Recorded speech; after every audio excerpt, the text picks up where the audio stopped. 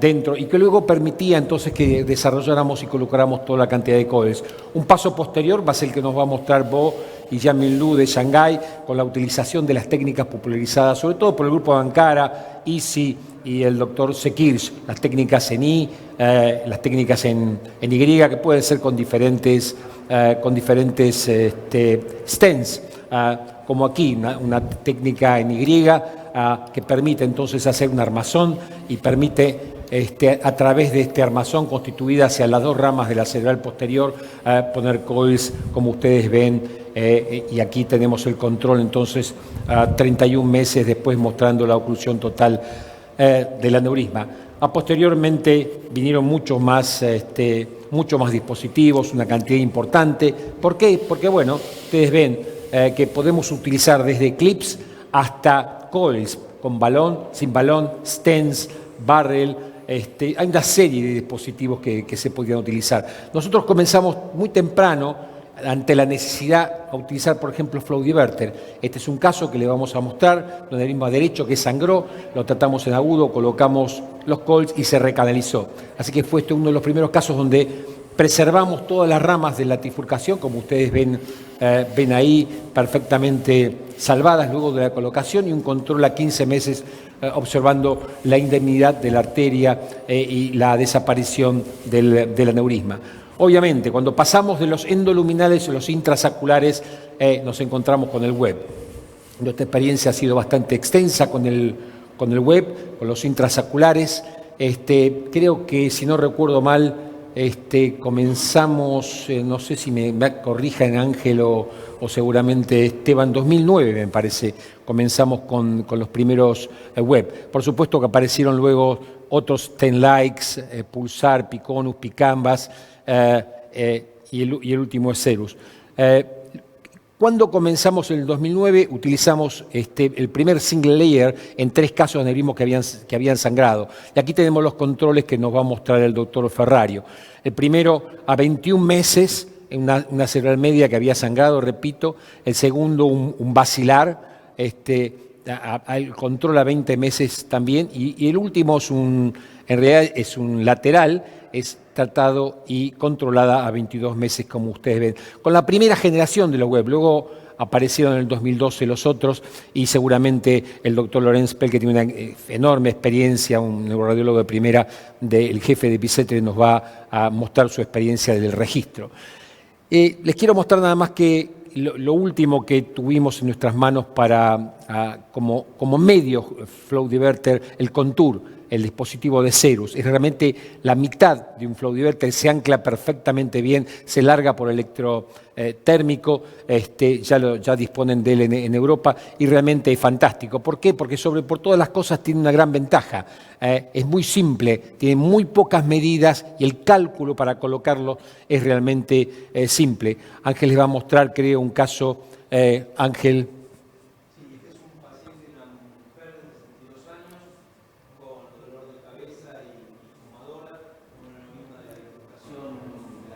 Interna, con un diámetro de 4 milímetros por 8, con un cuello amplio, a quien, con un aneurisma de bifurcación se planteó la posibilidad de colocar este dispositivo.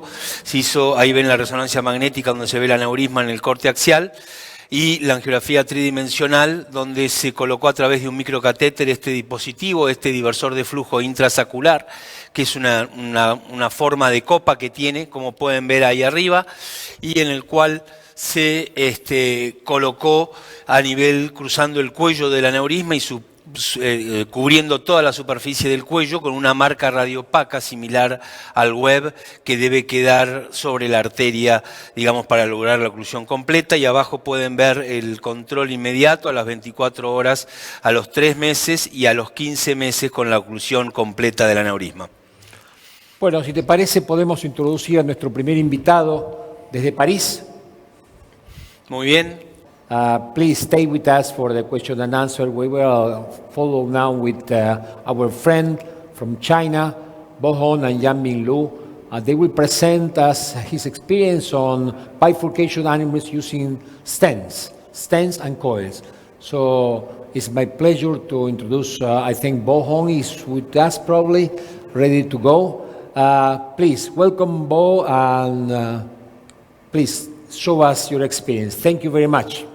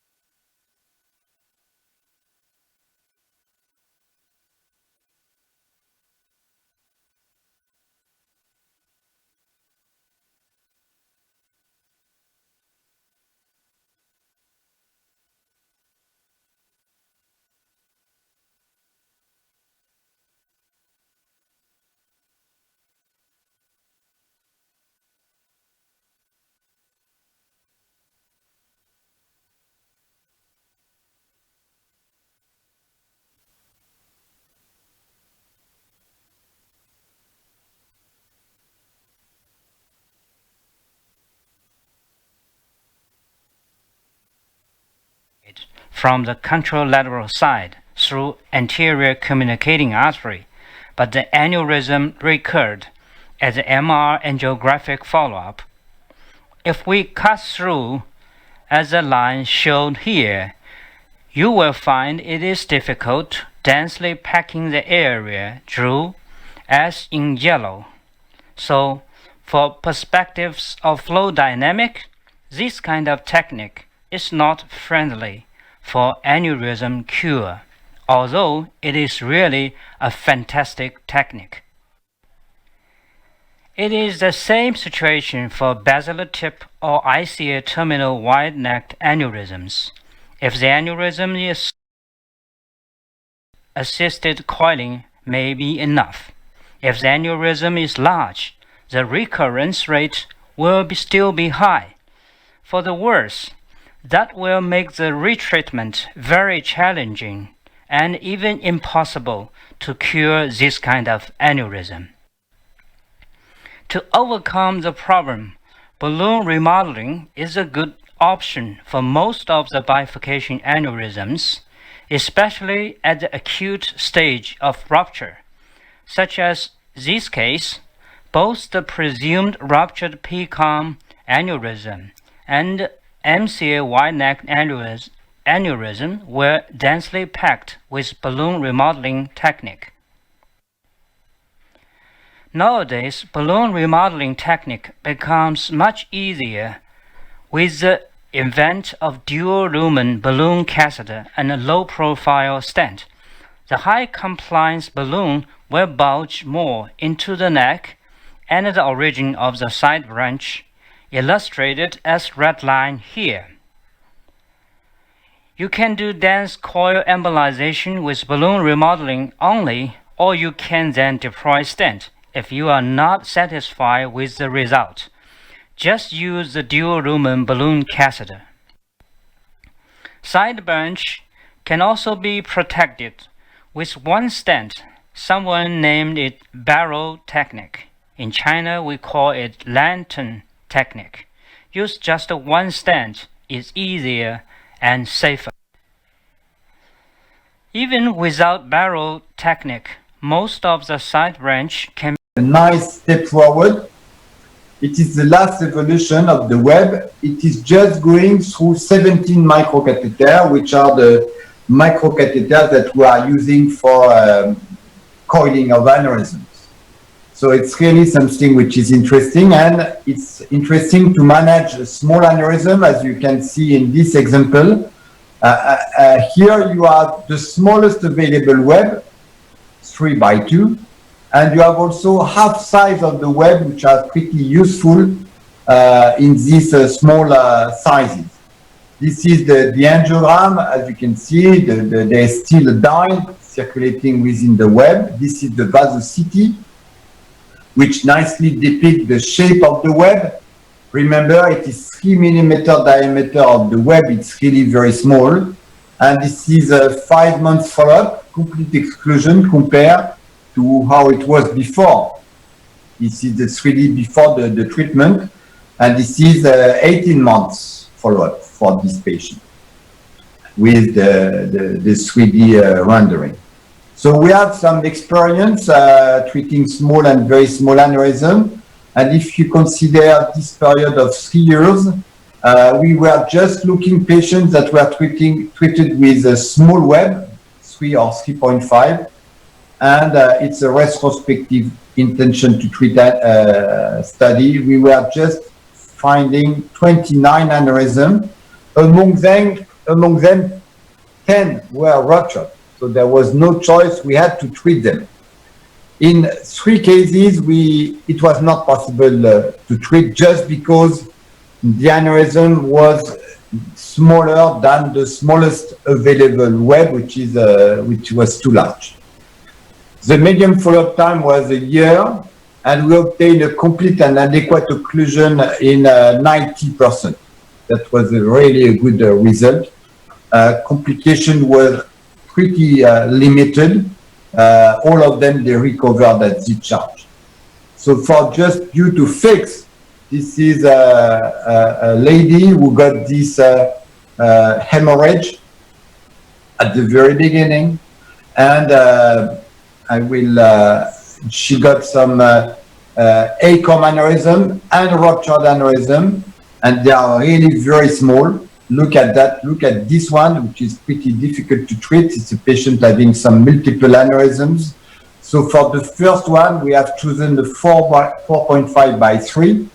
And for the second one, we have chosen the smallest available web, which is a 3 by 2. So this is pre-op. This is the largest aneurysm after the delivery of the web. And you see here the 2 webs which are inside the patient. This is the post-op in the anterior cerebral artery, and this is the evolution at 3 months. You have a very small recess for the largest of those 3, and this is the 15 months follow-up. It's a magnificent result. Let's focus a little bit longer time. This is the aneurysm number 1 at 15 months. You have a little bit of dye within the recess, and for the smallest aneurysm, there is some artifact because the patient has moved a little bit. You see that the aneurysm is gone completely. So the experience that we have regarding this Web 17 was published as well. Just to finish, we have proven that the web is safe for non-ruptured aneurysm, but usually it takes time for occluding the aneurysm. So the question is whether or not it is safe to use in ruptured aneurysm. So this is why we have set up the CLARIS study. And in the CLARIS study, within the 60 patients within the multi-center European study that were enrolled, 0% of rebleeding at 1 month. Just to finish with this 90-year-old woman who is having this very, very small ACOM aneurysm, no A1 on the other side. This is the aspect of this ACOM aneurysm. Look at it, it's really difficult to treat. And Dr. Chalumeau, who is the youngest doctor in our team, she was on call. And she was just thinking to use a web to treat this aneurysm because it is belonging to her culture. So for the young practitioners, they are very comfortable and they were using a very small web. And this is the placement of the web in this ruptured aneurysm. This is the post-op angio, the vasocity, and this is the 3 months follow-up. And it's completely excluded. Look at this 90-year-old woman. She's in a very good shape. Thank you so much to everybody, and I wish you a very, very nice meeting. Well, thank you very much. Impressive, very nice, well done. Please stay with us for the question and answer. We will follow now with our friend from China, Bohon and Yanming Lu. They will present us his experience on bifurcation animals using stents and coils. So it's my pleasure to introduce, I think Bo Hong is with us probably, ready to go. Please, welcome Bo, and please show us your experience. Thank you very much.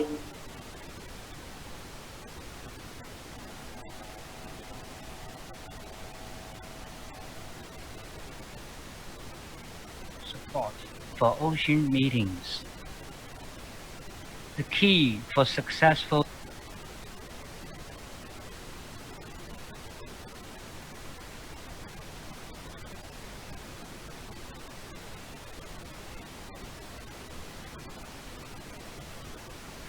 Thank Professor Lylyk for his invitation and his support for ocean meetings. The key for successful treatment for bifurcation aneurysm is the patency of branches involved by the aneurysm, whatever it is, a large or a small side branches. We may think about using complex techniques for better results, such as to protect the side branch. In this case, an unruptured aneurysm involving mainly the fetal type posterior communicating artery stent was deployed from the contralateral side through anterior communicating artery, but the aneurysm recurred as an MR angiographic follow-up. If we cut through as the line shown here, you will find it is difficult densely packing the area through, as in yellow. So for perspectives of flow dynamic, this kind of technique is not friendly for aneurysm cure, although it is really a fantastic technique. It is the same situation for basilar tip or ICA terminal wide-necked aneurysms. If the aneurysm is small, one stent-assisted coiling may be enough. If the aneurysm is large, the recurrence rate will still be high. For the worse, that will make the retreatment very challenging and even impossible to cure this kind of aneurysm. To overcome the problem, balloon remodeling is a good option for most of the bifurcation aneurysms, especially at the acute stage of rupture, such as this case.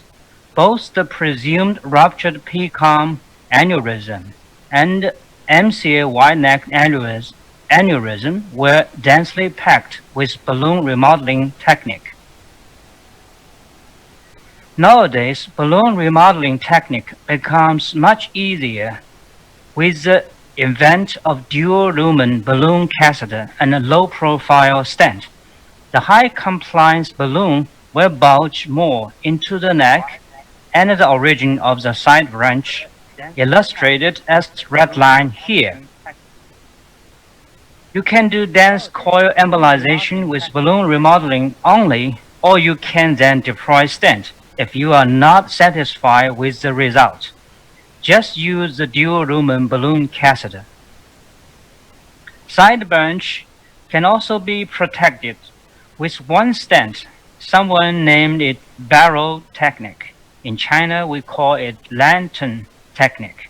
Use just one stent is easier and safer.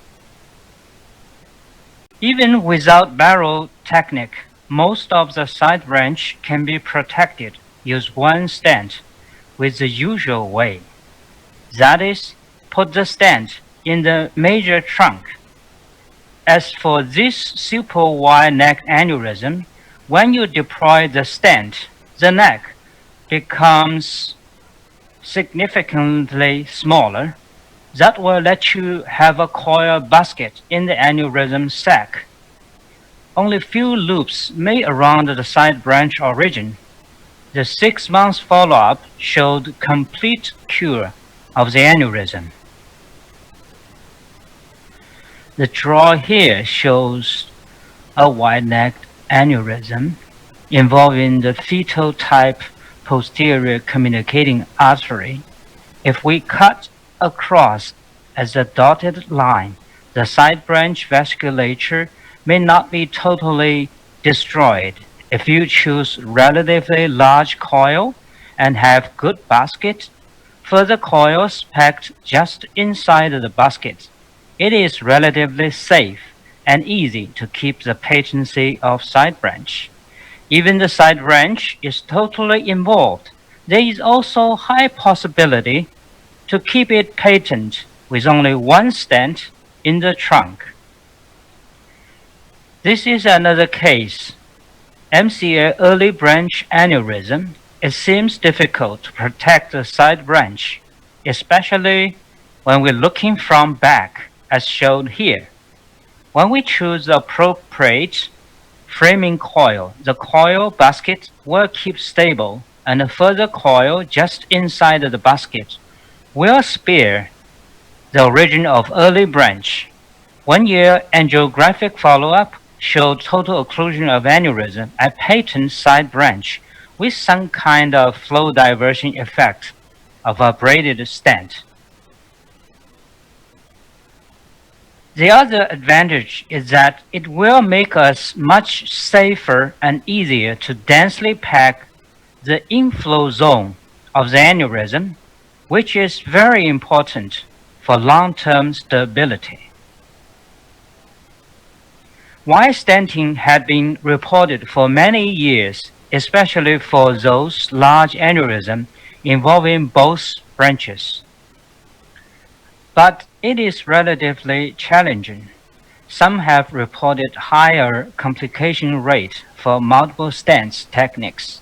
Besides this, one of my major concerns is how to manage if aneurysm recurred after wire stent-assisted coiling. This is a basilar tip aneurysm treated wire stent-assisted coiling.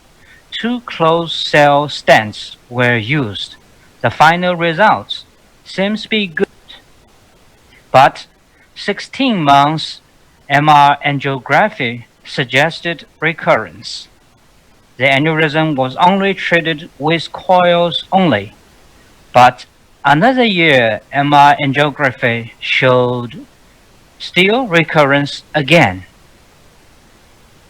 I had to embolize with more coils, and a braided stent was deployed in the second stent, which may be constrained by the first stent, so the apposition may not be good.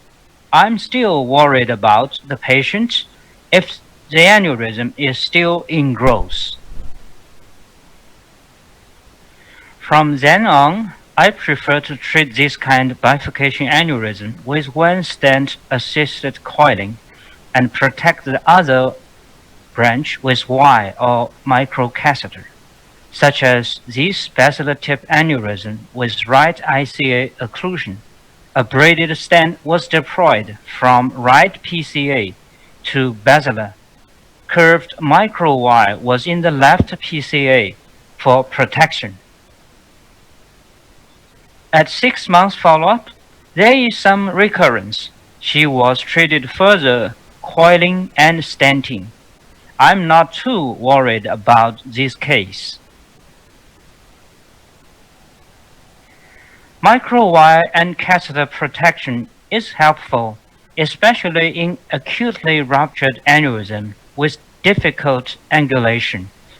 Sometimes even very difficult for balloon catheter to pass through, such as in this case. The ruptured ACOM aneurysm was coiled in the acute stage of rupture with the protection just with microwire and catheter. And the residual neck was easily treated with stent placement few weeks later. After stent placement, you can see the big change of the parent vessel shape, and it is good for long-term cure. Another issue is the S-shaped curve of the involved side branch. This is a ruptured case. He was treated with just coiling in the first session. A planned stent-assisted coiling was conducted. The braided stent cannot be opened well both in the inferior trunk as well as in the M1. Catheter and wire manipulation didn't work. 6 months follow-up showed recurrence, and he was treated with dense packing of the aneurysm and the neck. Fortunately, the 5-year follow-up angiography showed total occlusion of the aneurysm and good flow in M1 and inferior trunk. If I treat this kind of aneurysm nowadays, I will not do so. Non-overlapping wide stent or distal stent-assisted coiling is one of the options to consider, such as this bifurcation aneurysm in anterior cerebral artery. The aneurysm was densely packed with non-overlapping wide stent assistance, someone called T-stenting. For this ruptured pica aneurysm, distal stent-assisted coiling or balloon remodeling techniques is my choice.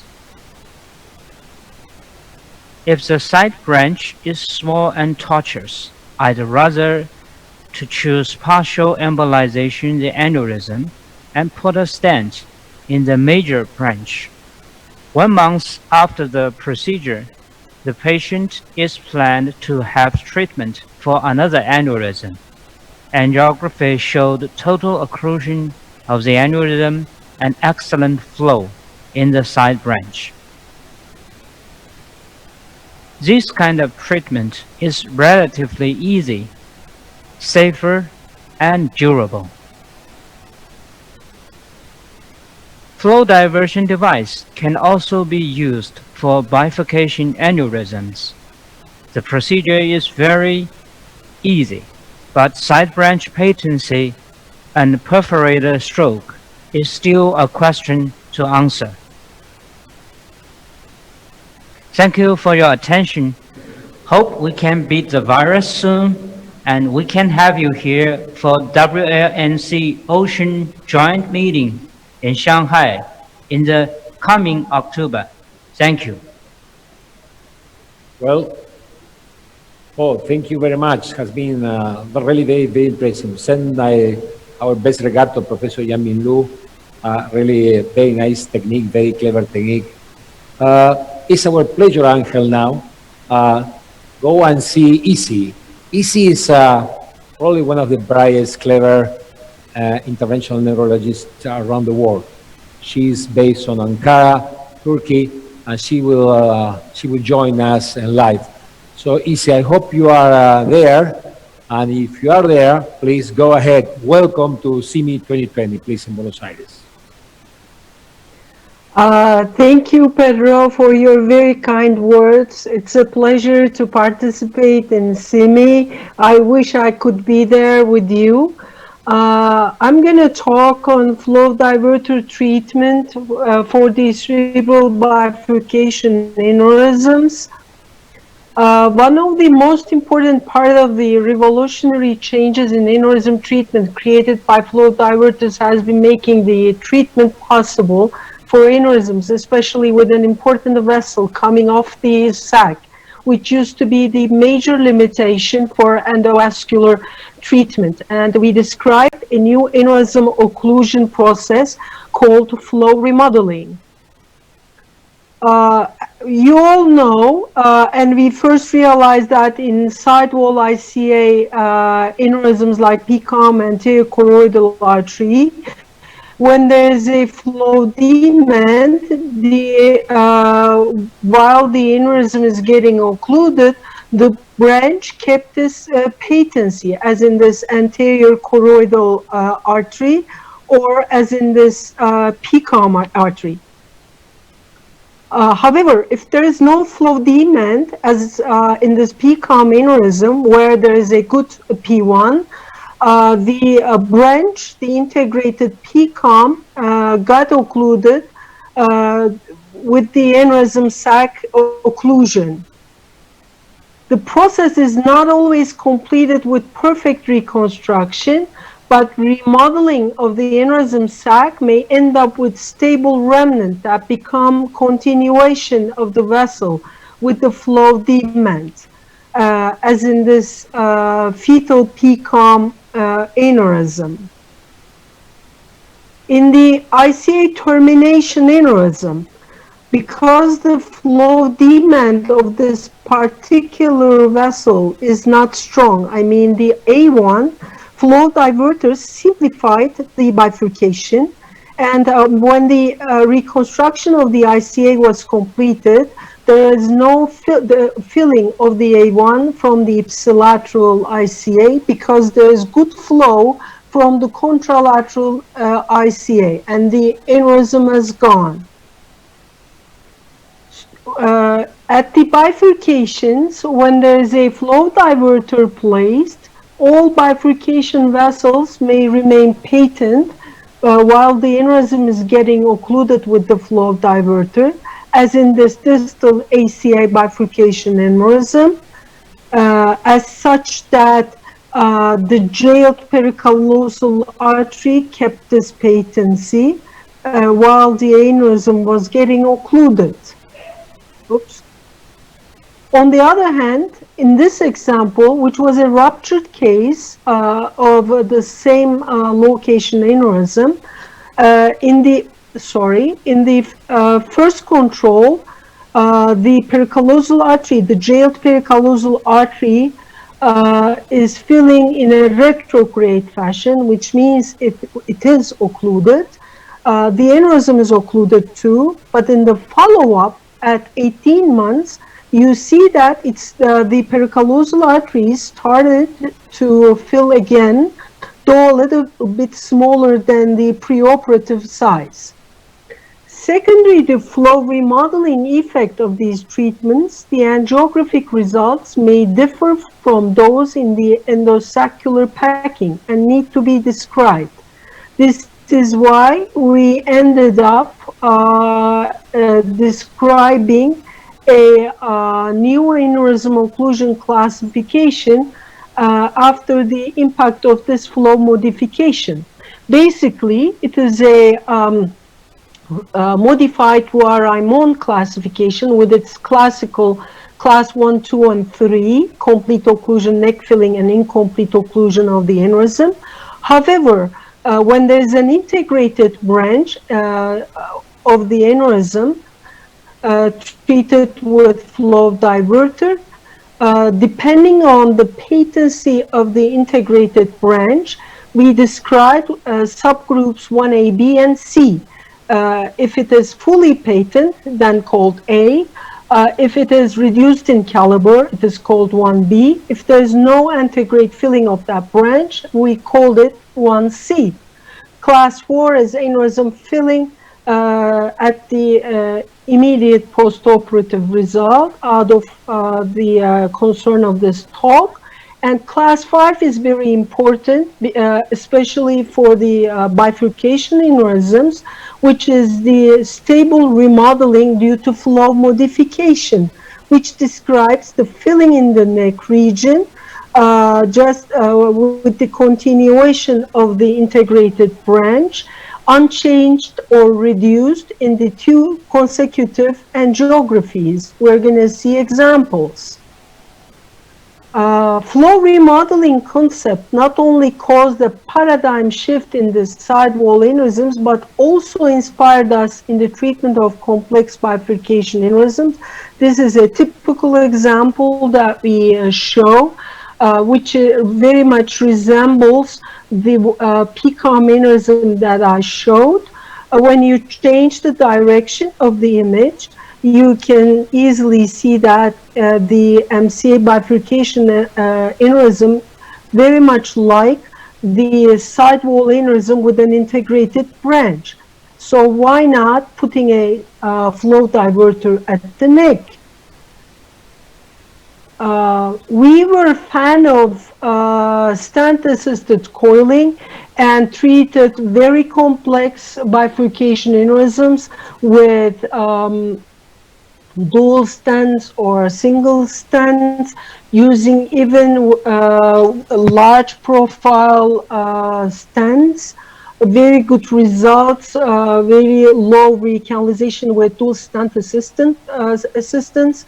And after the introduction of the lower profile stents, it became easier and safer, and we treated many complex bifurcation aneurysms as well.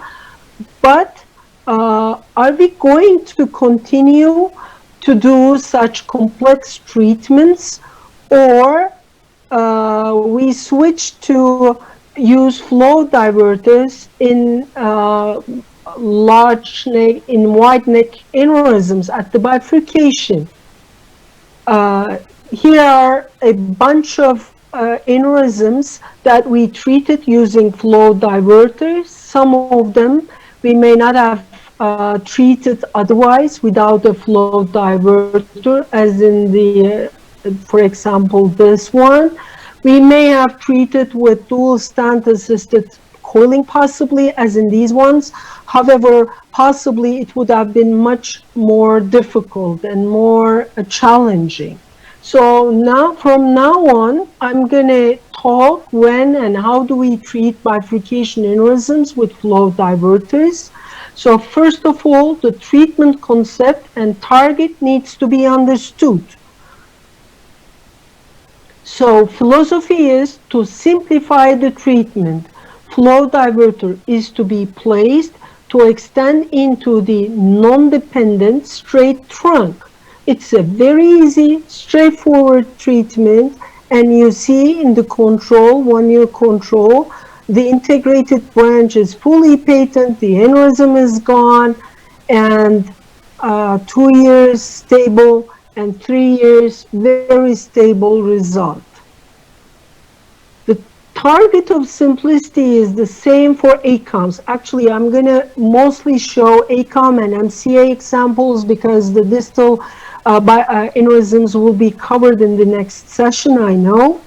Anyway, in this ACOM aneurysm, flow diverter is to be placed into the straight non-dependent branch, easier A2 trunk. And in the follow-up, the aneurysm is gone, very nicely reconstructed ipsilateral anterior cerebral artery. The contralateral A2 is not filling. However, when we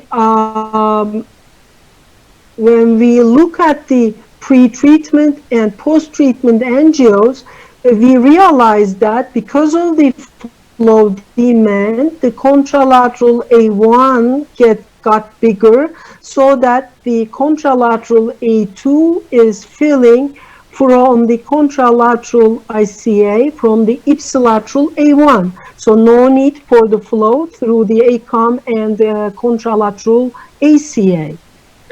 If both trunks are relatively easy, we always choose the trunk that is larger, or we create more significant geometrical modification.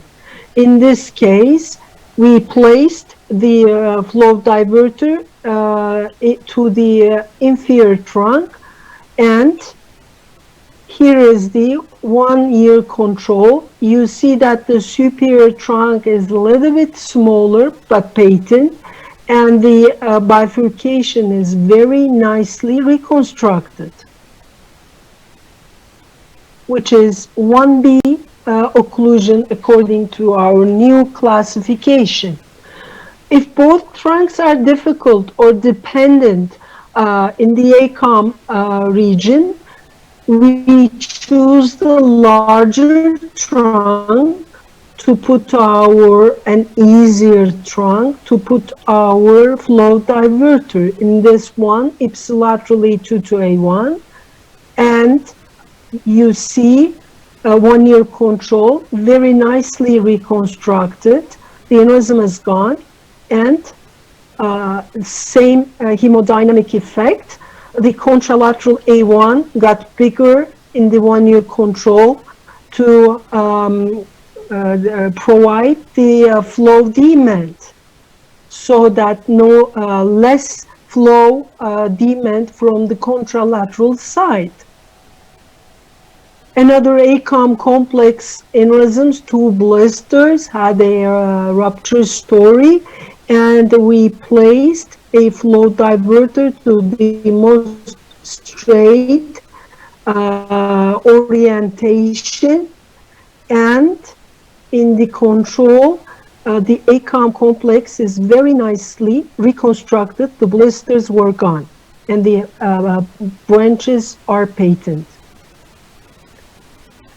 At ICA terminus, it is less complicated and easier to understand and decide. We always put the flow diverter to M1, never jail MCA in our experience. And when there's the flow diverter placed in the M1 to ICA, it reconstructed the aneurysm very nicely. And you see the ICA termination aneurysm is occluded with the branches spared very nicely, including DA1.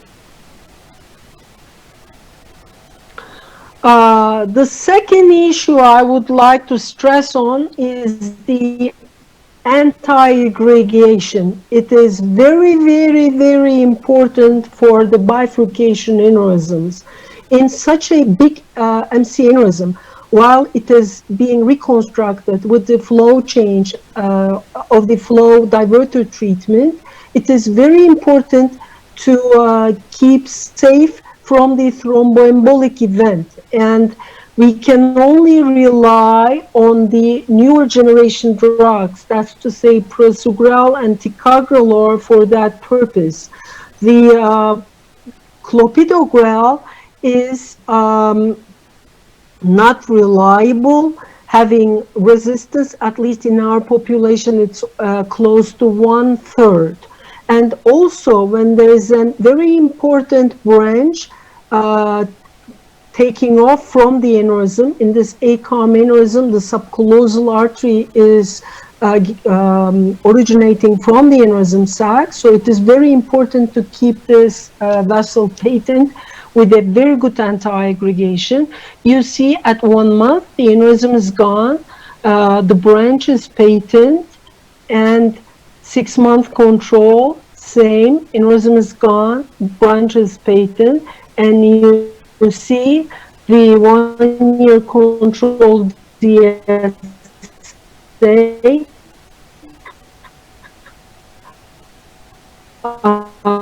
very nice patency of the subcallosal branch, as well as the contralateral A2.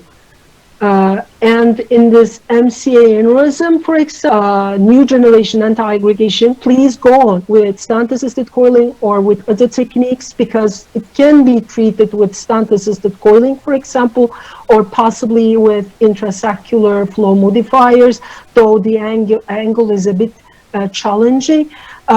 But with good anti-aggregation, flow diverter provided a very nice result. That the aneurysm is gone, the jailed inferior trunk is filling in a retrograde fashion, but so fast that you cannot appreciate if you do not look very closely. And 2 years control, you see the nice reconstruction of the bifurcation, aneurysm has gone, and very good result.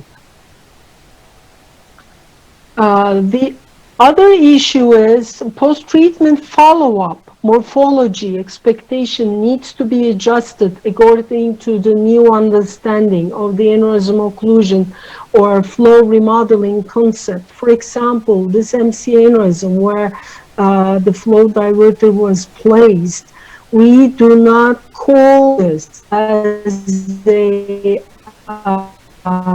failure or remnant, because it stays same.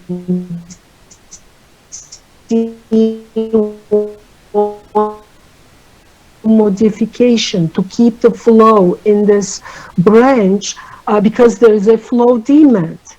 Another example, an MC aneurysm, and at 1 year control, you may say that this is a failure because there is a piece of aneurysm filling. However, when we see that it stays same and it doesn't change, and this is the part necessary to keep the flow into those branches. So it's a class 5 occlusion, which represents the stable remodeling. Another example, flow diverter was placed. Very nice reconstruction. Are we going to call this part as a remnant? Actually, no. 5 years CTA, stable result, nice healing reaction. Another example, a challenging aneurysm to treat with endovascular, but flow diverter created a very nice result. Are we going to call this part filling as a neck remnant? At 5 years, it stays same. It is necessary to keep the flow, and that this is a flow modification, so class 5 occlusion. It may take, the flow modification may take a long time, as in this case, 6 months, superior trunk gone, aneurysm filling, terrible result. 12 months, aneurysm filling, superior trunk started to fill, still terrible result. After discontinuation of the clopidogrel, this is one of the first cases, you see at 18 months, excellent result, nice reconstruction of the bifurcation. We have even 10 years CTA on this patient. And sometimes it works very fast. This is a case from 2020 virtual live WLNC live workshop. And the flow diverter was placed, and see, this is the 1 month control. I took it from Saruhan, and very nice reconstruction of the aneurysm, not filling, the sac was not filling, only we see the enlargement of the origin of the jailed branch. However, it may even take 3.5 years. This is a case of Dr. Ushlak. He was patient enough to wait for this patient, but eventually he got a very nice reconstruction of the MCA aneurysm. So last word before coming to conclusion, in order to get a safer treatment, the oversize like 1/4 or 1/2 of a millimeter according to the largest M1 size, and the device opposition to the wall and to the convexity is very important, and we go for 48 wire at bifurcations. And here are our results. Till 1 year, these are the results of MCA bifurcation aneurysms till 2019. We have 96% aneurysm occlusion, no mortality, 3% permanent neurologic deficit. In ACOM aneurysms, less number of patients. Till this year, 31 ACOM complex aneurysms, no mortality, 1 morbidity, and except for 1 still filling aneurysm, 4% all are occluded. And my conclusion is, use of flow diverters in the treatment of bifurcation aneurysms not only simplifies the treatment and makes it more doable, but also may make a challenging or untreatable aneurysm treatable in selected cases. However, this does not imply that because we have the hammer available, all bifurcation aneurysms are nails. Thank you for your attention, and I hope it was beneficial. Thank you. Well, fantastic, Isi. I wish have you with us in this SIMI, but next, please. So has been very impressive, very nice. We will face probably a very nice discussion. That meeting is called hybrid, because we have neurosurgeons and interventionists here with us. So we will require some opinions about the topics. Just to start, are you going to stay with us, Easy, for a while? I can. Okay, no great. problem. Great. So, Angel, can you start? Angel has one case to start with our discussion. It was a very complicated case that we managed. As always, we have to understand something and we have to learn something. So let's see what we did learn with that case. Ángel, por favor. Ok, gracias. Una paciente con una Thank you. This is a female patient, incidental aneurysm of the mid-left cerebral artery, originally treated at another center with platinum coils. Many years later, the patient comes with a subarachnoid bleed, fissure 4, embolization with coils, as you see on the image to the right. This is the diagnostic angiogram after the bleed. The coils originally placed are completely deformed, pushed against the bottom of the aneurysm. So we can already suspect that this is a dissecting aneurysm of the mid-cerebral artery with damage to the endothelium, justifying therefore the important recanalization of the aneurysm and the bleed in the patient. We use coils to embolize. We filled from the fundus to the body entirely and up to the neck, partially leaving the neck open because of the site of the aneurysm in the bifurcation of the left middle cerebral artery, and this is the result.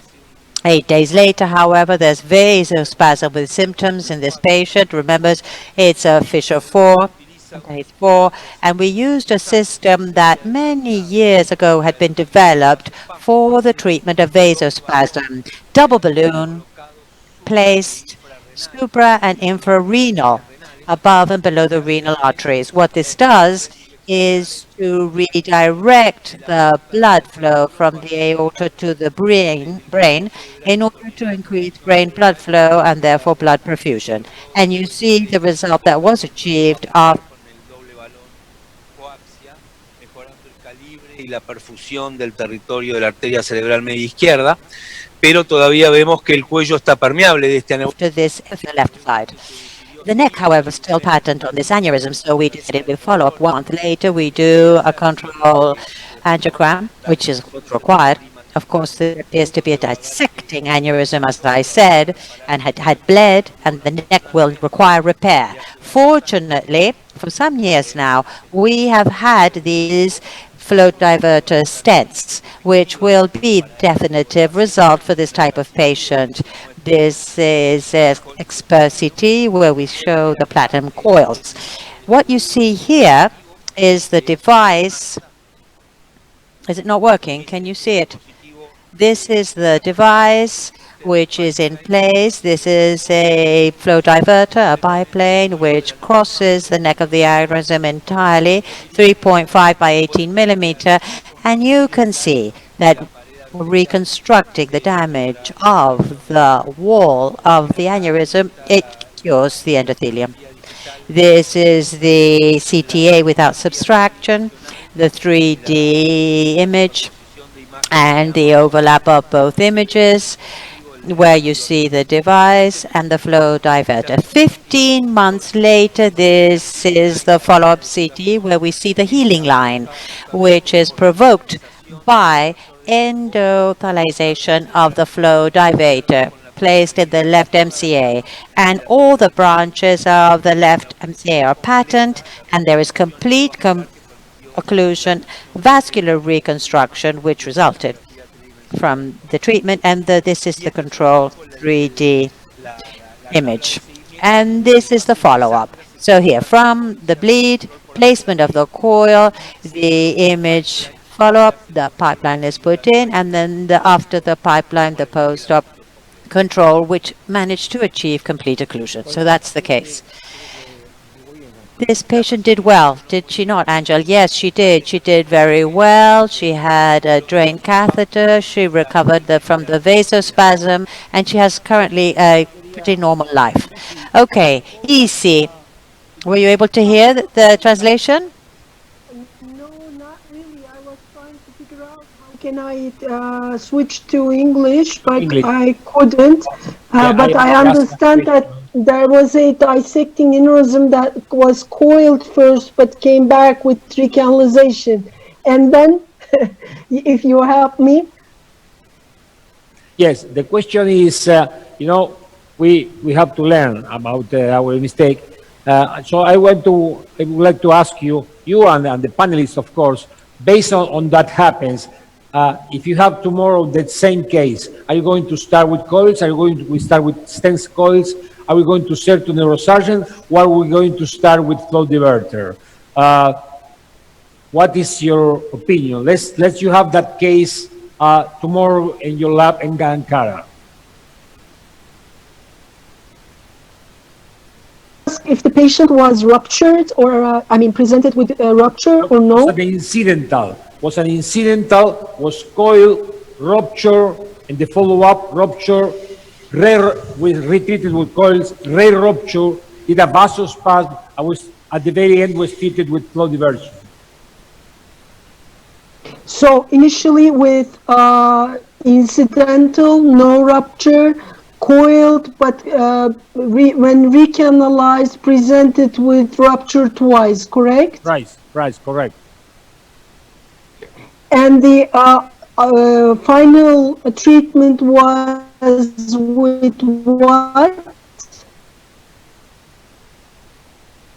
Sorry, we lost you. Can you hear us? Yeah, I see you and I hear you, but I don't know if my voice is going through. Yes, now it's okay. Now we can hear you. Okay. I understand that it came on incidental, not ruptured. After coiling, it recurred and then caused bleeding, correct? Correct. Okay, so with dissecting aneurysms, flow diverter works very nicely too. So I think, sorry, Saram, would you please turn off? I'm sorry. I think I could have gone with flow diverter because it was unruptured, so no problem with anti-aggregation and no concern regarding giving anti-aggregation while the aneurysm sac was patent. So I would have probably put a flow diverter in this dissecting giant aneurysm at the beginning. Thank you, Isi. Well, we have our neurosurgeons here with us, Dr. Russell and Dr. Piroso. Ustedes, conociendo la historia de lo que pasó. Knowing the history of what happened, what would you do if tomorrow you had the same case? How difficult do you think it is for surgery, for you too? And also for you, gentlemen, for the three of you, really. What would we do if we had this case today? As we saw her the first time, the incidental aneurysm without treatment. Who wants to start? I'll ask each of you. It's debatable, depending on how the patient comes in. I'm in the interior of my country. My reality is different. There are very new surgeons that treat aneurysms. I would have done coiling, and then the flow diverter in my center. That's my possibility for this patient. I believe, sir, that to answer this question, you have to generalize and divide patients first between those that will have a second episode, incidental aneurysms, separate them out from the ones that bleed. And even when they bleed, when we can decompress and be efficient, give the patient who needs time,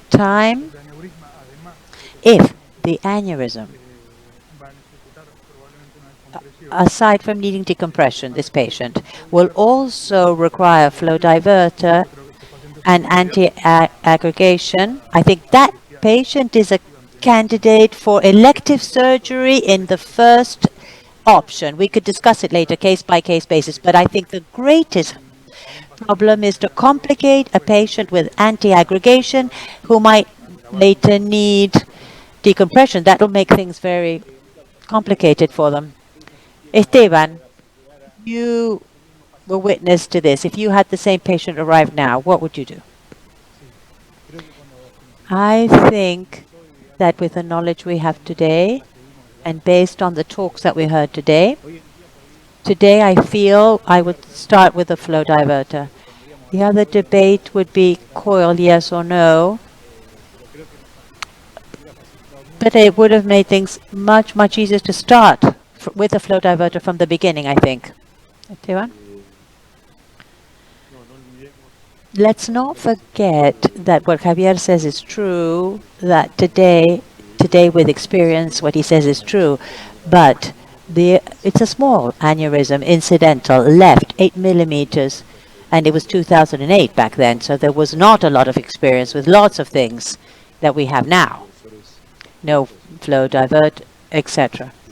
So, I believe I would have used the same technique, balloon assist perhaps, but I would have started with coils. The lack of follow-up was a problem here, and we have that problem here as well, right? And that's when you come across those situations where the patient is lost to follow-up. Angel, you want to add anything? Not much more than what was said. We have to decide whether it's dissecting or angular, bleed, no bleed. A dissecting aneurysm for neurosurgery is also hard to place a coil, so I think that the flow diverter has a definite role. Now, if it bled, there's an acute period, then anti-aggregation and place a flow diverter, which will finally occlude the aneurysm. Now, different if it's saccular aneurysm, right? Different scenario there. Different cases, maybe surgery could still have a role, but not in the dissecting aneurysms. No. Well, if I can say what I think, having assisted this patient and being witness to everything that happened to her, I would start today with a flow diverter, no doubt. The experience is something you have to use always.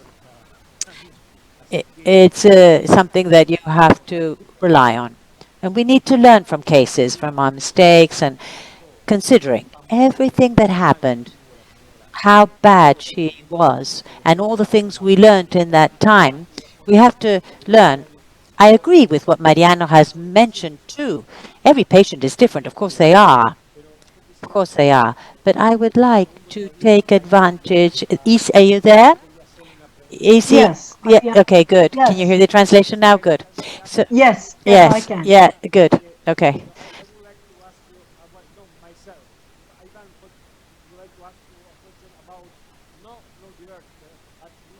Have a fantastic experience with web. I learned about your experience. So Ivan want to ask you something about web. Can you? Yes. Hi, Isi. Thank you very much for your lecture. Yes. After all of the trials that are going on with web, we know that it's a very safe and effective device. But I would like to know if you have any concerns regarding the recanalization rates of web, especially in the long-term follow-up, and if you think that this recanalization can have some consequences or not. Thank you. Thank you, Ivan. Very nice question. We follow our web cases very closely. Sometimes that recess may show increase in size, but most of the time it stays at some point stable, that we do not do retreatment. But there are few cases in our web series that we ended up retreatment as well. So it is not without any, so to say, recurrence, I would say. But it behaves definitely different than endosaccular coiling.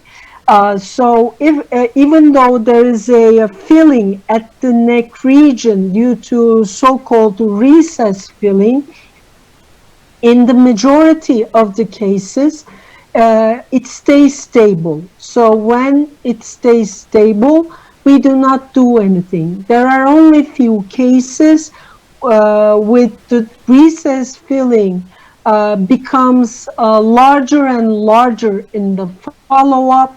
Then we retreat those cases, and they are very few. So I believe WEB is a very nice device that you do not need anti-aggregation, at least for a long time, because if the case is unruptured, we still put the patient on anti-aggregation, even we plan intrasaccular device in case we need to put a stent or in case we change our plan.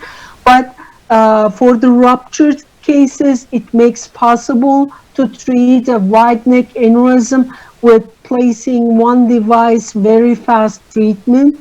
So I think it behaves differently than endosaccular coil packing. Thank you very much, Isil. Well, Isi, when and how often are you using adjunctive techniques when you're using web? You know, now a lot of people are using balloons, stents, even flow diverters when using with web. Are you using often? When you say, well, this case I will do flow diversion, flow disruption and flow diversion. Or in this case, I will use the balloon. We would like to learn about that. Okay, thank you, Pedro. We use balloon not as a plant most of the time. In case we do not like the alignment of the device, then we may collect and reopen again with the help of a balloon so that we will have a support. Or we may use a stent in case we do not like the alignment of the web, so that we will keep the integrated branch or nearby branch open. We may use stent, but most of the time we use intrasaccular device, the web alone. A reason for that is actually financial and political. What is that? The Ministry of Health does not reimburse stent or flow diverter if we use together to start with. If you use as a salvager, to save the patient, it is okay. But otherwise, we are not allowed, or the expense is not reimbursed. So it is basically related to our own national health policy. There are cases that we use intrasaccular web plus extrasaccular intraluminal flow diverter together. Which cases are those? Because at bifurcations, if the aneurysm is large, very large, then it may take time for the aneurysm to occlude, as we all know. So when we worry about a possible rupture with flow diverter only, assuming that, for example, the sac has nipples, or it is very irregular, the patient has severe headache, whatever, then in those cases, very selected cases, we used web plus flow diverter together so that we can speed up the reconstruction. It worked very nicely, but we don't have a large series of them. There are only a bunch of patients, I mean, very selected cases. Well, thank you, Izzy. You know, it's something strange. We are on time. Es raro, pero estamos It's very unusual for us to be on time, but we are on time. So I would like to ask the co-chairman if he has any final question or remarks. Anyone, any final comment to add? Welcome to do so at this time. Ángel, gentlemen?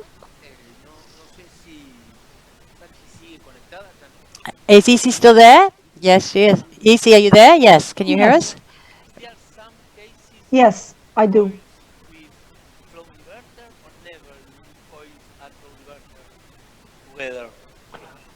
No, we use flow diverter with coils, but at bifurcations, most of the time, there are branches coming off from the sac by definition. So unless if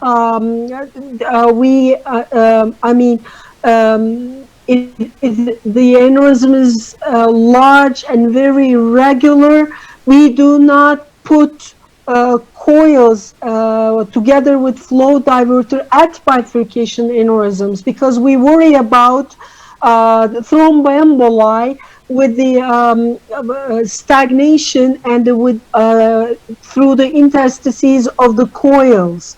So we at bifurcation we do not prefer, except for selected cases, but in the sidewall aneurysms, yes, we do that very commonly for the large and giant aneurysms. Almost all of them, we put coils, giant and large, in the sidewall aneurysms. Thank you. Thank you. Thank you, Izzy. Well, thank you very much. We expect now Saro for the next. Thank you, Izzy. I think it's probably late in Ankara, so thank you very much for staying with us. Thank you. Las tres conferencias fueron fantásticas, lamentablemente por diferencia horaria hemos perdido Great presentations. I'm sorry we have lost Bo and Laurent. Now we're going to have a very short break and we will continue with the next round table. Stay tuned. Don't go. Bye-bye. Thank you, everybody.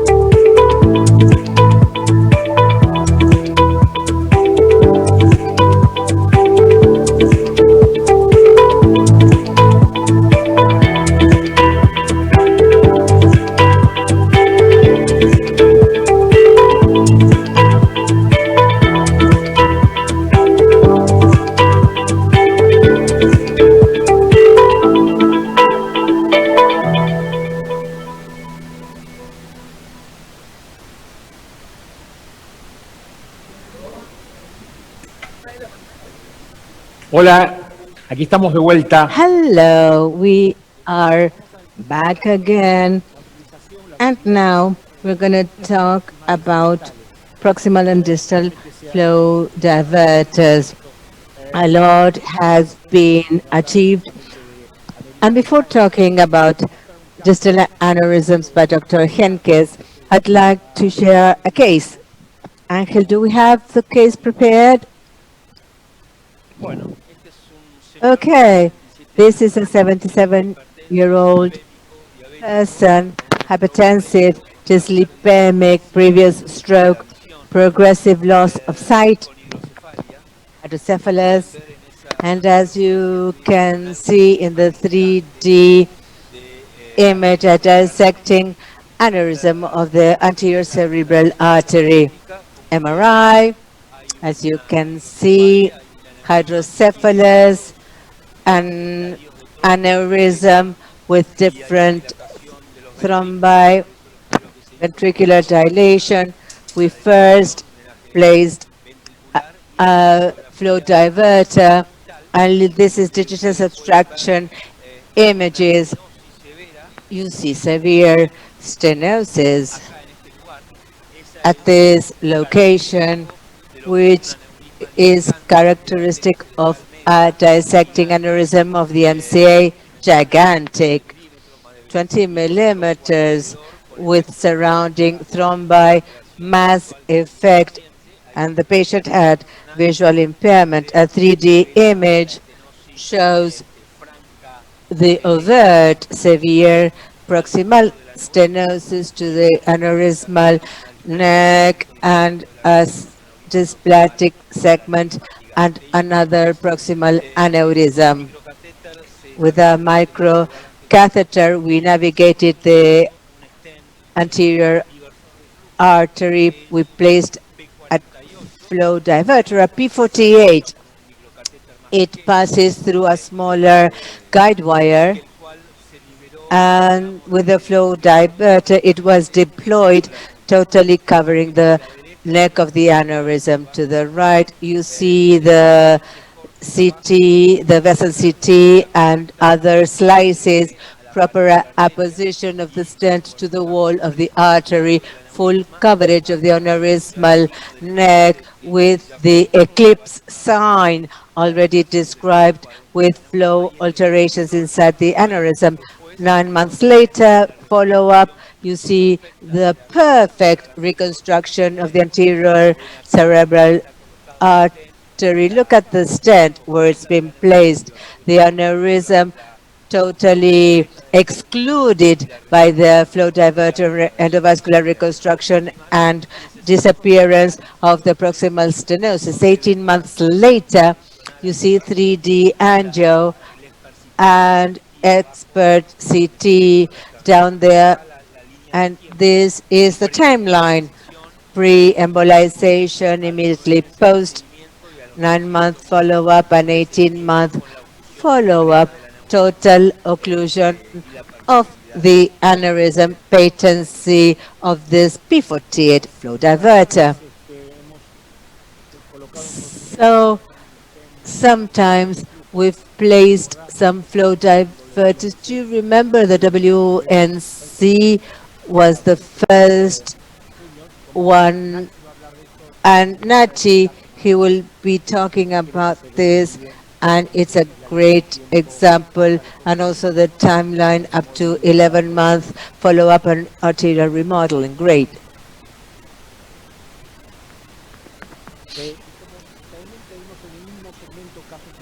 And as we also have complicated cases. Look at this case. It was a little bit complicated. First, we didn't know what really was the diagnosis. But this is a 33-year-old man, a subarachnoid hemorrhage in posterior fossa with a fissure for Huntington's 2, and this is the CT scan. Look at the DSA after analyzing many images. It was a difficult aneurysm to identify. It was at the right-sided pica. It was a small dissecting aneurysm. You see that the aneurysm had a petite peak that you see in three-dimensional images. That is the dissection. That is what it bled.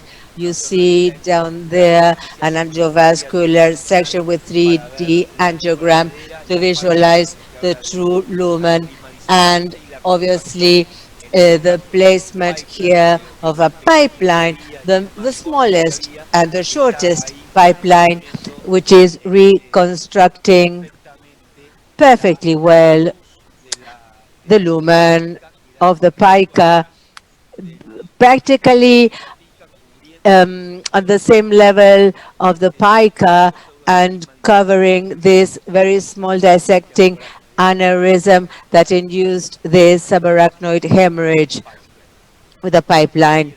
And this after treatment, digital subtraction. And what is very interesting here to see in the MRI, the hematoma, the trunk in MRI, and how the thrombus, after placing the flow diverter, it should be reabsorbed, the MRI, and 7 months. This is 21 months later digital subtraction, and you perfectly well see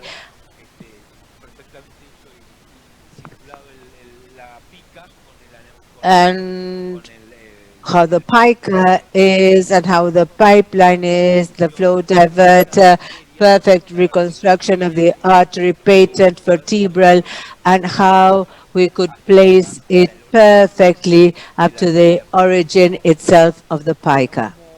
Okay then, and here we have Dr. Italo Infante from Miami. Italo has a great experience. He's going to talk about the Mr. Lylyk. Look at this Mr. Lylyk. We had the opportunity to treat Angel. Do you remember this massive subarachnoid hemorrhage? Huntington's 3, and it rebled. Do you remember? The first anteriogram you showed, the blister was there, the patient rebled. Well, here you see a small size, a blister-like supraclinoid in the right internal carotid aneurysm. On the third day, the aneurysm grew and grew, it became larger, and we had to decide endovascular treatment in the acute stage. And every time somebody bleeds, you need to place coils. That's what we did first. And as it is a blister and as the wall of the artery is compromised, the best thing to do is to put a flow diverter using the aneurysmal neck fully, allowing to maintain the coils in the sac, repairing endothelial damage. We had to put 2 or 3 flow diverters to totally occlude the aneurysm. 3 months later, look at the MRI. 3 months later, an angioresonance. There is a defect in the flow produced by 2, 3 telescoped pipelines, and you see the DSA that we see a perfect endovascular reconstruction of the supraclinoid carotid, and you see 6 months and 8 months total occlusion of the artery. Angel, we have our fantastic faculty, Hans Henke, in the waiting room from Stuttgart, Germany. He's waiting to start distal aneurysms treatment with flow diverters. He is an innovation machine.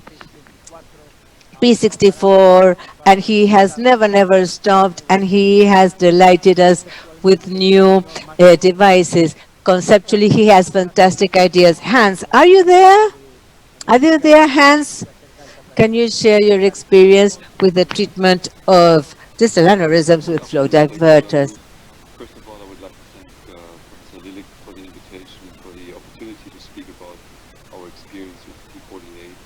new low-profile flow diverter. And as you see from the title slide, which is now presented, so far we have treated 177 consecutive aneurysms. These are my disclosures. I'm a co-founder and shareholder of Phenox and Femtos. And this is the device we are talking about. This is a P48MW flow diverter. This is giving the name 48 nitinol strands, which is made in order to use less side branch coverage.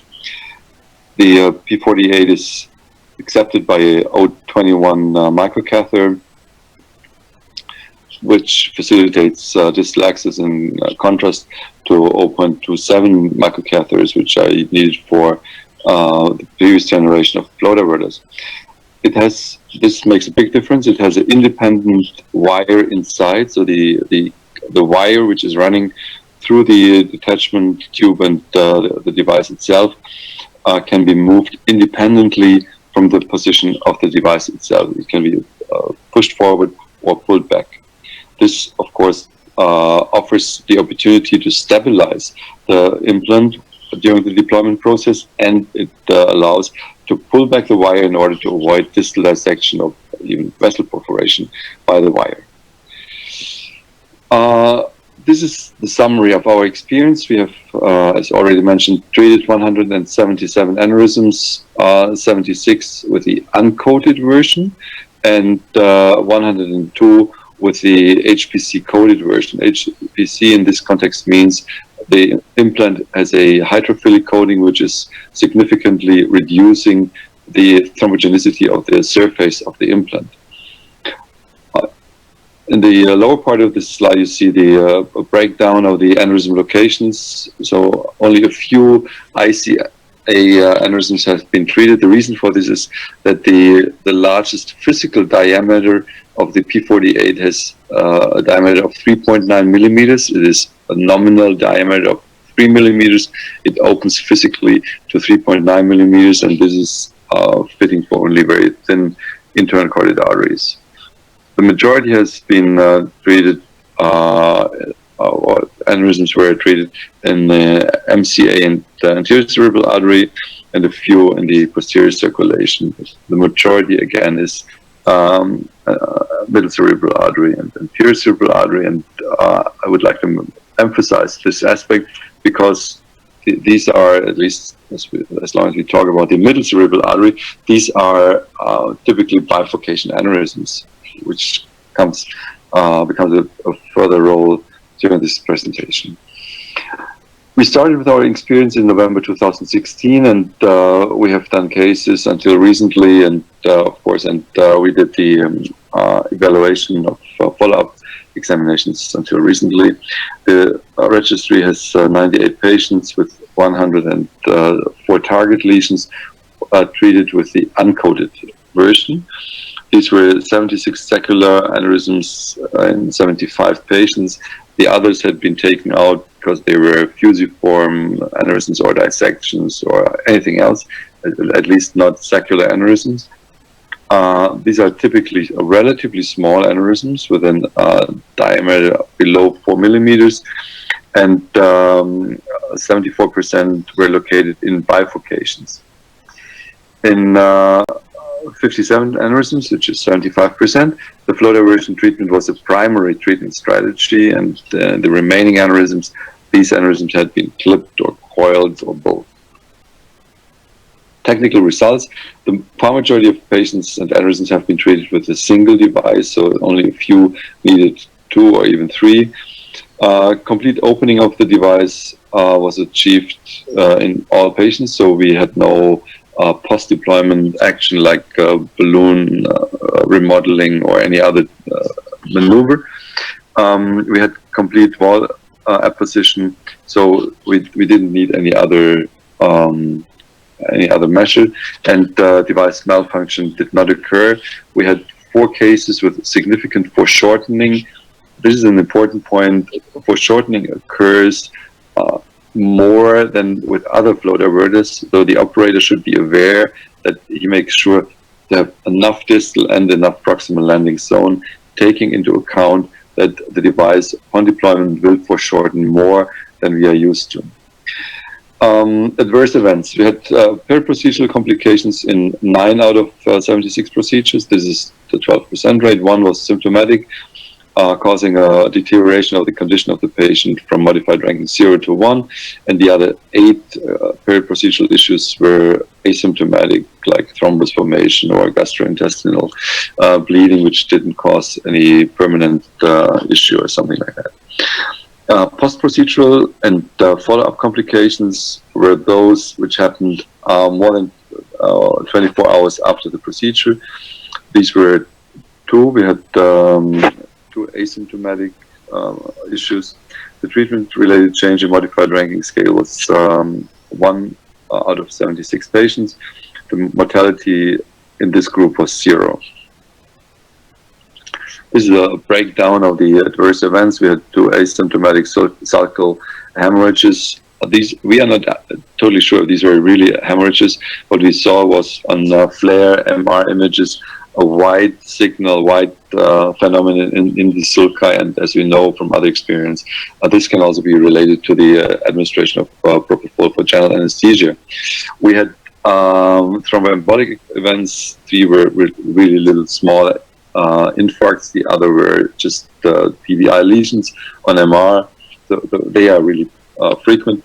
We had 2 transient neurological deficits, 1 minor stroke, 1 gastrointestinal bleeding, 1 asymptomatic paravessel occlusion, and 1 asymptomatic device migration. If you come to the follow-up results, we see after 5.3 months, this was the first angiographic follow-up, we had seen complete occlusion, Remo or Roy occlusion rate of 1 in 39 aneurysms only. Another 17% had only a neck remnant, and 44 aneurysms were, as an aneurysm, still perfused. So complete and near complete occlusion was achieved in 56% of these aneurysms. The next follow-up was more or less after 1 year, at 11.9 months, and now we see 72% of complete occlusion or neck remnant, and this does not increase with the next follow-up, which was done at 22 months. So what we see is that something around 70% of the aneurysms are occluded after 1 year, and the others are shrinking in the far majority of cases, but there is still aneurysm detectable. One of the reasons is that, as you have seen before, that many of these aneurysms were bifurcation aneurysms, and we know from experience that in bifurcation aneurysms, especially in MCA aneurysms, even though the aneurysm is going to be occluded ultimately, it may take easily 2 or 3 years to occur. So the reasons for this delayed aneurysm occlusion is that several patients were treated with aspirin and prasugrel for 1 year. They were under dual antiaggregation for this time. And this, of course, can cause a delayed aneurysm occlusion. As previously mentioned, there was a high rate of bifurcation aneurysms. Again, it may take 2 years or even longer. And intuitively, we obviously had a tendency to oversize the P48, and this is also, since oversizing is resulting in a reduced coverage, oversizing may result in a delayed occlusion. Let's come to P48 HPC. We started later. The first cases were done in January 2018. Again, the latest follow-up data are from November this year. We have treated 135 patients, and those patients had 142 target aneurysms. 101 saccular aneurysms were treated in this group. The others were taken out from this observation, so all dissections, fusiform aneurysms are taken out. 101 saccular unruptured aneurysms in 94 patients. Again, small aneurysms in the range of 3 to 4 millimeters if we look after the mean aneurysm fundus diameter. We had another 83% of bifurcation aneurysms, even higher rate. And for the far majority, for 80%, the flutter version was the primary treatment strategy. We had in this subgroup 4 clipped aneurysms and 13 previously coiled aneurysms. 79 patients were under a dual antiaggregation and 22 were under single antiplatelet therapy. We again used more or less one device per patient and per aneurysm. The complete opening was achieved in all patients and in all devices. Complete wall apposition was always achieved, and we didn't need a balloon. We had no device malfunction, and since we started later with the HPC coated P48s, I think the learning curve enabled us to encounter only one critical foreshortening with this device. 13% complication rate for symptomatic, asymptomatic. For the periprocedural group of complications, these were 2 hemorrhages, one causing a deterioration of the patient from modified ranking 1 to modified ranking 5. This was I think essentially a via perforation, and we had one patient deteriorating from 0 to 2 and 2 prints, 8 asymptomatic or transient deficits. Post-procedural was 6%, 6 cases out of 94 patients had symptomatic post-procedural complications or complications during follow-up, and the treatment-related change in the modified ranking score was 4, which means 4%, and mortality was 2. One of these 2 patients who died after the treatment.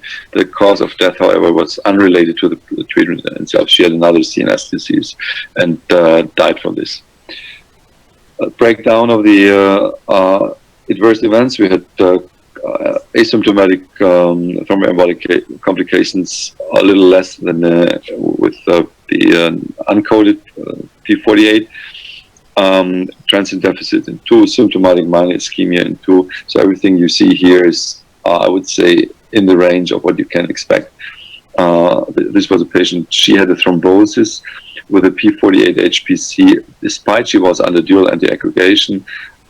We gave her integralin. She had a intracerebral hemorrhage in the infarct and eventually died from the secondary intracerebral hemorrhage. This is asymptomatic ICA dissection, and as mentioned before, one patient died from a decompensation of her Chiari malformation. Follow-ups. This 50% rate of a complete or near complete occlusion during the first follow-up. This is again more or less half a year after the treatment, and another 50% of aneurysms still perfused at this point in time. 1 year after treatment, we see 71% occlusion, pretty similar results to the P48 uncoated series, and another 30% of cases remained unoccluded. So these were considered failures, at least seen from the 1 year follow-up rate. We have seen that the P48 HPC can be used, the coated version can be used under single antiplatelet therapy. We have experience with both aspirin for single antiplatelet and prasugrel, and I have to say the antiaggregation with prasugrel only is much more reliable than the antiaggregation with aspirin. So we changed our strategy from single antiplatelet therapy with aspirin to single antiplatelet therapy with prasugrel only. The single antiplatelet therapy obviously contributes to the earlier aneurysm occlusion. If we compare 6-month follow-up in the uncoated group, we have a 56% rate of total occlusion. We have a rate of neck remnant or total occlusion.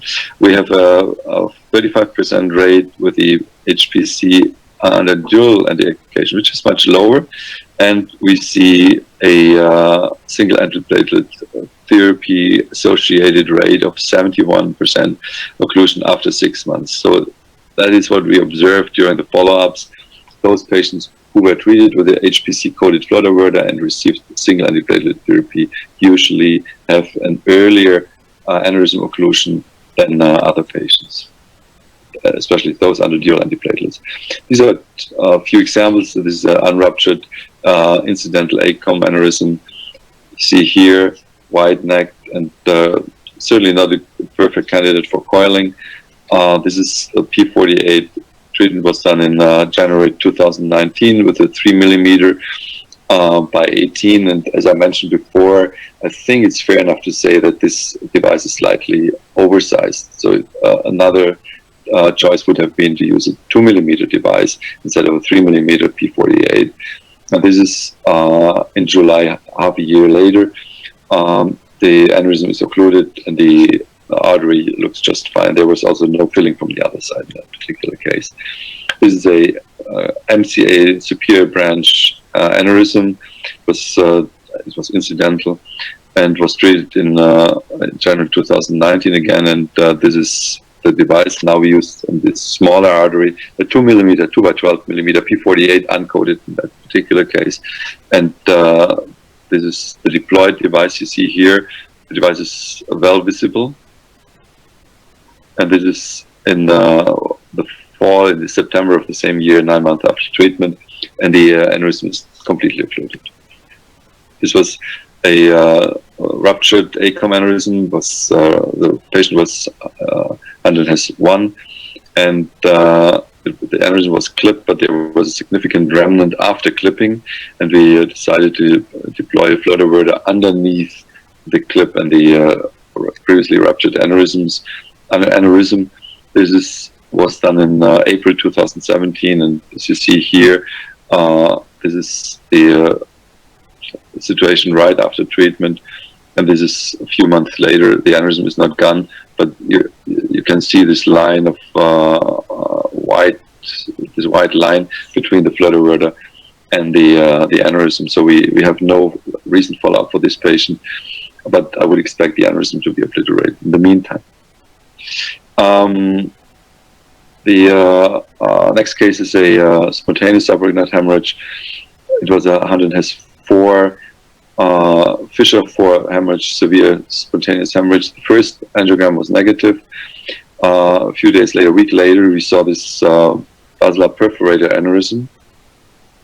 And this is the 2D angiogram. You see here this little bubble adjacent to the trunk of the basilar artery.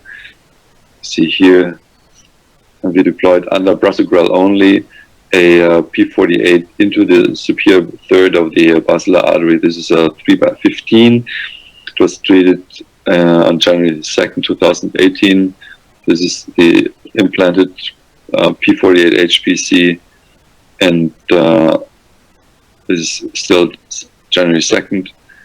The patient was kept under single antiplatelet therapy with prasugrel only, and this is a follow-up in March of the same year. 3 months later, the aneurysm is completely occluded.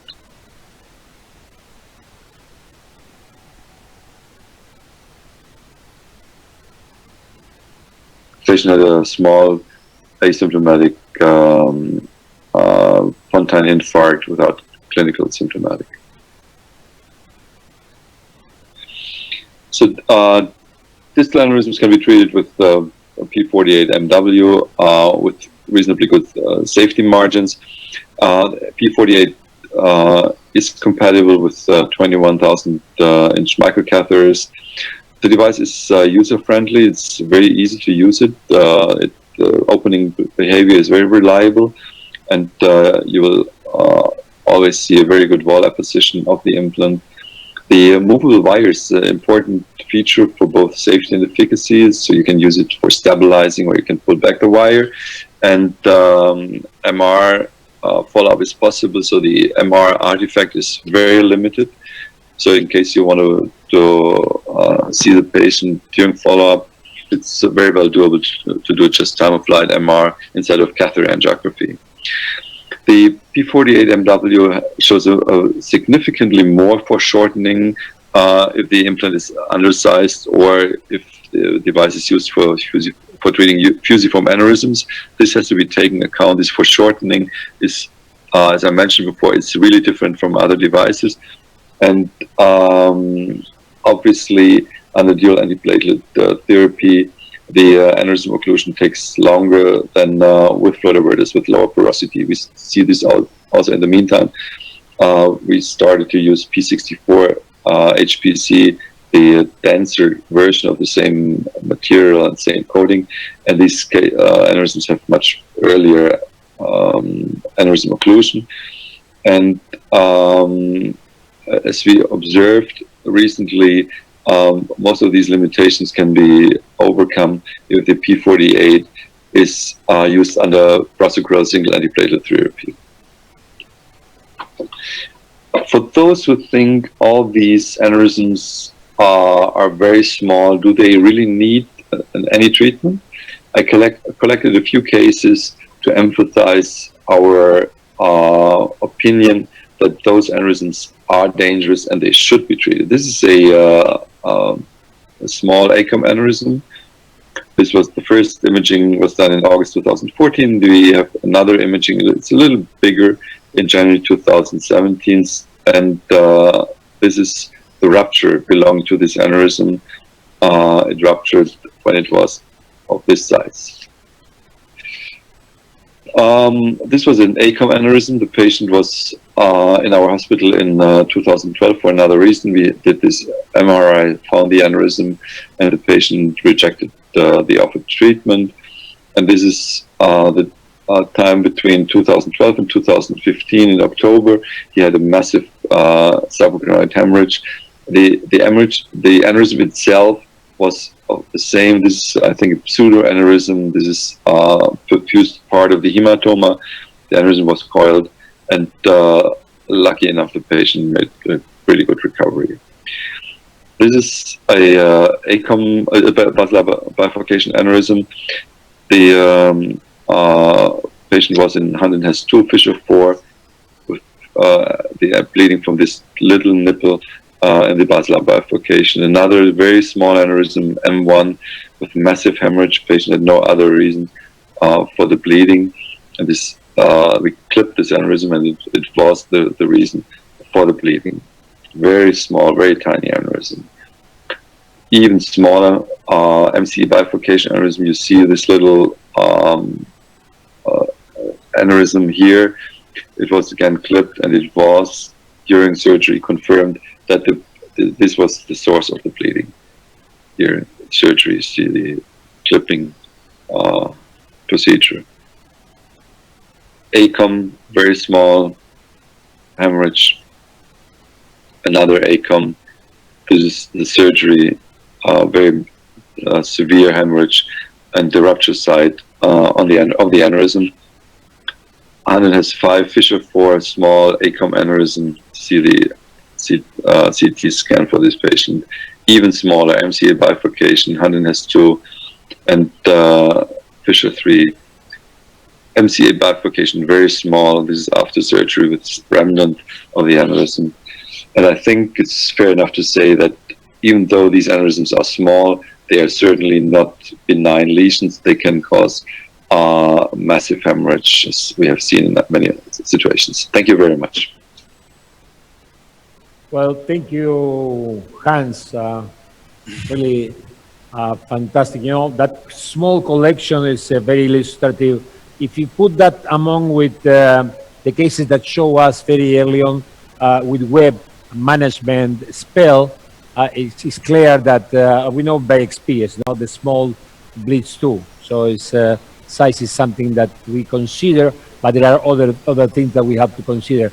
Creo que es fantástico. Si ponemos esto I believe that this is fantastic. If we put it in the context of what we saw earlier, shown to us by Spell, with very, very small aneurysms, it is clear that even the small ones bleed. My friend from can you hear me? We are really ready for listen you. You have a tremendous experience with distal aneurysm. So we already listened the P48 experience. I think you have a very nice experience with Fred Jr., with Silk, with Baby, Vista. So we were delighted to listen you. Go ahead, please.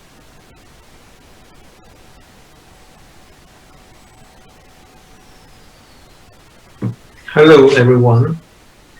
I would like to thank you, my dear friend Pedro, and all organizing committee member for kind invitation.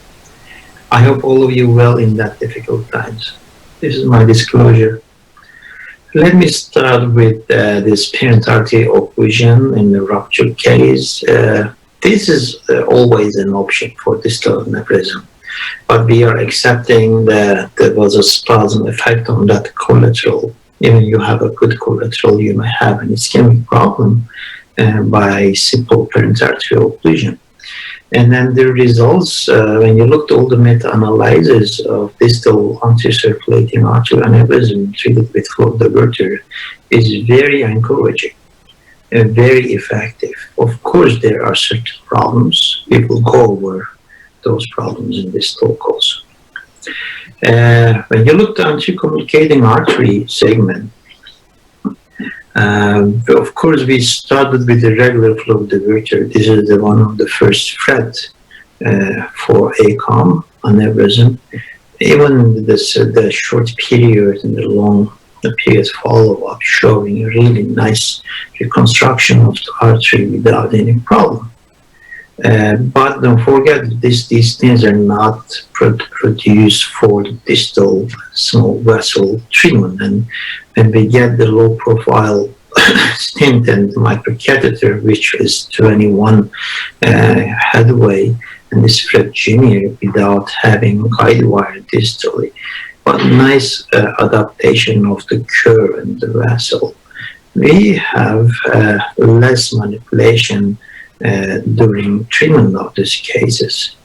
And this case has a flare end. This stent has a flare end, which is coming from the outer layer of the stent, incorporated dual layer stent, as you know, this 1 year follow-up of this particular case. And then the technology is evolving, and the nitinol base and DFT technology give us a chance to see every single segment of the stent. It's a really nice view. This stent has a distal guide wire. This is the deployment navigation through 17 microcatheter, very smooth. Deployment is very, very smooth and easy. And then you may see all segments clearly, even in the normal fluoroscopy or dyno or water CT images. Of course, both stents has a nice flow diversion effect, as you see here.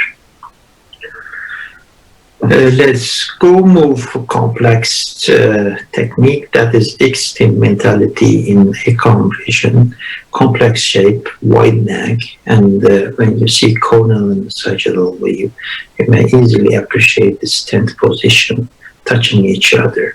And what is the aim of this? To eliminate the complex bifurcation aneurysm in the ACOM vision immediately after deployment of the Silquista baby. You may see that hemodynamically shift off the flow from right to left to right, and that there is no bifurcation there anymore. And in the follow-up period, there is still a remnant of this aneurysm, but the hemodynamically corrected ACOM in hemisphere is filling nicely without any morphological problem of the extent. When you move more distally in that fusiform dissecting aneurysm located on the A2, incorporated with vessel, of course the flow diverter is a nice indication, and the Fred Jr. working really nicely here without giving harm to the side branch, the long-term follow-up. This is a 4-year follow-up of this particular case. Callosal-pericallosal vision is one of the nice location for and the indication of flow diverter with the really nice results. When you look the data, which is mostly coming from anterior circulation and anterior cerebral artery aneurysm, most of them here in this paper is actually from pipeline, and they were using 27 catheter. Even with that a large bore microcatheter, their results is really nice and acceptable. And safety and efficacy of the flow diverter in the aneurysm, small vessel aneurysm, is all giving the same numbers when you look to systemic review and meta-analysis. I also published with a multi-center group of the Fred Jr. Results in the small arteries, and I just submitted this paper 2 weeks ago. It is actually medium long-term safety and efficacy of Fred Jr. In almost 170 cases. That results is really amazing, that the follow-up is up to 6 years, and that is really encouraging and effective results we got. This is the case I did in WLNC 2000 this year, and then the distal anterior cerebral artery aneurysm incorporated with the vessel, and then the MCA aneurysm again incorporated with the vessel. Both of them is a good candidate for flow diverter. Fred Jr. in place and pipeline in place. Of course, this is two-tube vessel. It was not easy to navigate through, but the low-profile microcatheter system led you to manipulate it easily. Actually, flow diverter mentality is a misnomer, and when we are talking flow diversion, we are always thinking that the modern braided flow diverter stents is actually doing our flow diverter by using coronary stent, and also by using telescopic pair stent to pair stent, that such distal fusiform dissecting aneurysm, you may create a fantastic hemodynamic correction in the first day. And this is a 6-year follow-up of this particular case without any problem. And then you don't need to use the 27 catheter here. You may use a 10 microcatheter to deploy that to stent telescopically. Before having this technological evolution, we were using 27 catheter for such distal cortical branch aneurysm, fusiform, ugly shape, and the pipeline after navigating 27 catheter. And when you look to follow up, aneurysm is none, the vessel looks okay, but when you go in detail, you may see the discrepancy between distal vessels and the pipeline. It is happening time to time for cardiac stenting, especially in the past. If you are oversized too much, this is the same appearance. And this case an ugly shape MCA aneurysm, and this is the differences between Fred Jr. Fred Jr. has no distal guide wire. That means you don't need to go further. You may stop here and deploy your stent. Anchoring is really nice. And then this is the first year and second year follow-up of this case. I also published this 2-segment and beyond, and that means very distal MCA aneurysm last month. And when you look at the details of the 23 patients, the median diameter parent artery is something around 2 millimeter, and follow-up around up to 6 years. That results are really nice, they're encouraging. The 22 patient has an excellent clinical outcome in 6 months, and technical challenges is there.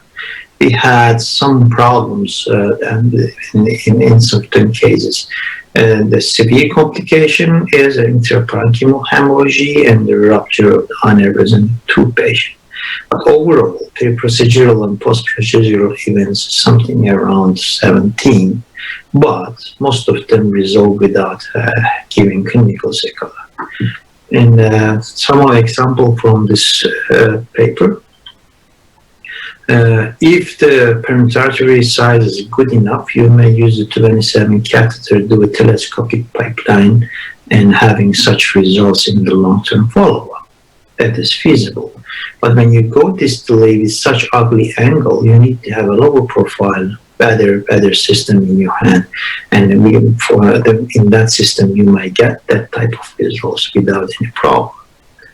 And time to time, we have some long occlusion time as seen in this case, but it is also the same for the proximal aneurysm. This is an example of M1, M2 bifurcation.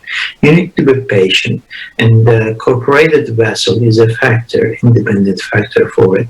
I believe it is the same for distal aneurysm. If you want to have a guarantee occlusion, if the aneurysm parent artery let you do so, you may jail your microcatheter, do and jailing and the flow diverter mentality with a better occlusion time for sure. But most of the distal aneurysm, you cannot do it. Because of the angle and the size of the vessel doesn't let you use a two catheter. This is the aneurysm in M3 and M4 segment. I couldn't pass through with the 21 catheter, and I had a loop technique with Marathon, exchanged the catheter guide wire, and reshape my microtip, and then pass through. And then after this, everything is smooth. And then this is the deployment of the Fred Jr. When you look at the aneurysm location, it is located in the deep portion of the sylvian fistula here. And when you look at the follow-up, this is the first year follow-up. What is difference from the previous? The difference is angle of the parent artery. This is the behavior of the Fred Jr. that I like. And again, the distal segment aneurysm, pisiform. This is silk fista baby. This stent is a single layer stent, more conformist than the Fred Jr. And you look at the diameter in the aneurysmal segment, there's a tendency to enlarge more. Another case done in WLNC2 this year, again the same location, ugly angle, but it was not a problem for us to pass through. This is the 10 microcatheters and guide wire system. Then you need to go a little bit distal to the start of deployment of the stent, the silk vista. And because the silk vista had a distal guide wire, you need to have a stability. In this case, there is a kind of a twist in that angle. It is not open well, but we didn't dare to open it by angioplasty because there is a nice distal flow with an immediate occlusion of the aneurysm side. We will follow this case. Another case, operated for distal aneurysm and regrowth after 6 years, and then it's getting bigger in the 7, 8 year with a thrombosed portion, became giant. And the distal parent artery is 1.1 millimeter. And again, the looping technique. This is the distal microcatheter positioning and having run. There is incorporated vessels in that physiform enlargement. This is the looping mentality. And then the Fred Jr. deployed without any problem, immediate change of the flow. And the 6 month was good, and the 1 year follow-up showing a spontaneous parent artery occlusion without having clinical problems. This is the only case I have in the distal MC aneurysm having parent artery occlusion.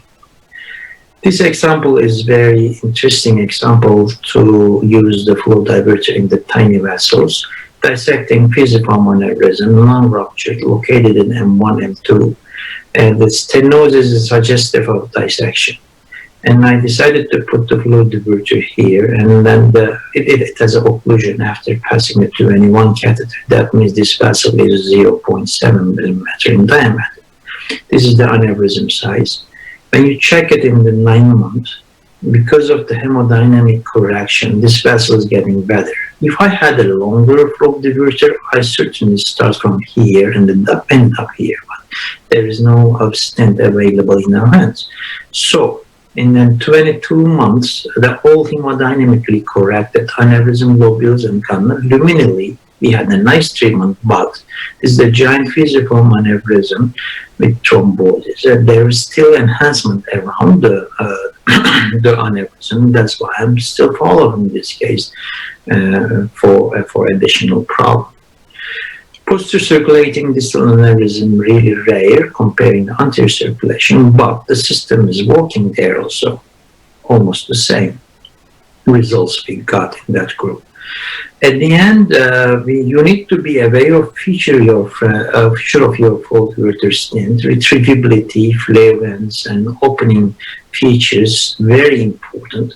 Most of the stents are very adaptive in the distal artery because the vessels are very tiny, and whatever you put, it has a tendency to adapt the vessel.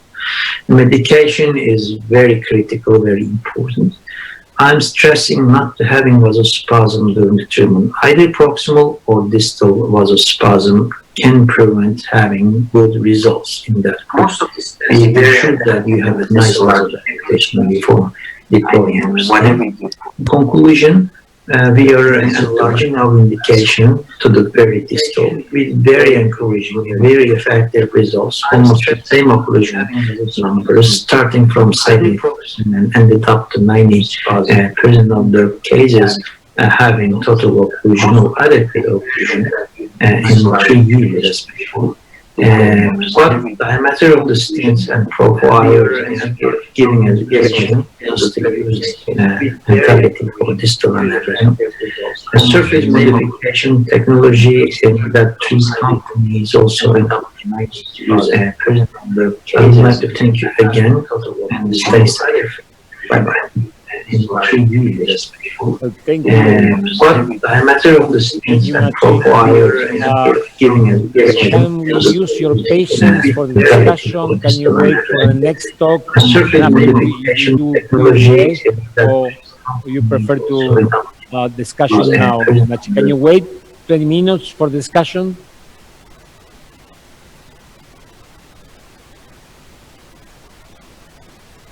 Well, thank you, Nachi. That was very nice. So it's my privilege. Okay, so let's go for the next topic. From Miami, our friend Italo Linfante, who is the head and the director of cerebrovascular surgery at the Baptist Memorial Hospital in Miami, the University of Miami, will be the next speakers. He will speak about the complex aneurysm and endovascular treatment. El doctor Italo Infante de Miami nos va a hablar acerca de... Dr. Italo Infante will speak about complex ruptured aneurysms. He has a very interesting series of cases.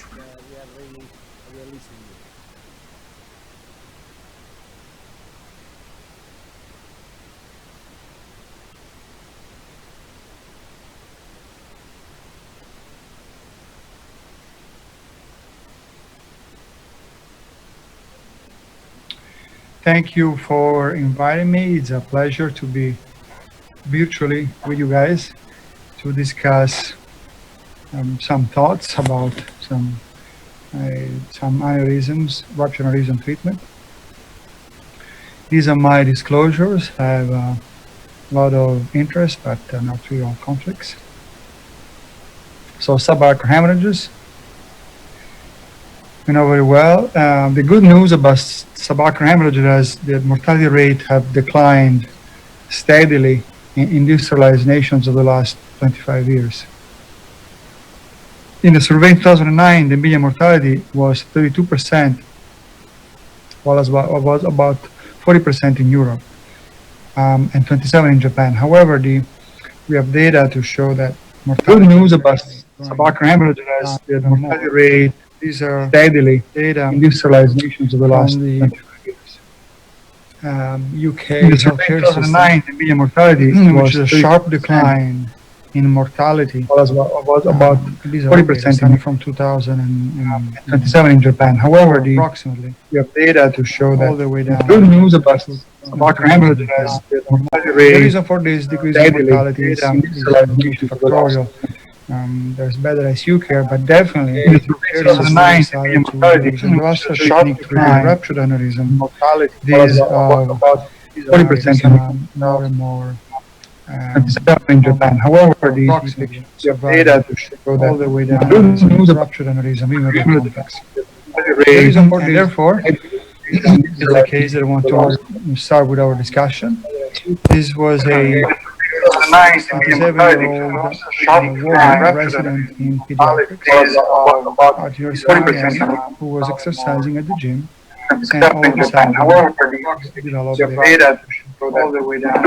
sudden onset of the worst of her life, followed by right face and right hand weakness, and poor responsiveness. She was taken to Baptist Hospital because her brother works here, is a physician here with us. And when I saw the pictures, when they called me, I thought it was probably like some aneurysm. Maybe put in some coils and let it go. But the angiography shows this pattern. So the middle sleeve artery is pushed up from a small hematoma. We have the Sylvan fissure, and there's two blisters, one here, one here, and the artery is all it's all dissected or damaged. So blood blister aneurysms, they are, thank God, they are rare, estimated to be 0.9 to 6% of ICA aneurysms, but less than 1% of all intracranial aneurysms. Other data shows that 2.2% of subarachnoid hemorrhage are due to ruptured blood blister aneurysm, especially in the dental carotid artery. Typical patients with blood blister aneurysms are women with younger age, hypertension, ICA atherosclerotic, or dissection. Histology, there's abrupt loss of both intima and media. The outer wall of the blood blister aneurysm is comprised only by adventitia and of thrombus softly adherent to the overlying pia. Basically, they are not really aneurysm, they're pseudoaneurysm with no true wall structure. And of course, they have high recurrence rate, rebleeding rate if untreated. We know very well from multiple data in the literature. So how will you treat those? So treatment, open surgery is a disaster. What would they have been doing? The constructive approach to the ICA by vessel trapping with and without high flow bypass. Yeah, good luck to do a high flow bypass in a ruptured aneurysm, subarachnoid hemorrhage, and vasospasm, etc., etc. And therefore, the series have very poor outcomes. Particularly, there was this paper a long time ago, because thank God nobody does these things anymore. In a series of patients treated with a clip wrapping technique, slightly better outcomes compared to patients treated with direct microsurgical clipping. This technique preferred approach, even though in the literature, in this paper and another paper, there's about 50% re-rupture rate contributing to poor outcomes and mortality. So, but we were in the era of full aversion. This is a case I did several years ago, but I think it's still of interest since these approaches became more and more used. I know very well this picture as a contribution, and debt of gratitude I always have for A.J. Wakalo, who invented this stuff. It's as a disruption of the fluid momentum transfer into the aneurysmal sac, and I think the most magic thing about this technique is endothelial growth that can repair the aneurysm, and is particularly useful in these ruptured blisters, as we found and have been doing after this case. I will go very fast on the mathematical model because you guys know very well.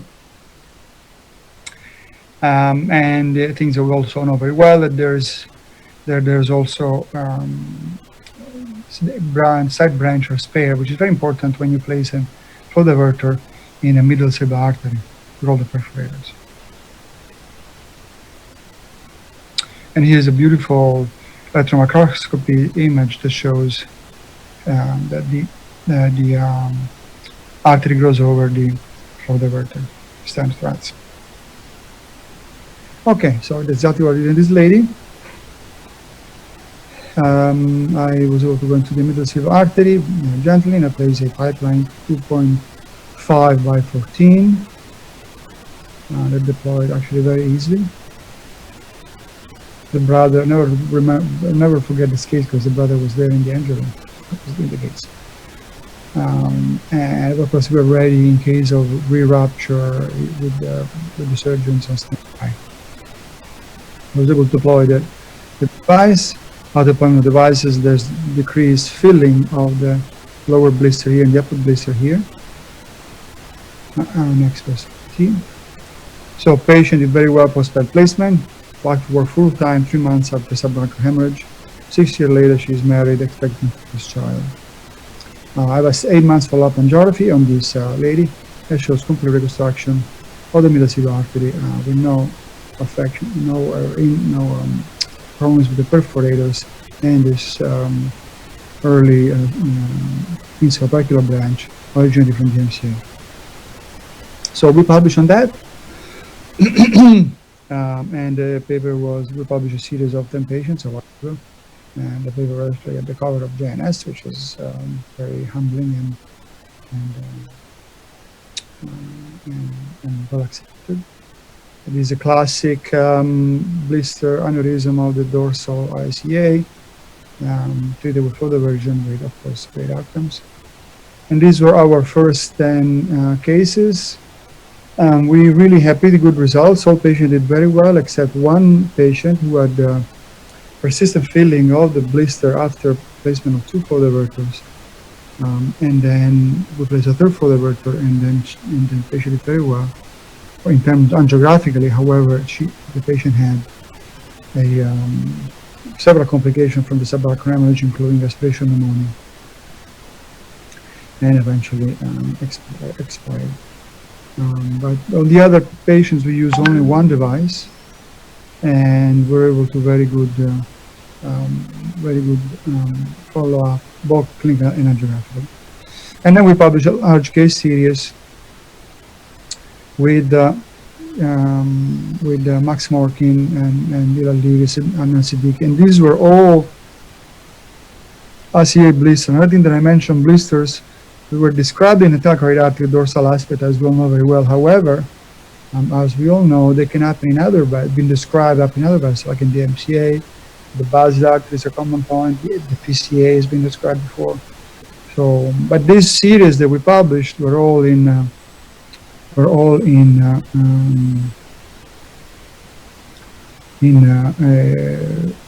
aneurysms, and we have very similar results compared to the previous series. So since then, my understanding that people seem to use flow diversion as a first approach for blisters. Another interesting case is a 53-year-old man with a subarachnoid hemorrhage. And subarachnoid hemorrhage is caused by this dissecting MCA aneurysm. The patient arrived to us a few days later, and you can see from angiography that the actual dissection extended almost away at the origin of the middle cerebral artery from the internal carotid artery, and the branches seems to be involved in the dissection. And as we all know, in all these cases, I think the trickiest part of these cases is to find a good outflow in a major branch. That's what I tend to do. If more than one branch is affected, perhaps try to place a regular stent and then a flow diverter. But in this case, what in my experience is basically there's one branch coming off a certain point of the dome of this dissecting aneurysm. And so I was able to find the outflow branch, the main division, and then place 2 flow diverters all the way into almost at the junction of the internal carotid artery. And you can see immediately, even though this branch was part of the aneurysm, it actually comes nicely to be reconstructed by the placement of the flow diverter. So the stagnation in the aneurysm itself, but this branch, because of the gradient effect, that was very elegantly described by Rakalu and Matt Gunis and Baruch in a famous paper, the artery stays open. And the reason why they stay open is because of this gradient effect. As you all know, there is a gradient, blood pressure gradient from the artery into the venous system, and that keeps the artery open. So in these cases, it seems to be, and the papers published so far, it seems to, the theory seems to work. And so the artery gets reconstructed while there's occlusion of the aneurysm. Here you can see stagnation. And then we have a follow-up. The devices in this case were the 3.5 by 20 and a 4 by 20. That's before and that's after. Again, you can see that the pipeline extends to the major branch. The other branch could be reconstructed, and the aneurysm is occluded with beautiful reconstruction of the vessel. And I have a 6-month follow-up angiogram on this patient with great result. Another patient that I want to show you was a 64-year-old woman with subarachnoid hemorrhage from another dissecting superior aneurysm that I did more recently. And I know in Europe, and probably Pedro and colleagues have access to much better flow diverters suited for the small arteries in the States. And since we are a developing country, we still the only thing we have it's a 2.5 by 14 pipeline, which is lots of experience in these small lesions. In this case, I was able to go into the superior cerebral artery gently, trying not to redissect the whole artery, and place again a 2.5/14, as I mentioned before, in the superior cerebral artery. I don't know if you guys have ever done that with intestinal fortitude. There was an expert CT done afterwards that shows good wall position of the device. The device actually is pretty easy to use. And there's a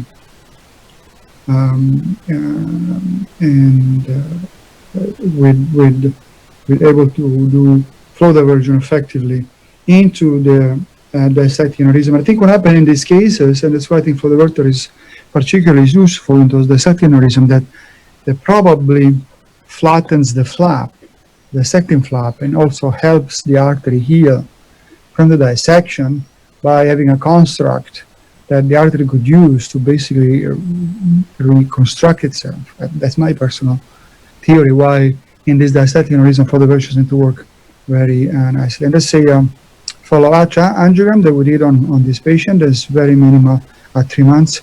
I don't have a 6 months. At 3 months, it is very minimal filling of the aneurysm, almost complete reconstruction of the vessel. So pretty good result. Patient did fantastic. Another technique for this ruptured aneurysm with flow diversion is the pipeline-assisted coembolization, like we do for central embolization. 2-year-old, subarachnoid hemorrhage, Huntington's 2, hydrocephalus.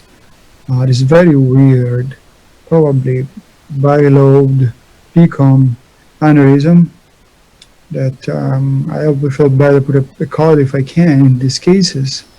Non-blisters, but very small aneurysm. We're able to place a coil, deploy the pipeline, and then put more coils as you do angioplasty. And that's before and that's after. So they're very well. So the problem with the pipeline, and I'll finish quickly, is dual antiplatelet therapy in ruptured aneurysms. So there's a very nice table that I use for this, that summarizing all the agents based on reversibility, on mode of action, administration route, frequency. I don't know how much time I have to go over this. I just leave it here so you all can read it with no rush. I would just want to point your attention to the onset of effect for cangular, which is immediate. As soon as you start the cangular, that's what the cardiologists do, and we've been doing, of course. I'll show you the data. As soon as you start the infusion, it really starts immediately. Although the other one always takes a little bit longer to start. Epifipodide is 15 minutes.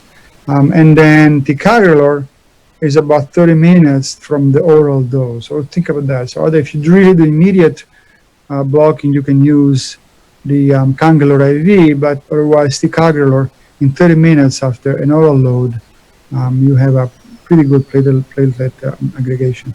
Duration 3 to 5 days. You could think about cangular also, as soon as you stop it, it usually goes away.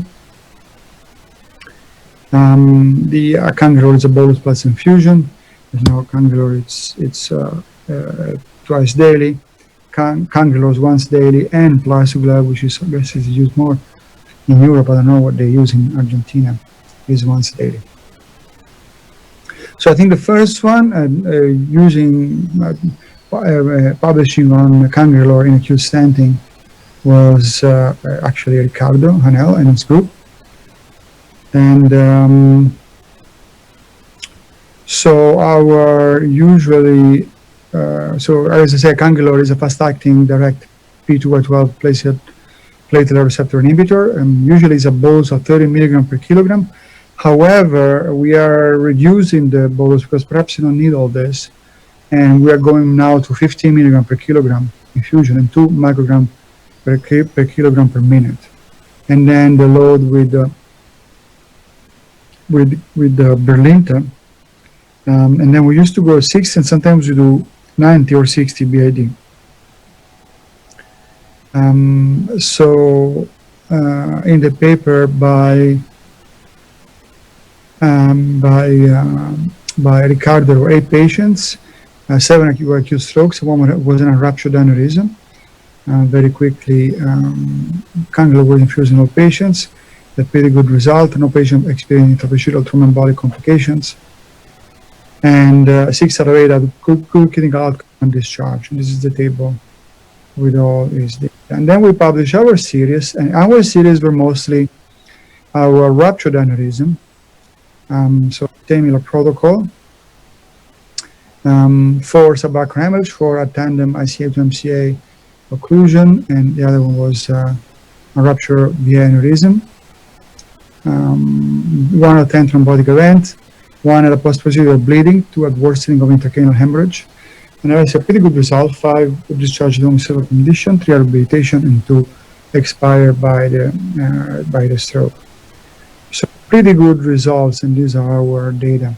However, we're trying to, is a work in progress, and with Ricardo, we just published another paper in which we're trying to maybe decrease the loading dose of IV cangrelor, because these patients have EVDs, they have all sorts of problems. So we're using the loading dose of cangrelor and then perhaps 160 of ticagrelor.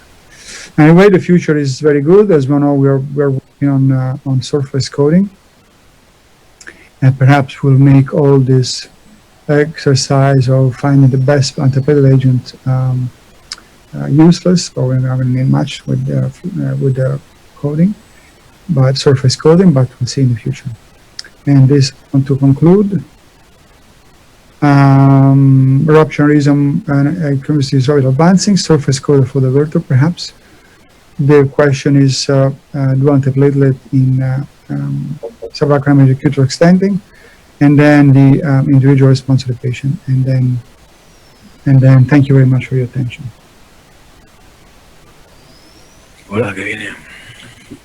Well, thank you, Ítalo.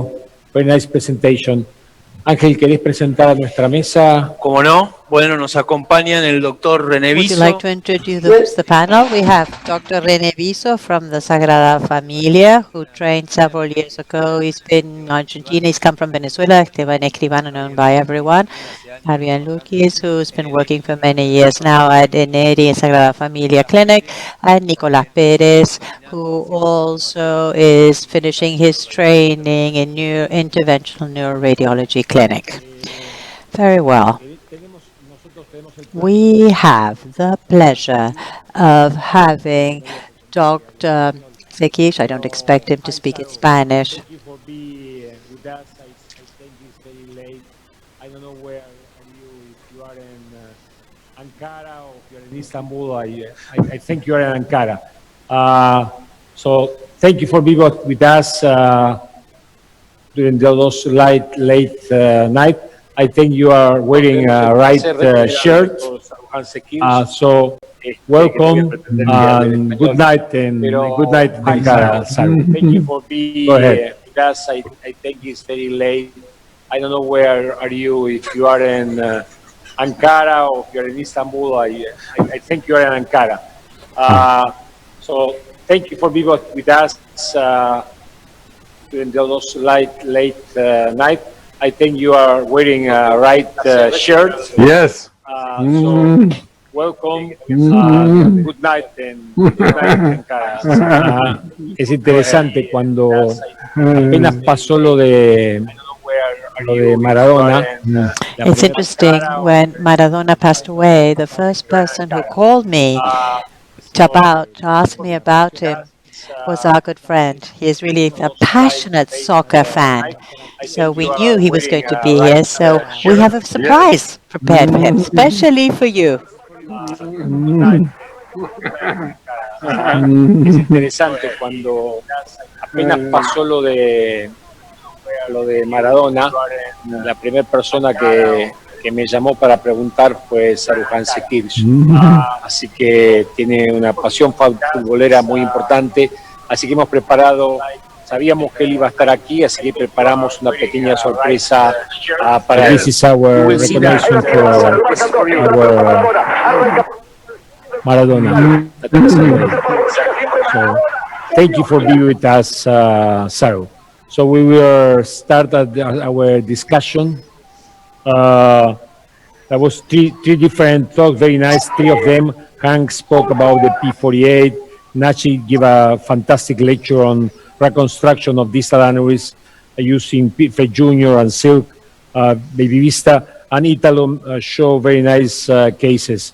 So would you want to start with the commentaries, your commentary or questions? I think Nachi is still there. So go ahead, Saru.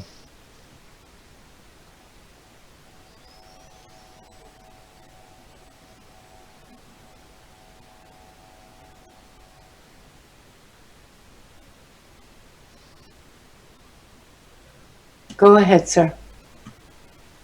So should we start with questions, guys?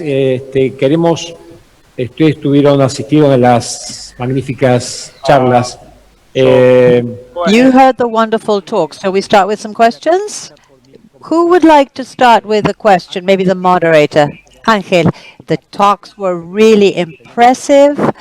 We have the good fortune of being here tonight. You showed the advances.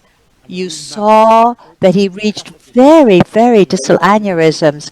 The last one that was done with the Sick Vista. I would like to ask Nachi about the radial force. I think that the primitive devices, now the apposition is much, much better. The shape, if I saw the last case, Nachi, Realmente ustedes vieron aneurismas distales, sobre todo el around, no? But it takes very nice the shape of the artery, the vista. Nacho, can you hear me? Yes, I'm hearing you.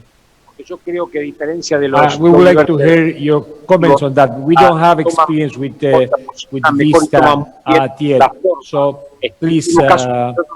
We will be delighted to listen to your commentary about you or Saru. I think you already have both experience with that. Around, no? But it takes very nice the shape of the artery, the vista. Nacho, can you hear me? Yes, I'm hearing you. As I show you in the lecture, Silk Vista square nitinol based skin has a tendency to about you. I think you already have enhancing more in that the enlarged neck region. That is the same feature we were seeing from Silk. I'm hearing you. That technology and also the dual layer technology that prolapse areas. It gives you some advantage in very distal and tiny vessel because that stent itself adapts the whole neck, the large neck region. As we described in the here that we're seeing from Silk. Hearing you. Really navigate and deployment is such easy as smooth, and the only problem may be coming from that softness creates some kind of twisting in the neck.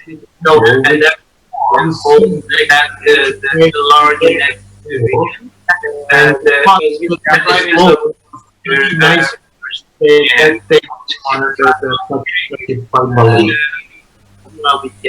and deployment diplomacies, that softness creates some kind of twisting in the and that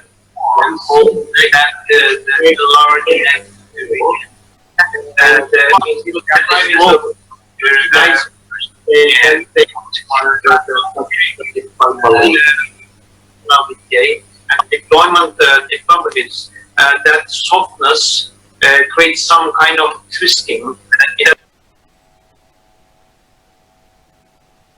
You need to do more angioplasty than the proximal flow diverter, or there are two questions. You teach us that your rate of occlusion is similar, I think. Yes.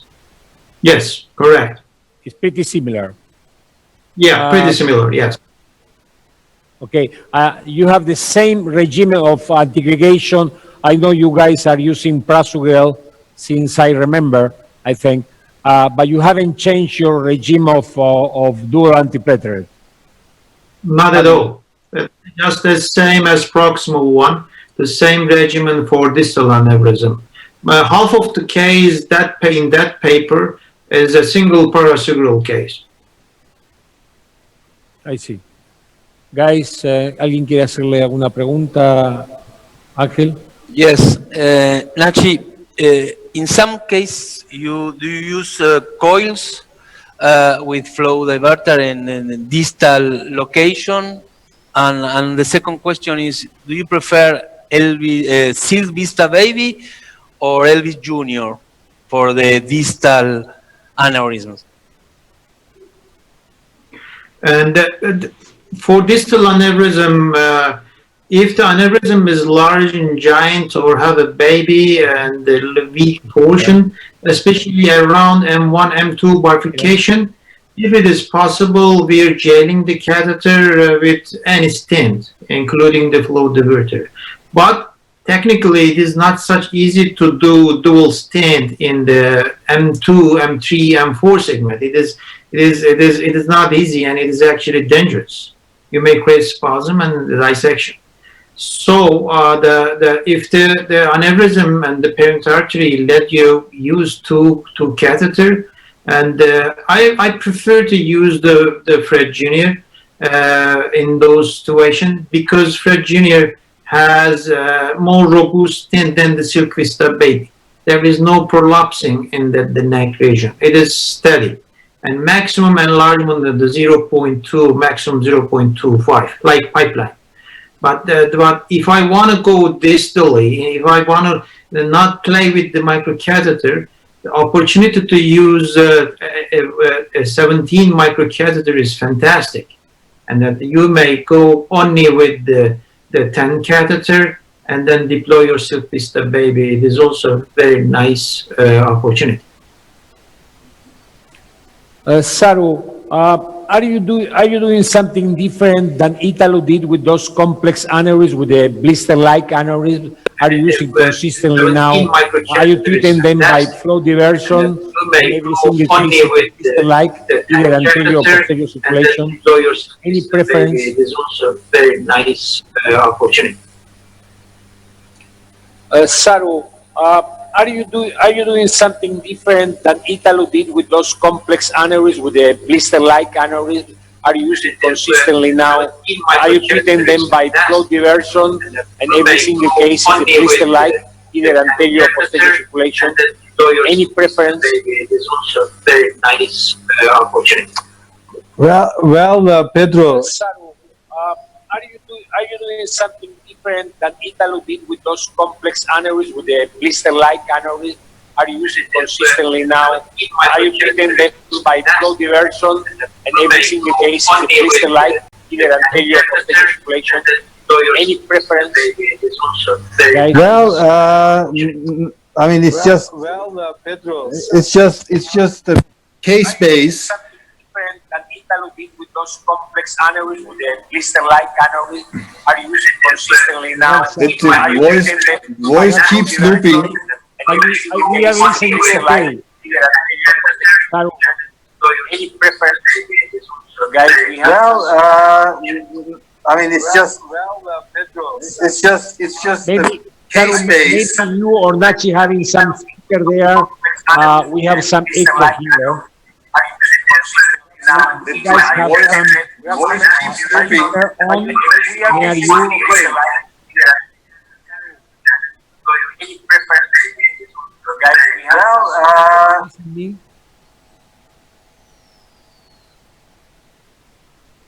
Saru, can you speak? Yes, now I can hear. Do you guys hear me? Yes, yes. Go ahead. Okay, good. Probably it was my mistake, guys. You know, I was just at the same time listening to live, and that's why it was keeps looping. It was my mistake. No problem. So your question is hard to answer, Pedro, as you know, because you cannot, I mean, approach the blister aneurysm systematically. You know, you cannot do the same thing in all of them. You know, obviously, if we can do the parent artery occlusion in ruptured blister aneurysm, we just try to do it. But if we can just if we can reconstruct, we definitely we have more tools in this part of the world, as Naji and the others show that we have now very small profile flow diverters that we can just cross in such like a superior cerebellar artery aneurysm that Italo showed. Probably in this part of the world, we can manage this now with a small baby Vista that can be deployed from 17 microcatheter. I just want to add something that, you know, we are talking about single and dual antiplatelet treatment. I mean, since 2013, we were already using single antiplatelet treatment with Prosugrel. So when you have a coated stent, just telling that single antiplatelet treatment is being applied with Prosugrel, I mean, doesn't mean anything for me. I mean, because that's what we've been doing for years. And as we all know that Prosugrel is a very efficient and very steady drug that doesn't need actually the second antiplatelet agent. So with these coding stents, if we are able to use this stent with only aspirin, then we are in the business. So for me, the single antiplatelet is only aspirin, not only Prosugrel or Ticagrelor or whatever clopidogrel. So I think the industry has to pursue that. Yeah, I agree. You know, we have done a lot of single with Prosugrel, and we know it works. With aspirin is another question.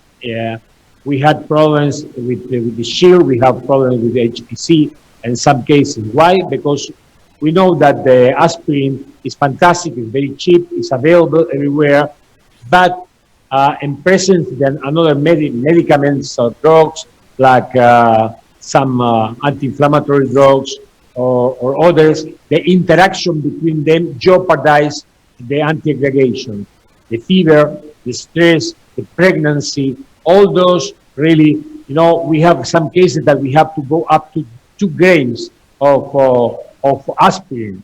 So we did 500 milligrams, was not anti-aggregated and verified. We did 500 more, was not until we reached 2 grams, were not anti-aggregated.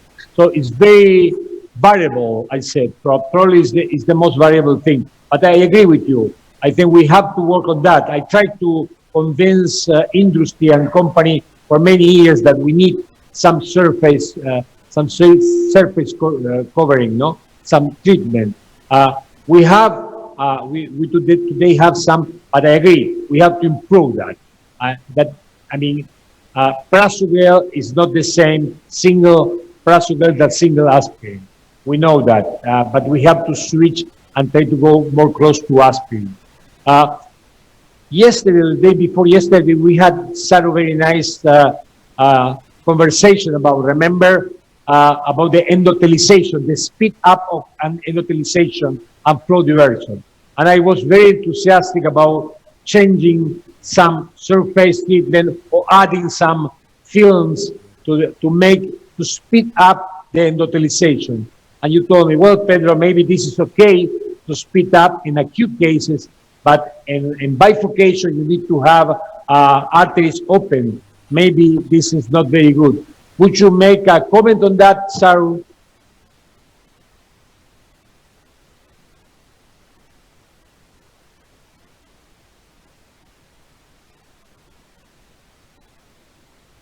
Mucho delay, ¿no?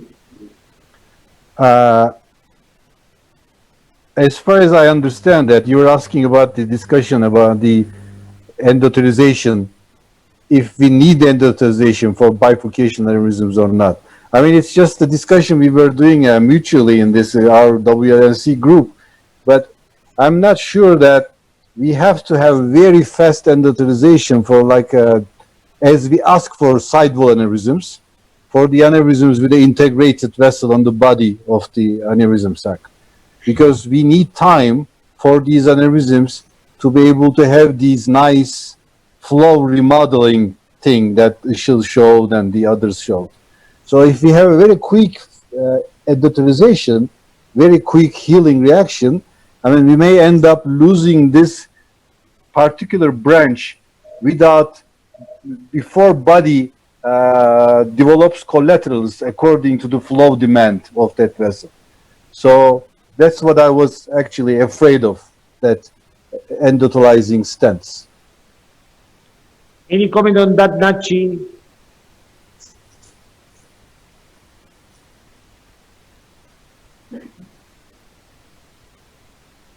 We can listen to you. Yeah, I'm listening. Actually, I'm not afraid to having a late occlusion. I actually like to do so. That's why I'm not cutting on antiaggregation till 2 years, time to time giving lifelong low molecular aspirin, changing the parasural to low molecular aspirin. I believe the problem mostly coming ischemic complication is coming from uncontrolled intimal or subintimal reaction, which caused by metallic portion of the stent. If the surface modification, it is coming from 3 companies nowadays, and then that the microversion didn't explain it yet, but the Phenox and the Medtronic has so. If the material creates an controlled intimal reaction in the stent, give us a chance to have a less ischemic reactions. This is not clear yet. As Saru said, we start parasural last 7 years from the beginning, and we are having a lot of patients with single antiaggregation. That's why I really don't understand the discussion between dual antiaggregation and single antiaggregation. This is the effectiveness of the drug, what you are using for a certain pathology. But we have cases that intimal hyperplasia occlude the vessel. We have cases due to the intimal hyperplasia, you're having distal emboli. That uncontrolled manner of healing actually coming from the genetic basis of the patient and coming from that the healing reaction differences of the people. That's why I'm not quite sure that that kind of surface modification is the only factor can prevent ischemic events from that treatment. This is a debate, we will see it, but that of course I'm excited about the surface modification. Okay, thank you guys. We have to move on because we're going to keep that discussion. We're going to see the wall now. In the next block, we're going to see the wall, and we have a very specialized lady who knows a lot about the anti-aggregation. So in the next block, we will follow that discussion. So thank you very much for your participation. I wish see you, Saru, I see you in a minute for a multiplaque technique and the dissection of the ADM. We'll also be delighted to listen. Thank you, Nachi. Tenemos que salir de aquí, tenemos que continuar. We need to leave, we need to proceed. We have the same discussion panel, but we're going to move on now to try to clarify what happens with the wall. It's interesting because this is a long-standing discussion. Although there are few real complications of why aneurysms really bleed, it's uncomfortable when they occur acutely or even when they occur in a delayed fashion. So this is an important issue to solve. The rate is low, however, when it happens, the impact is huge. Rupture mechanisms. These have been addressed by many issues. I like this review very much by Wackler AJ in Stroke, where he proposes two mechanisms. One that we were fans of in Buenos Aires, which were the hemodynamic mechanisms, but the second is the thrombus. The thrombus is a live element with cytokines and enzymes that eat away at the wall. So when we have a huge thrombus, like the ones we've seen, the acute thrombus, it can eat away at the wall. These are the two mechanisms that we have tried to clarify, and we're going to work on this topic today. If on top of this, we know that these are very complex cases, and on top of that, the natural history of aneurysms with rupture, 10 millimeters or larger, 80% have severe problems at 5 years or not alive, we know we need to find a solution. To find that solution, therefore, we have designed this block. More coils, more flow diverters, or should we study the wall further and improve the anti-aggregation regime, or have an expertise address the issue? Of course, we are fans of controlling blood pressure. This was the first case that we had. Everything was going well, and giant aneurysm. Esteban and Javier surely remember the case. We were waiting. This was the final control. We were just looking to see what was happening. And at the point where we were waiting and watching, we realized that something was really wrong. My video isn't running. Can you run the video? Could you do that? Believe me, it was very, very scary. As we were watching, controlling the patient, the aneurysm ruptured. There it is. Can you see the AP view? Watch. Look, you see the posterior aspect as well, how the rupture occurs. Dramatic. And we remember that at that time, a 360-degree movement inside. It was probably we who provoked a dissection at that time. This was the final result, and this was the bleed we had. We published this in 2011. We were concerned, and with Juan Sebral, we tried to find an explanation through the hemodynamics of the artery, pressure, and the hemodynamics within the aneurysm. Other reports occurred at this time that said that coils had to be put in to try to prevent this, so that's what we did on our next case. Aneurysm that bled, we put in the coils. As you see, we waited, we passed the acute moment, and then we put the flow diverter in, and you see the flow diverter in place there, and the aneurysm bled 10 days later after treatment. So it even bled with coils. So we believe that this is an important issue.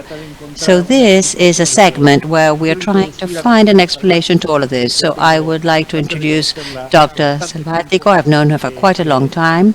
It is my pleasure. She is very, very young. Rosana, thank you so much for being with us here today and to try to explain to us so we can understand more about the wall.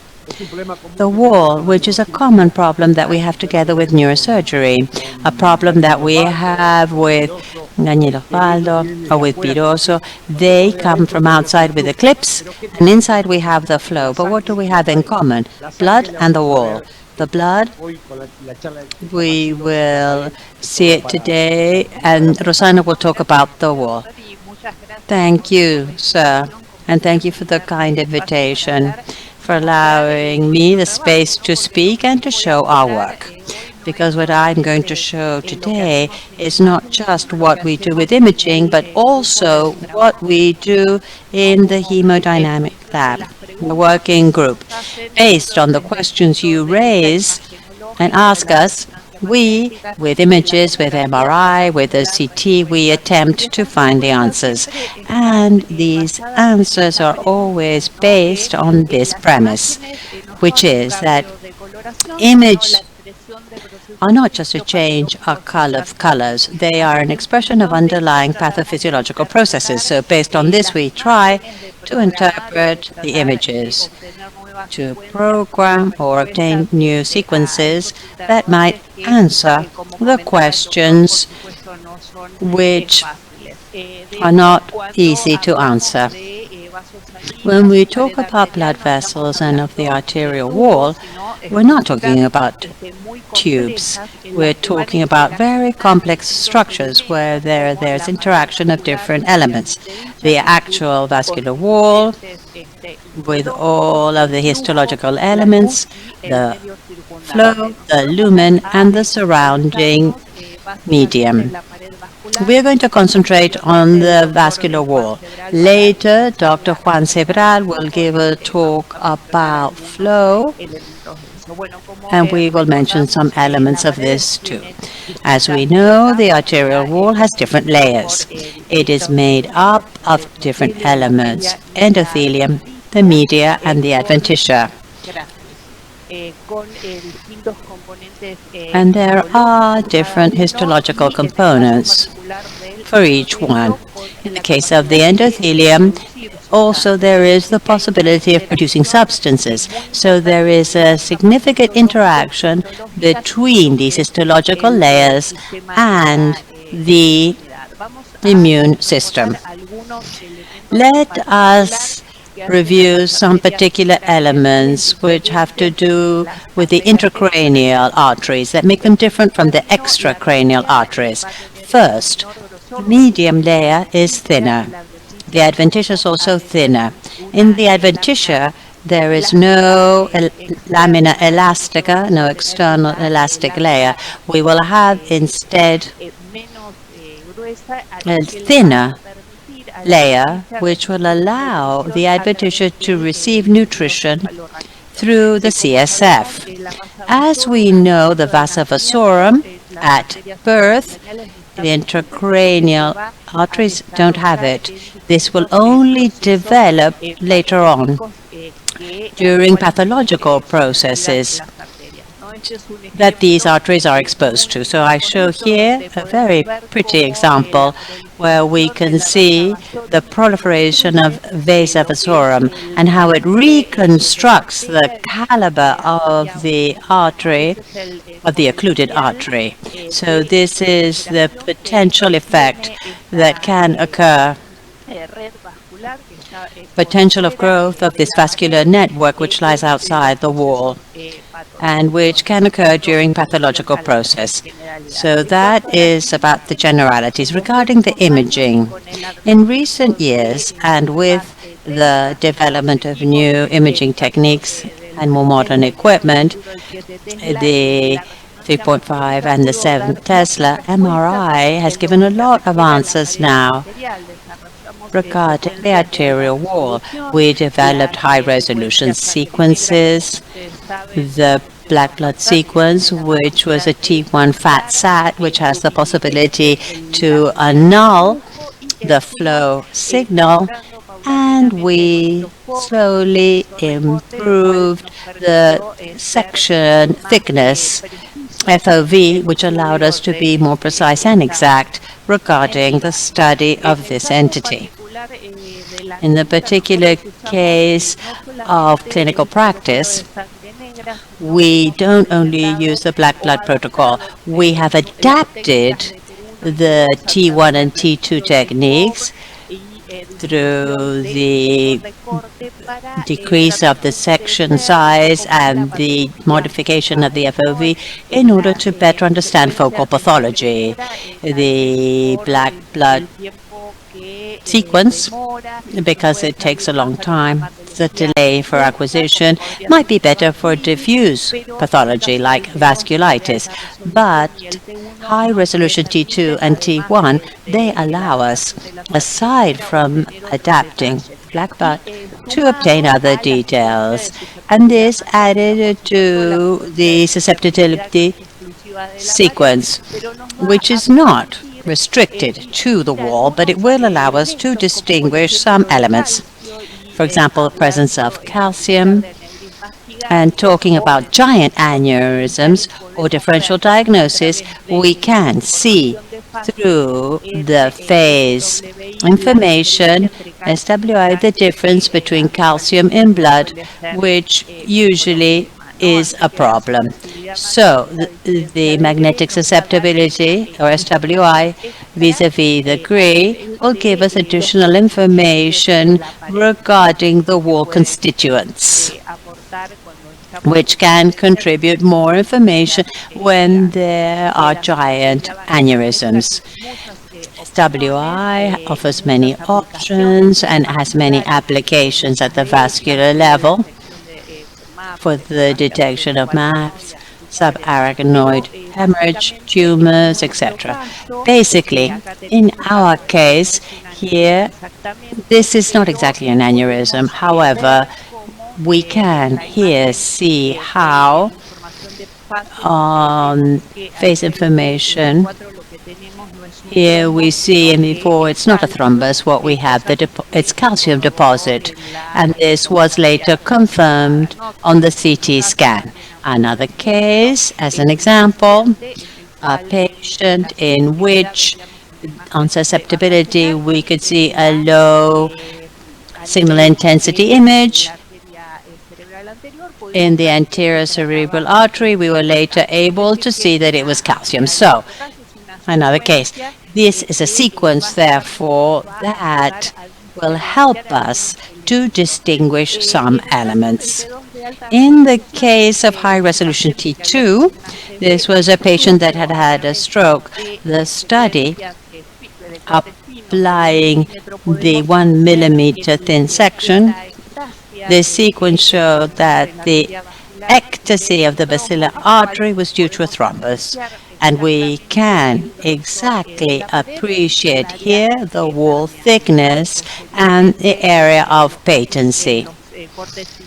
And in the following sections, how there is normalization of the vessel caliber. This is particularly interesting when we want to distinguish between ectasic or fusiform aneurysms and separate them from thickening of this type, which is thrombotic.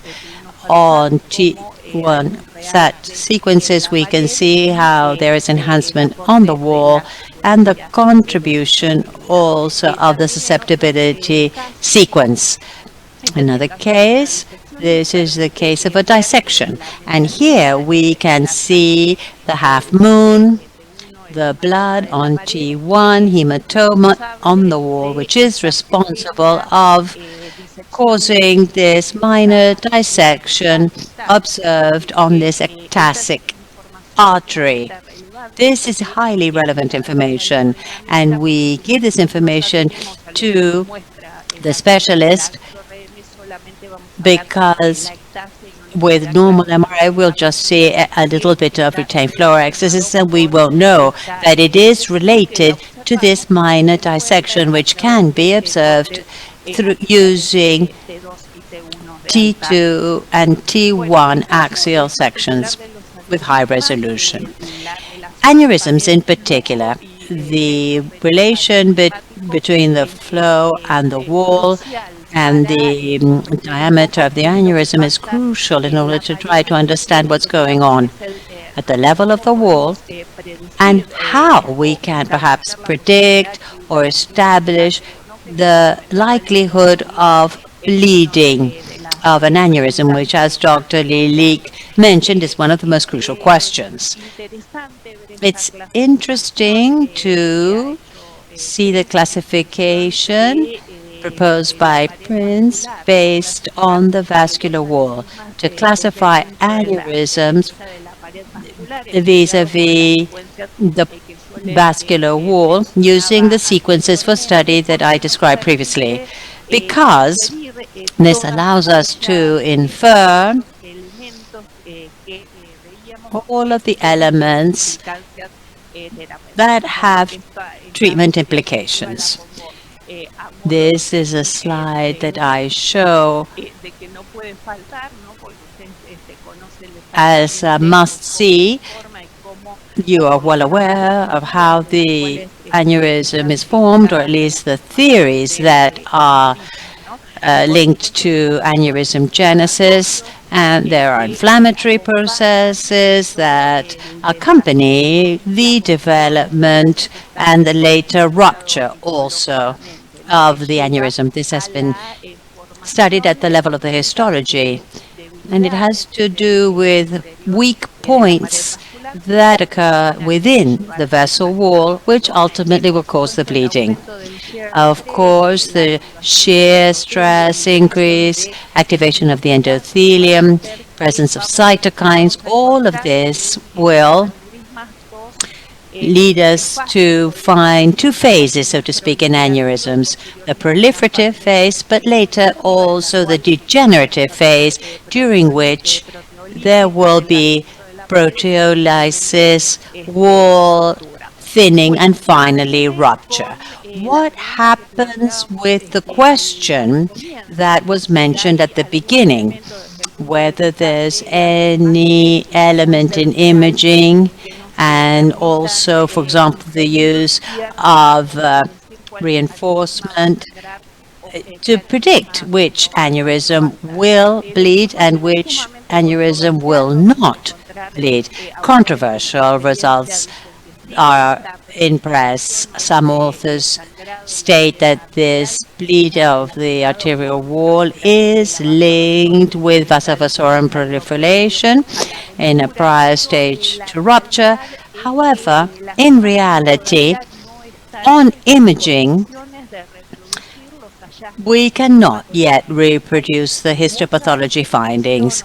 A lot of hypotheses exist regarding proliferation as well as thinning prior to rupture of the vascular wall. A lot of theories exist. However, the reality is that when we compare histology to the capacity of imaging to measure the arterial wall, well, we have some gaps before we can confirm that wall enhancement is directly related always to rupture, particularly when we know that there are many elements that are linked to the perianeurysmatic environment, as well as to the actual condition of the aneurysm per se. And so it's impossible to predict this infiltration. Enhancement is real. Likely it is linked to vasovasorum, which can be seen on histology. However, images have not reached the point yet to be able to categorically confirm that an aneurysm that breaks will always show prior enhancement in every case. Inflammatory reactions have been found in ruptured as well as in unruptured aneurysms. And particularly, we must bear in mind the size of the aneurysm.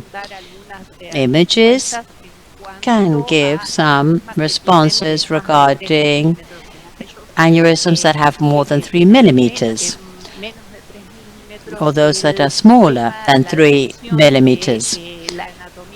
The detection of the wall anatomy and the presence of wall enhancement become controversial. Now, what is true is that in large and giant aneurysms, there is proliferation of the vasovasorum with a very important inflammatory response, which can lead to situations such as this, where we have wall bleeds. Here, a giant aneurysm with thrombosis, and in posterior images or controls, we see a periparietal hematoma,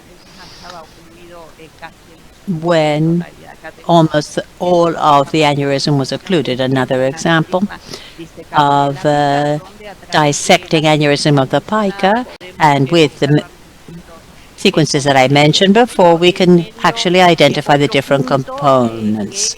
Another point that we need to bear in mind is the perianeurysmatic environment, as well as the flow. but Dr. Sebral will talk about flow later. We know the importance of shear stress, and when the shear stress is altered, there are humoral changes as well as changes in immunity, which have yet to be clarified in detail or how they relate to the wall. And there is literature on this topic. With respect to the perianeurysmatic environment, it also influences on the wall as well as on the shape and the size of the aneurysm. As you know, it's not the same that aneurysm is in contact with a bone structure or a nervous structure or with a parenchyma. So there are clinical implications, but also it'll have implications on the shape and size of the aneurysm. Here we saw different examples. Dissecting aneurysm, here the different layers that can be observed on T1, patent lumen, and the different layers throughout the aneurysm. Another aneurysm here of the pica, and here high-resolution sections on T2, which we use as well as black blood in order to identify the external wall, the thrombus, and the patent lumen. This is a very interesting case given to me by Dr. Escribano, who is here with us. This is a patient we have been following for a very long time, and it shows the change in images, the course, and the unpredictability regarding what happens around the aneurysm. As we can see, this is an aneurysm with complete occlusion. After, there was edema in the periphery, and in the final control on the external wall, there was a bleed, as can be observed here at the cortical level. On T1, the treated aneurysm, we need to bear in mind the artifacts that are linked to treatment, which can give sometimes an image of pseudo-enhancement. To answer the question, do images reflect the complex pathophysiological events that we have just described? The answer is no. We need to think of future trends, directions. We have made advances with 3 Tesla MRI a great deal. We are still at the door of being able to answer the question of which is the aneurysm that will bleed and which is the aneurysm that will not.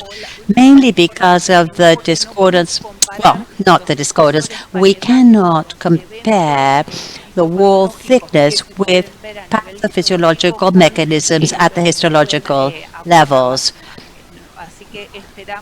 And we can't compare that to the information provided by imaging. So we had optic coherence tomography and MRI might make a step forward in this regard to answer the controversial question. With 7 Tesla, we hope to be able to correlate in an improved fashion the pathological findings and to make them the same or equal to images. To end, the arterial wall, and in particular in the case of aneurysms, are complex structures where there's interaction that is very important with the immune system, with flow, and with the perianeurysmatic environment as well as the aneurysm site. Imaging can give some answers, can give some ideas about the composition of the wall, particularly large or giant aneurysms. However, in those that are between 3 and 4 or under 3 millimeters, the information, especially regarding enhancement, needs to be taken with caution. So, thank you very much for your attention, and I would like to remind you that imagings are pathophysiological mechanisms or underlie them. So our challenge continues to be to discover those processes. Thank you. Pathophysiological mechanisms or underlie them, so our challenge continues to be to discover those processes. Como microhistología, Yes, realmente. this is like microhistology, actually. This is what is being done. Amazing images, fantastic. Now we're going to go to Juan Ferrer, who's waiting for us, and we really believe that changes in pressure, hemodynamics, changes in pressures, and all of the hemodynamic changes that occurred within the artery and the aneurysm would have an impact on rupture. Juan Seblan is an outstanding Argentine physician who works at George Mason University, and he will discuss what we've learned after so many years of CFD. Juan, you're hearing me? We're waiting for your presentation. Thank you, Pedro. Thank you so much for the invitation. As usual, such a great pleasure to share our work with you guys. And at least to see you virtually. I hope next time we'll be in Buenos Aires with asado and wine. Anyway, what I'd like to tell you during this talk is a couple of studies that we have recently done, basically on blebs in cerebral aneurysms. The motivation of this job, I'm trying to speak Spanish properly, is because these blebs are considered as a substructure of the aneurysmal sac. Here you have 3 examples of aneurysms with blebs. You can clearly see the presence of these blebs that are structures with their own neck and sac. The blebs were identified in many papers as risk factors for aneurysmal rupture, and probably they are a reflection of damage or weakening, rather, of the wall locally.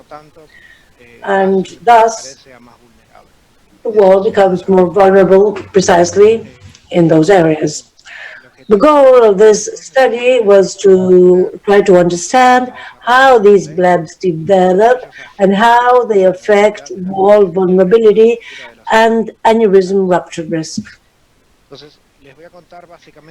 I will basically tell you about 3 different studies that we have conducted. The first one, the motivation was to try to study the prevalence of blebs in the population of cerebral aneurysms, something that is poorly described and understood. And so the objective was also to investigate associations between the presence of a bleb and the clinical factors of patients with aneurysms. With the same, we used 199 patients with 270 intracranial aneurysms that were referred for surgical clipping. All of these patients were treated with clips in 3 different sites: Allegheny General Hospital in Pittsburgh, the University of Illinois, Chicago, and Helsinki University Hospital in Finland. What we did with these aneurysms was compare the clinical characteristics of the patients with aneurysms with blebs versus aneurysms without blebs. These are the figures. 97 aneurysms had blebs and 173 without blebs. For the study, what we actually did, as you know, we started with the images of 3D angiography. Based on the 3D angiogram, we constructed a computer 3D model that is based on that patient's geometry, as you can see. After that, we entered this model in a software that we developed, where you can interactively paint the surfaces to actually mark the regions that we identify the blebs. So we used a curvature map. So what we plot on the surface of the aneurysm with different colors are regions of positive curves, as in red, and areas of negative curvature in blue. So a bleb with a well-defined neck is actually an area of positive curvature surrounded by an annulus with a negative curvature. This is an example of the second bleb, particularly exactly in the same aneurysm. So by using these models of curvatures to guide us, we manually marked all the blebs in all of these 170 or 270 aneurysms.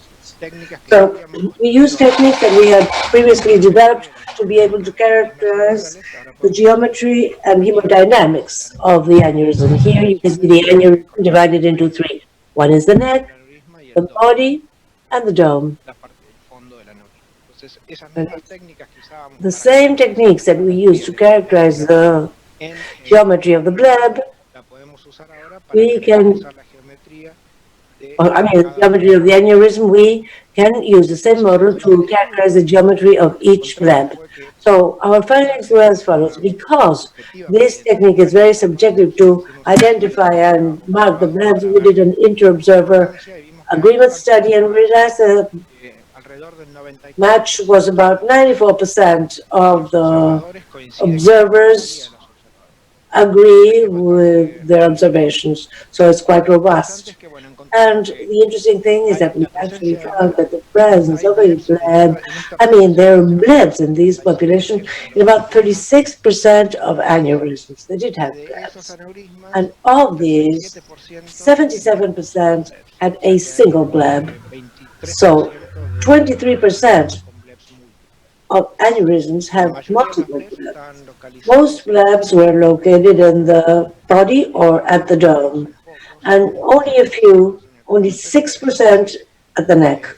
It's interesting that, there are blebs that develop in the neck. Yes, they are rare, but they do exist. But most of them are distributed almost in equal portion between the body and the dome. And association with clinical factors, we actually found two significant or interesting, at least, associations. The presence of bleb is associated with dental infections. And this was an idea that came from Helsinki, and Johanna Frossen, he is now in Tampa University. We found this association with dental infections. So patients who have recurrent dental infections have a higher percentage of blebs. And we also found a second negative association where patients who had been receiving hormone replacement therapy had a negative association with the presence of blebs. So it might be that hormone replacement protects these patients against the development of blebs. And we found no association of sex, age, hypertension, or a history of smoking and blebs. And then we conducted a second study now based on the hemodynamics. Here we wanted to understand what are the causes for the development of a bleb, because this is something that is poorly understood actually. And in particular, our basic hypothesis is that the weakening of the arterial wall is due to an inflammatory process induced by flow. So the objective of this part of the study was actually to investigate associations between bleb development and aneurysm hemodynamics. To that aim, we used the same 270 aneurysms in 199 patients, and we compared the hemodynamic characteristics of aneurysms that develop blebs versus the hemodynamic characteristics of the aneurysms that did not develop blebs. So here what we did was erase the bleb from the aneurysm that developed it to compare hemodynamic conditions, assuming that that geometry actually represents the aneurysm before the bleb develops.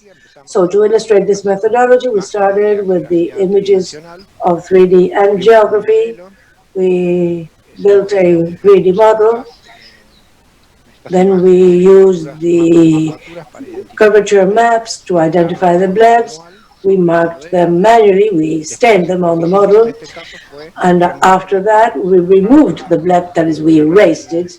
We closed the neck of the bleb, we closed the surface, and now we generated a model with this new geometry that is the geometry of the aneurysm free of blebs. So we use this new geometry to solve some equations. And this is just to impress those of you who do not know anything about flow mechanics. But anyway, we solved the flow dynamics in this geometry. This is done through a computer, and the result is velocity, pressure, and shear stress on the wall of the aneurysm and the vessel. So after that, we'll take a look. So we look at the inflow jet, where it enters the area of high velocity, the flow pattern, the streamlines, and the shear stress distribution on the wall of the aneurysm. So with this case, what we actually found is this. There is a long table, very busy, full of numbers. In summary, what this means is that if you compare aneurysms that develop blebs, but with the bleb already erased, and you compare them with those who did not develop blebs, what we actually found is that those that did develop blebs, actually we have inflow jets that are stronger and more concentrated.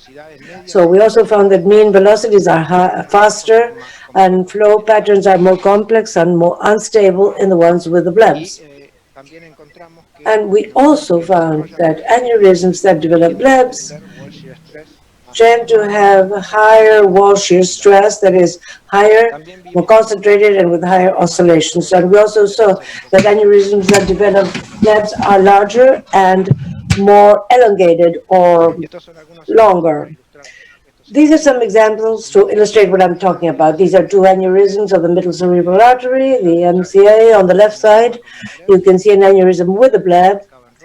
The bleb is marked in red. This is the model with the aneurysm, with the bleb erased. This bleb, in particular, developed in the high shear stress area where flow hits the arterial wall, and in the other one, in an aneurysm of the middle cerebral artery, the flow pattern is smoother and more diffuse, softer, and thus shear stress is more consistent and low, consistently low. This is a second case now of two aneurysms of the anterior communicating artery. The ACA, this is aneurysm with two blebs marked in red and green, and on the right side, an aneurysm of the anterior communicating artery that is symmetrical and quite spherical with no blebs. So you can see that the aneurysm without blebs has a uniformly low shear stress, and the flow pattern is smooth and more uniform, whilst this other aneurysm has a flow that hits the wall close to the place where the bleb is formed in green, and the bleb that was actually formed right there in red was formed on the side of the inflow jet, not in the target of the jet, but lateral or perpendicular, let's say, to the area of flow recirculation. This is another case, or other two cases of posterior communicating artery aneurysm with two blebs, red and green.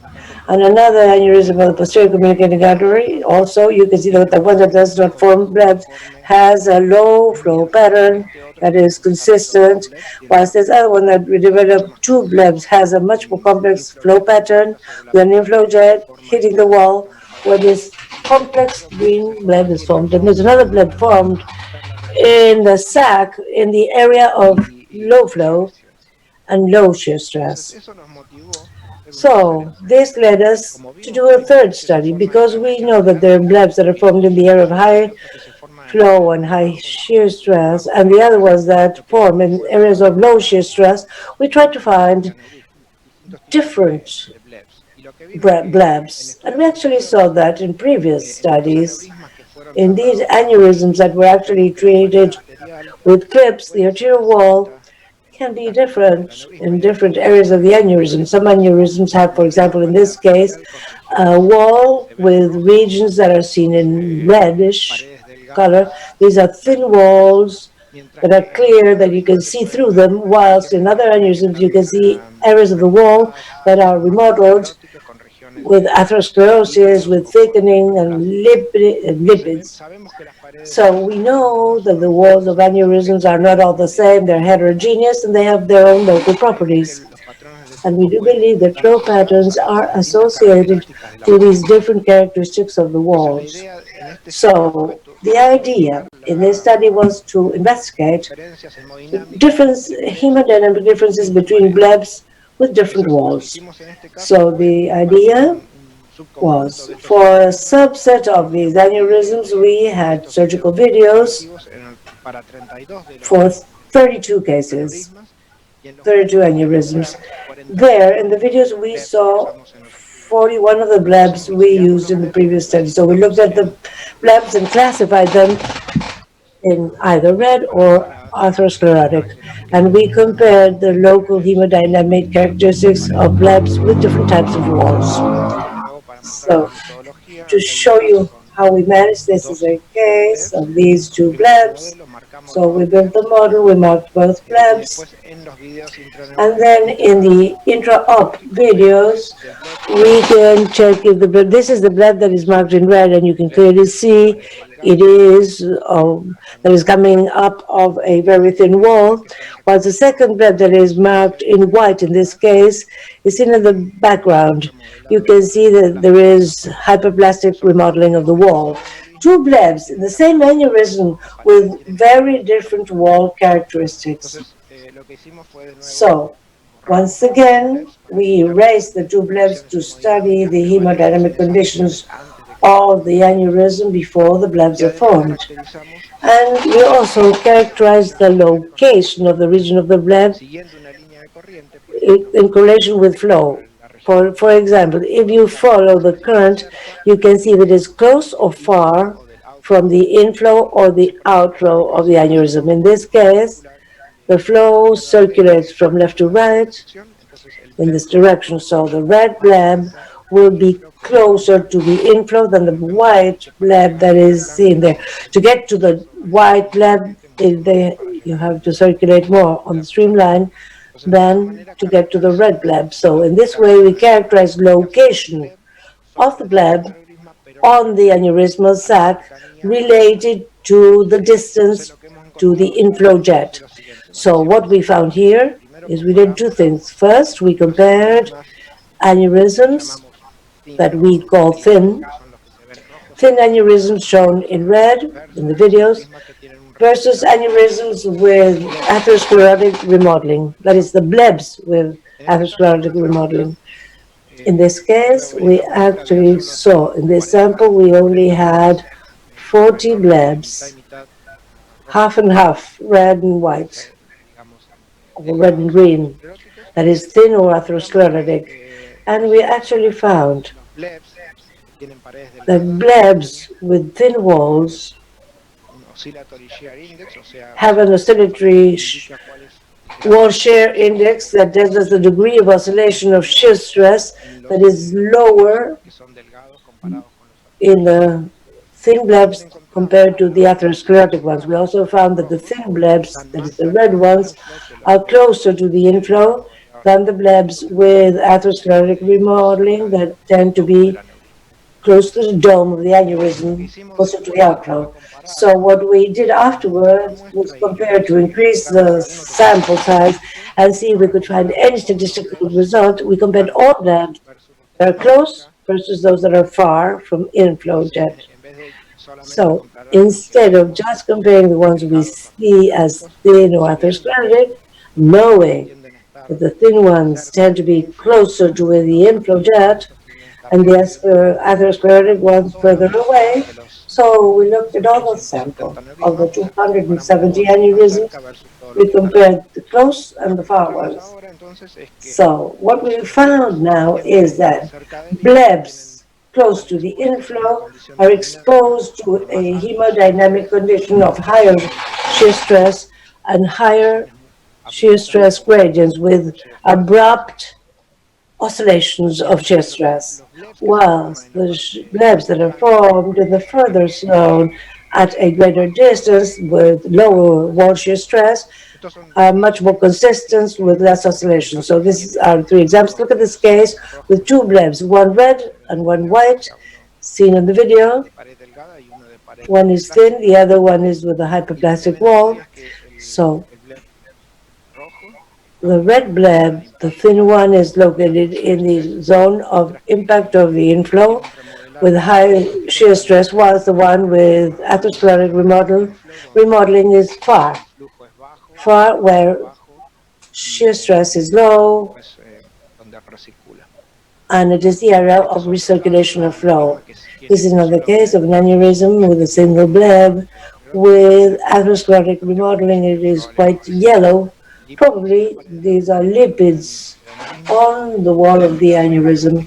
And in this case, in that region where that bleb developed, the wall shear stress is quite low within the region where flow recirculates.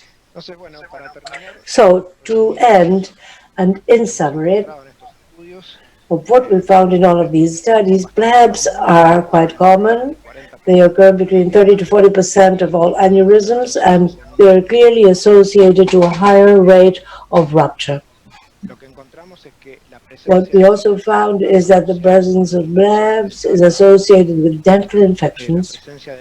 Bleb presence is negatively associated with hormone replacement therapy. Blebs are more common in aneurysms with high and complex flow patterns, but not all blebs are equal. And this is the main message of all of these studies.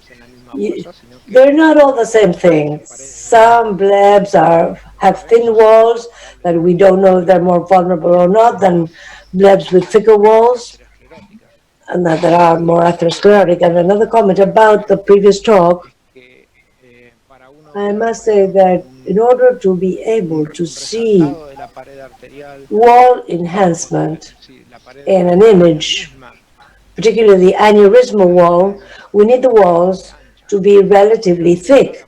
If the wall of the aneurysm is too thin, the gadolinium enhancement will be quite weak. So probably what you actually see in wall enhancement MRIs is related to atherosclerotic remodeling of the walls. We've also seen that thin blebs tend to be located closer to the aneurysmal inflow, and in particular, blebs closer to inflow are exposed to stronger flow conditions, characterized by higher shear stress and with a higher gradient. And that is all.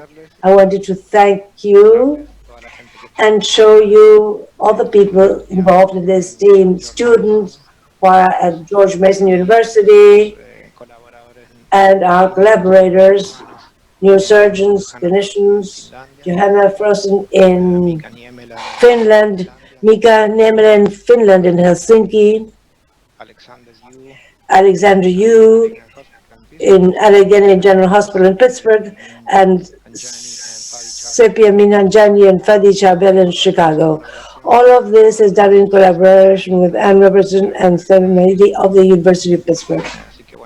So I end here, and I'll remain to answer questions afterwards. Thank you. Thank you very much, Juan, for your excellent presentation. We're going to move on to the third presentation for this segment. We talked about the vascular wall. We saw the hemodynamic changes. What remains is to look at the protocol of double anti-aggregation antiplatelet treatment. Dr. Monica Tamashiro has the floor.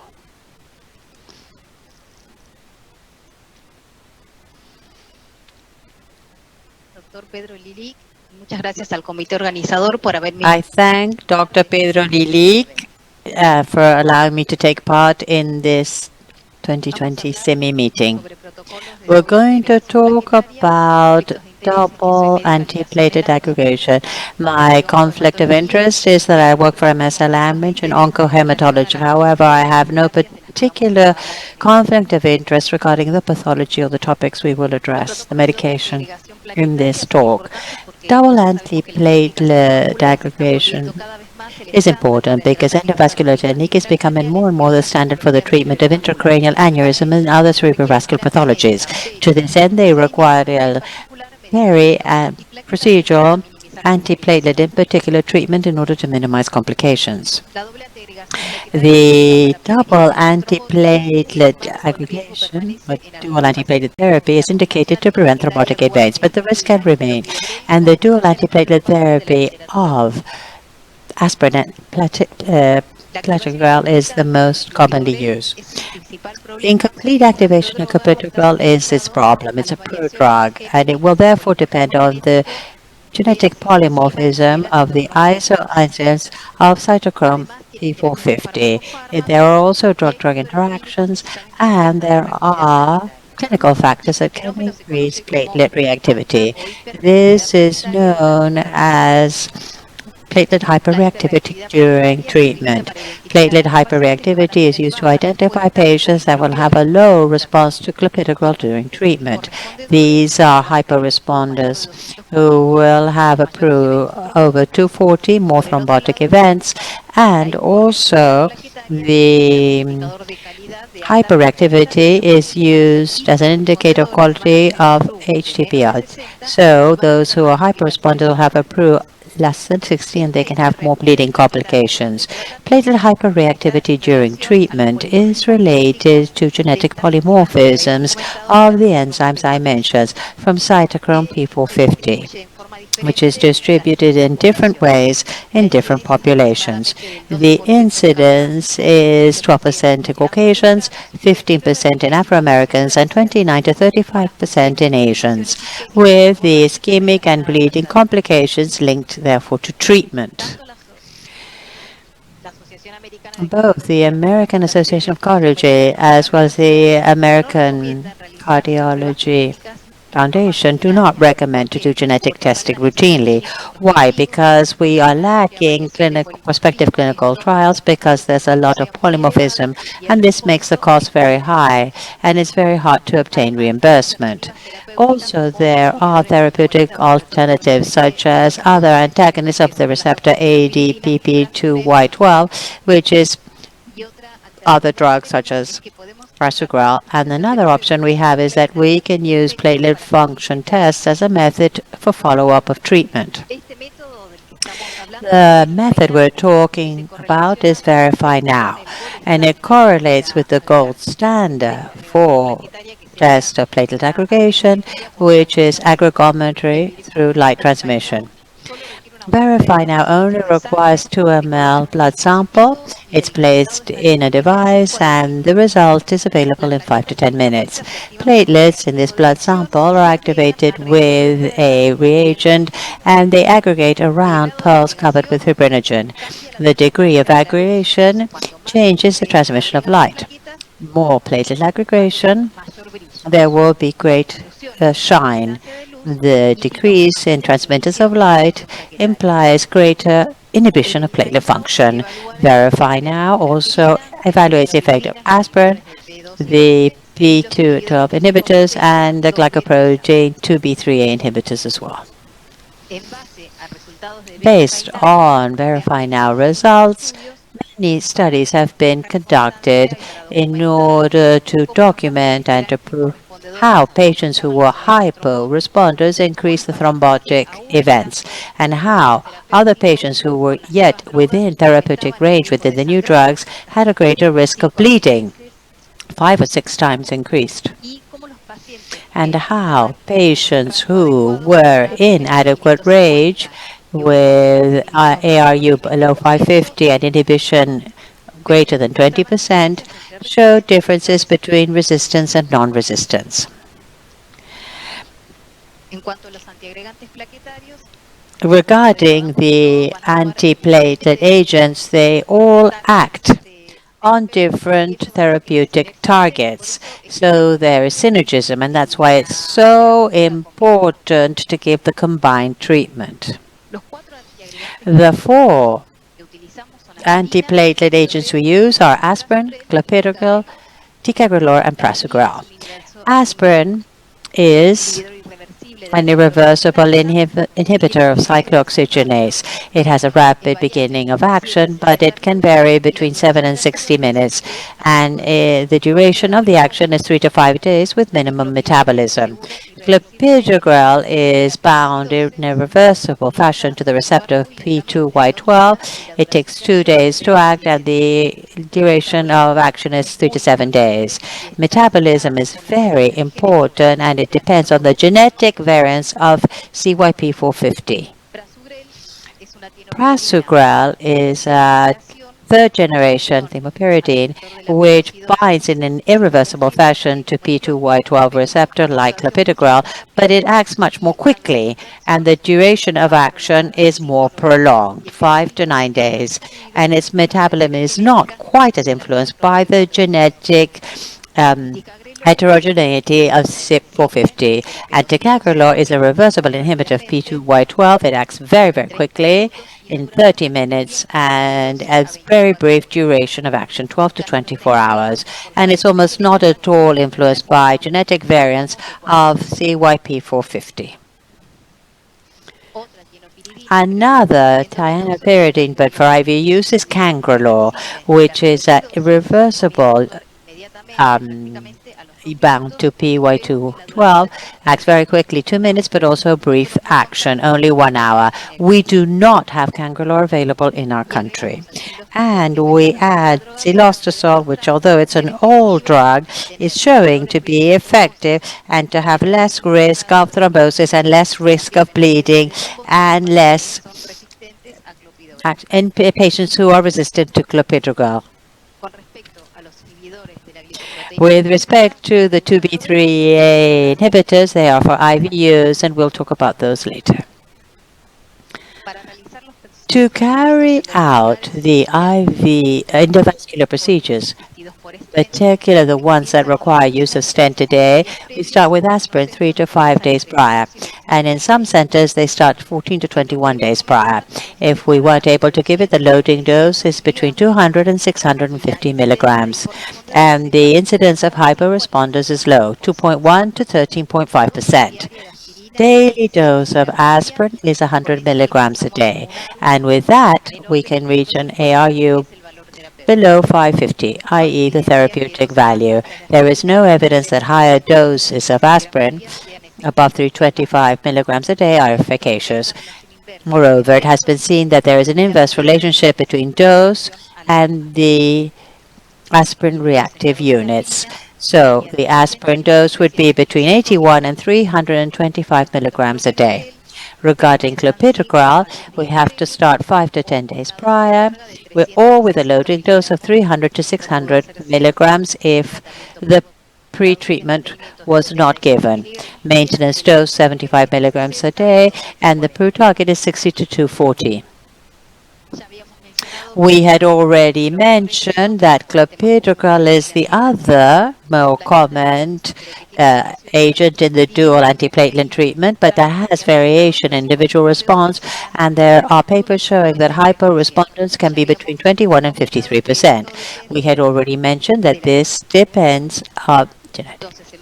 So, in a study that was conducted in Japan, it was seen that in non-responders to clopidogrel, the increase of thrombotic events was very marked. At 24 hours, 7.1% versus responders, 1%. At 30 days, 41% versus 21% of responders, and it increased even higher at 60 days to 50%. There were factors associated to patients who were hyperresponders to clopidogrel. These were age above 55 years, diabetes, female gender, overweight, or a BMI above 25 kilograms per square meter. Some of the factors also increase platelet reactivity. Other factors linked to thromboembolic events were hypertension, posterior site for endovascular treatment, prolonged procedure time, smoking, giant aneurysm, large diameter of aneurysm neck, multiple device or tandem device, and non-use of statins. For these patients who are hyperresponders to clopidogrel, the treatment options are prasugrel or ticagrelor, which also act at the level of the P2Y12 receptor, but with marked less variation in response. Both were used as alternatives to clopidogrel in patients with hyperreactive platelet response with some success. There was less thromboembolic events, but more bleeding. It was also seen that some initial hyperresponders to clopidogrel converted to hyperresponders with the subsequent risk of bleeding, and ticagrelor has shown proved values 40 even in therapeutic doses. the prasugrel and ticagrelor doses. Loading dose for prasugrel 60 milligrams, maintenance dose 10 milligrams a day.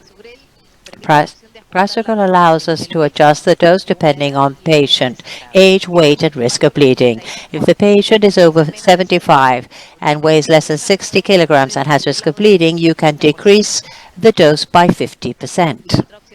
The other option is ticagrelor. Loading dose 180 milligrams, maintenance dose 90 milligrams every 12 hours. Regarding alternatives to clopidogrel in patients with platelet hyperreactivity, it has been seen that for studies, patients who received prasugrel when they were hyperresponders to clopidogrel, there was more intracranial bleeding. In patients with aspirin, clopi 1.8, and aspirin plus prasugrel, it went up to 12.9%. The dose of prasugrel was decreased, loading 40 and maintenance of 5. At this dose, no ischemic or bleeding complications were observed. The same occurred with ticagrelor. Here, loading dose 180 milligrams, but then maintenance dose was 75 milligrams a day. In a search for mitigation of bleeding complications in patients treated with ticagrelor or prasugrel, this study was carried out, presented by Dr. Narata in 2018 in patients who were going to be subjected to stenting for non-ruptured aneurysms. But it was a retrospective study, 154 patients, no platelet response test carried out. Treatment was 100 milligrams of aspirin plus 180 milligrams of ticagrelor. During the procedure, the infusion with heparin went from 70 to 50 units per kilogram. Of the 154 patients, 9 patients presented symptomatic neurological complications, 3 ischemic, 6 bleeding. 8 had received the high dose of heparin, and only 1 patient had received the low dose of heparin. As the study developed, seeing the incidence of higher bleeding rates with higher heparin dose, they all decided to decrease it to 50 units per kilogram. And so at the end of the study, all of the patients had received only 50 units per kilogram. Of the 4 patients who died, they had bleeding hemorrhage. 3 had received the high dose of heparin, and only 1 had received the 50 units per kilogram dose. 2015, there was also a paper presented with silostazol, where patients were divided in 3 cohorts. It was a prospective study, and they had patients with no platelet hyperreactivity, so they remained with standard dose for clopidogrel and aspirin, and patients with hyperreactivity of platelets. Of these, 1 had standard treatment, but the other arm had a modified regimen where a loading dose of 200 milligrams of clopidogrel was added and maintenance of 200 milligrams a day if it had been a stent-assisted coil. Thromboembolic events were less in patients with a modified regimen who had had platelet hyperreactivity versus the standard regimen, 1.6 versus 11.1%. And there were no differences in bleeding in the 3 cohorts. So adding silostazol to the combination of aspirin and clopidogrel in patients that have hyperreactivity of the platelet might be an acceptable strategy to resolve the hyperresponse to clopidogrel. Regarding glycoprotein 2b3 inhibitors, abciximab, epifitibide, and tirofiban. The difference here is that abciximab is an inhibitor that is irreversible of the glycoprotein. Eptifibad and tirofiban are different. They are all IV use, and they can be useful for intra-arterial treatment in patients who couldn't receive a loading dose, or as rescue treatment in patients who present acute thrombosis during the procedure. Furthermore, you can continue with the intravenous infusion at least for 12 hours. Maximum time infusion of for tirofiban, 48 hours. Remember that tirofiban, you have to adapt it according to renal function. For Fibatide, 72 hours, and abscisimmab only 12 hours, because this is a monoclonal antibody with a more prolonged half-life. So it also has a longer duration of action. Therefore, if we are going to manage double antiplatelet treatment, depending on the response that we have with Verify, with a target of 60 to 240, then we are going to have these populations of patients.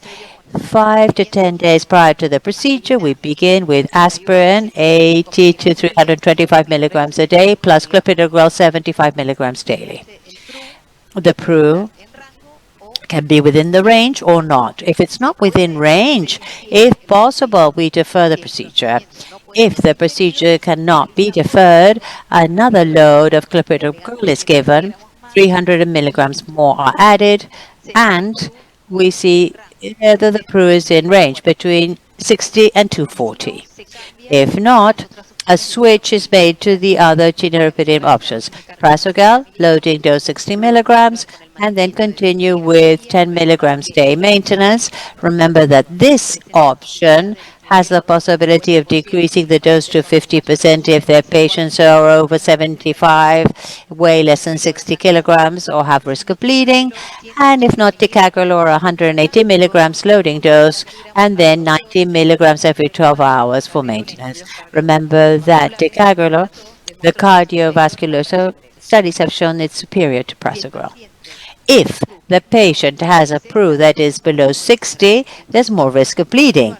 So we will continue with clopidogrel, but we will make the doses more distance. We can give 1 tablet every 48 hours, i.e. 3 times a week. In some papers, there were patients who required 10 milligrams a day, which was 1 tablet a week. And we don't have it, but there is a clopidogrel formulation which comes in solution. It's a syrup which can make the administration easier in this kind of patient. So we need to bear in mind, vis-a-vis a patient where we have to give dual antiplatelet therapy, which are the patients that will be hypo-responders or who are more prone to less response to treatment, as well as those who have hyper-responsiveness. Patients above 55, diabetics with a BMI above 25 kilograms per square meter, and who are females. Presence of hypertension, non-use of statins, smoking, and regarding the technique, a treatment of the posterior segment, prolonged procedure time, diameter of the neck of the aneurysm, and the need for multiple PADs or giant aneurysms. All of these will favor a hyper-responder to clopidogrel. So the option here could be ticagrelor, which we saw was more potent. However, when we have patients with risk of bleeding, we can consider prasugrel half dose or cilostazol, which in the study showed that it didn't cause major risk of bleeding. As a conclusion, and combined antiplatelet treatment or double antiplatelet therapy during neuroendovascular procedures, particularly the placement of devices in the intracranial arteries, is a pillar of treatment. Current evidence suggests that clopidogrel and aspirin are the preferred combination for this treatment. It's possible to need to consider pharmacogenetic variation associated to the response with clopidogrel in the cases where risk of thrombosis is very high. Platelet function tests routinely may be useful to identify patients with hyperresponsiveness to treatment, and antiplatelet treatments such as prasugrel, ticagrelor, or cilostazol may be indicated. Also, with the alteration of platelet treatment, a combined test of plant platelet function is recommended to identify patients who can become hypo-responders with increased risk of bleeding later on. Mainly, treatments are tailored, as we mentioned this morning, and individualized for each patient. Thank you very much for your attention.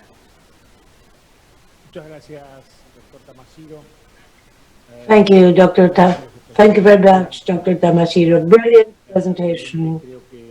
I think that we have explored risk factors with Rosanna, also related to the wall. And we only have 10 minutes left for discussion for the last block, so to speak. Actually, I have Dr. AJ Waka. AJ, are you there? AJ. Dr. Waku. AJ, are you there? For discussion, we will the last block, so to speak. Actually, I have Dr. AJ Waka. AJ, are you there? AJ. Yes, yes, I hear you well. I hear you well. Hear me, AJ? AJ, are you there? Yes, I hear you. I hear you.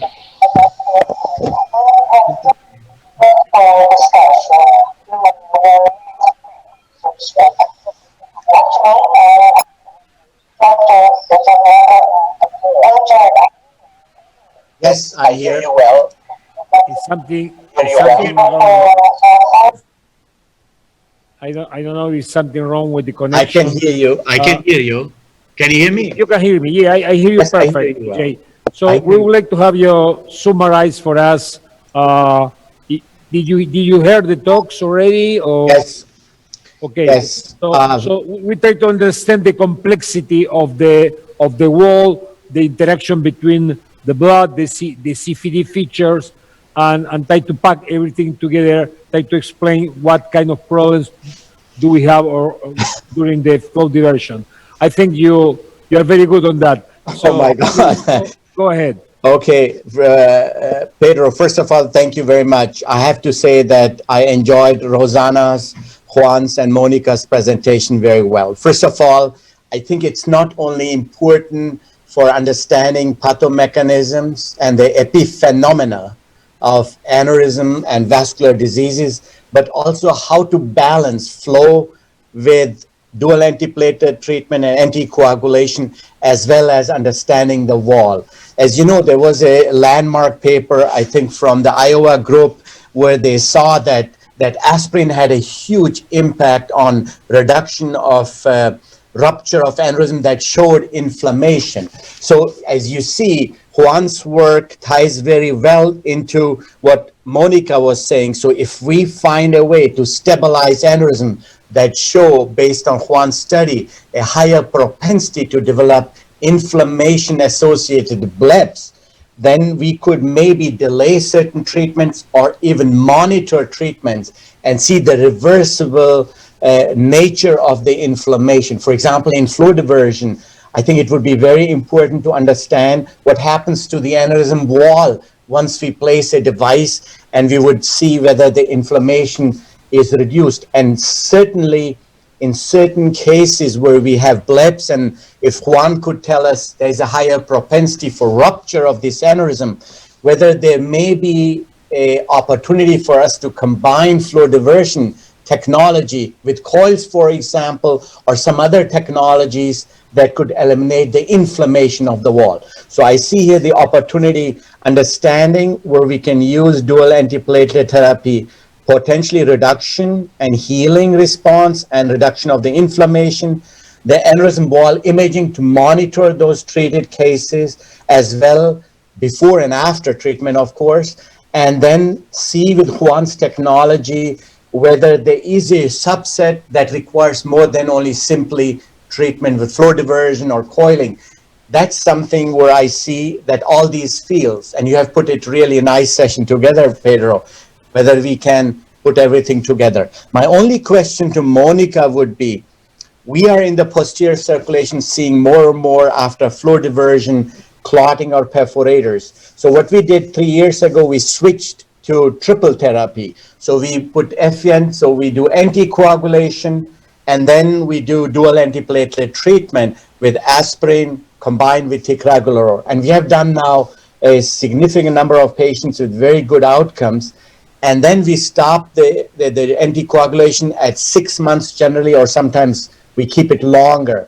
My question to Monica would be, how would you titrate the balance between anticoagulation and dual antiplatelet? Would you go to single antiplatelet combined with anticoagulation? That was my question to Monica. And for Juan, I would like to know, do you see an opportunity using your technology to monitor treated patients, patients that undergo flow diversion? Yeah, these were my questions for both speakers. Again, thank you very much. Great presentations, all three of you.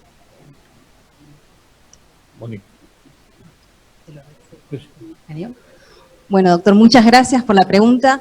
Es cierto, nosotros... Thank you very much for your question, doctor. It is true that patients with complications receive dual antiplatelet therapy plus anticoagulation in general for 6 months. The point is to assess what patient are we treating. You not only have to consider the vessel, but also that the patient has high risk of prothrombotic events, for example. Those patients will benefit. And some patients, of course, we delay that anticoagulation, that triple treatment, for a longer period. Why? Because clearly, with their own risk factors, they have a high risk of thrombosis and a risk of bleeding. Of course, you have to be on the watch, and you have to customize treatment to each patient. If they are anticoagulated, the therapeutic range, we use oral anticoagulants, dicumurinics. So we check all the time. If we have to use antiaggregation, we use prasugrel, and we can reduce the dose to 5 milligrams a day instead of 10, and the same with aspirin. Always trying to follow the patient individually and following the risk factors patients have. He also talked about the combination. In a specific case of the posterior circulation, sometimes we anticoagulate plus dual antiplatelet therapy. So he's asking, how do you do it? How do you do the sequence between anticoagulation and dual antiplatelet therapy, sometimes for 6 months or longer? Oh yes, individualized, I said so, because we've seen that patients with involvement of the posterior circulation have a high risk of re-thrombosis. So we give them aggressive treatment.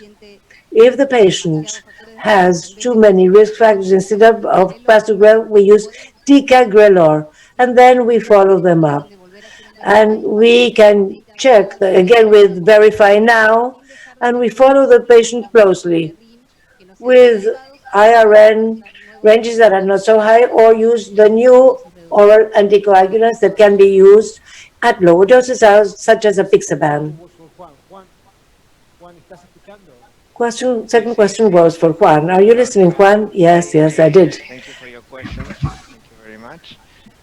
So I'm going to answer in English so that AJ can understand what I'm saying. So Actually, he speak better in Spanish. That's fine.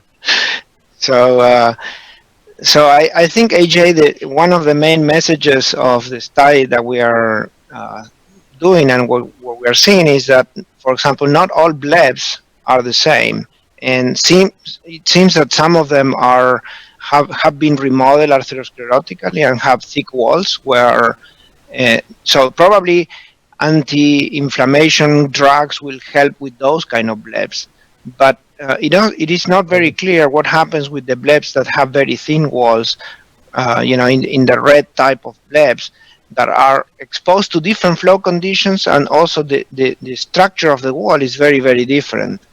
So it is not clear, first of all, it is not clear whether both type of blebs have the same risk of rupture, right?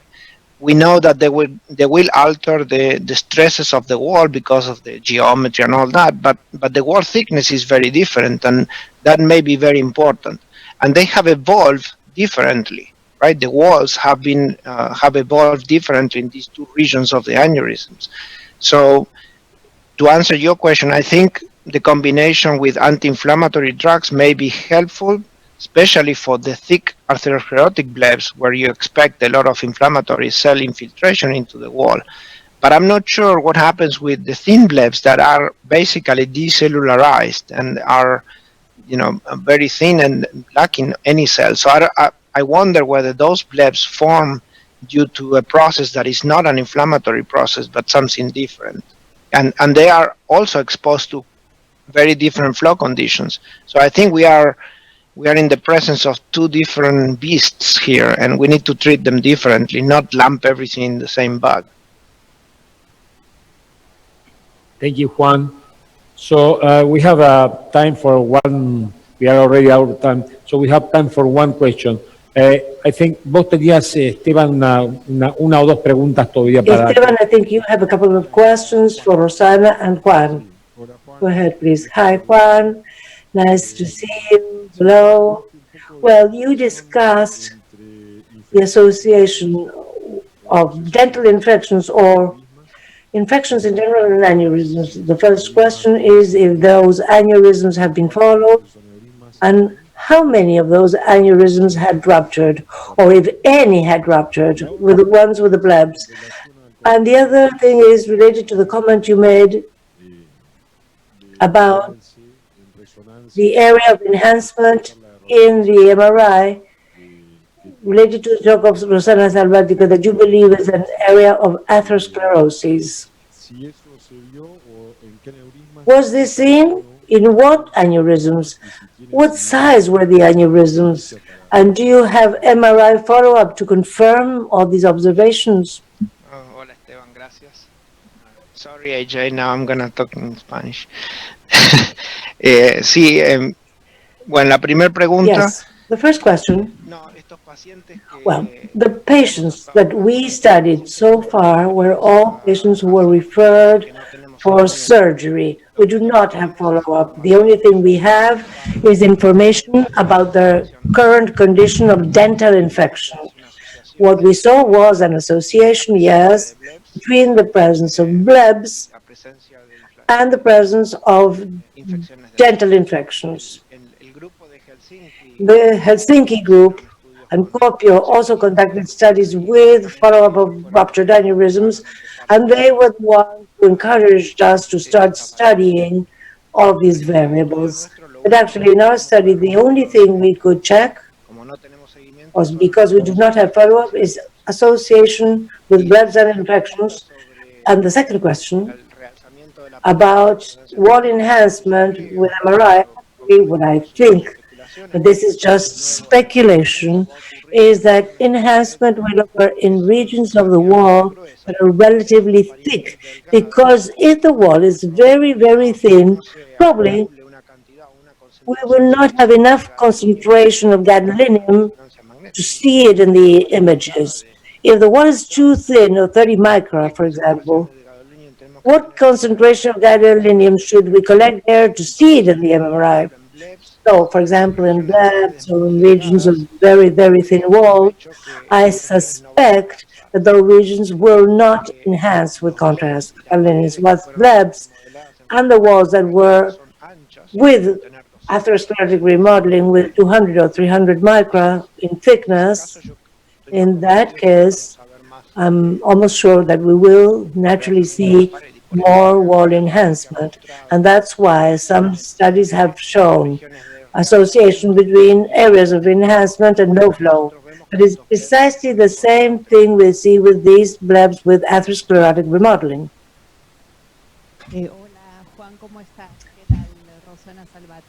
Hola, hi Juan, how are you? This is Rosana Salvatico. Question about that comment. As you explained, probably this is so.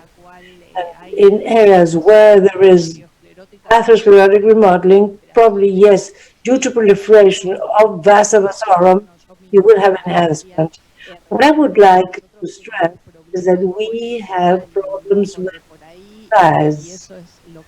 And this is precisely what I try to explain in the talk, that histological studies, although we can see changes, they do not necessarily correlate with the MRI images. When we have a higher spatial resolution, probably the correlation will be greater, and we will be able to help you with your flow study and morphological studies. But in aneurysms under 3 millimeters, we do have difficulties, even to see the blebs in the MRI. It's difficult. Although the MRI does provide a lot of information, still we're not there.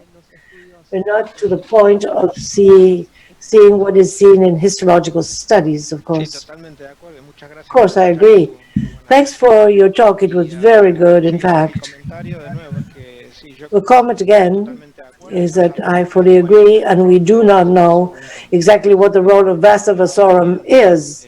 Probably enhancement occurs because of gadolinium transport by vasa vasorum and not through the lumen. And maybe that is a completely different process from what we think is an alteration of endothelial patency or permeability. So I agree with you. Probably they need to be much more studied.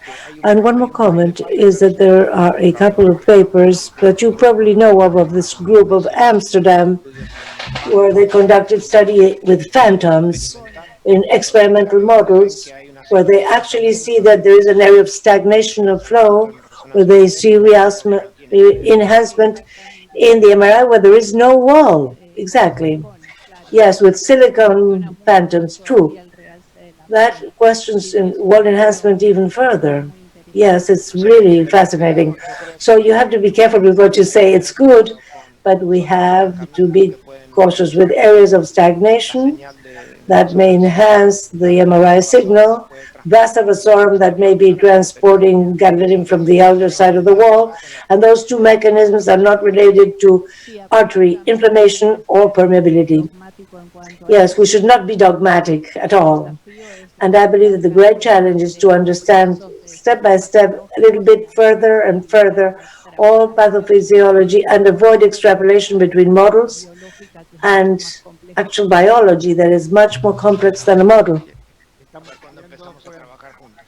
Yes, I hope we can work together sometime. Thank you for your time. We have to continue now. AJ. For the last question. Do you think that the intravascular image, the OCT, with the high definition will give us some insight, and somehow will help us to this point, or not? What do you think about the near future of that? I think that the OCT technology, and we discussed that at your last meeting in Buenos Aires, I think it's a great technology for research. My only concern is whether an operator, so in the clinical realm, would like to subject the patient for a second kind of invasive study. And there I would prefer seeing what Rosanna was showing with vessel wall imaging. If we could take the non-invasive technology of showing inflammation to the next level is more promising. I think that the OCT is good. The depth is not significant, but it stays on the surface more, high frequency especially. But would somebody, and that's a question I'm giving you back, Pedro, would you take another system invasively up to monitor a patient? I'm a little bit reluctant, but hey, maybe some people are open to that idea. Okay, thank you. Stay with us, AJ. We have already, Saru is ready to start with the next session. Charbel is approaching us, so please stay with us. A todos, muchas gracias ha sido Thank you all. It has been an excellent block. I thank you all. Wonderful discussion. So, thanks. We'll go now to the next block. Multimodal approach for AVMs. And it is the last block for hemorrhagic stroke 2020 here in Buenos Aires. You are there with us, so we are going to dissect the AVMs with you and see what you mean by multi-plug technology. I think is something really interesting for us. We have some surgeons with us, we have some interventional radiologists, so please go ahead. And sorry for the delay. That's fine. First of all, I'd like to thank you for the kind invitation, Pedro. I wish you were there. We were there with Ushul, and we always enjoy Buenos Aires a lot. So you already saw my jersey. This is just to pay respect to the biggest football player ever, Diego Maradona. Also, I'm just extending my condolences to all Argentinians. It was a big loss. So, you guys hearing me? Yes, sir, very clearly. Okay, very good. So in the next 20 minutes, I would like to talk about the the curative multi-plug intranidal flow control technique, which we developed for AVM, curative AVM management. Especially, it is a bit paralleled with preoperative revolutionary radiological 4D dissection of the malformation.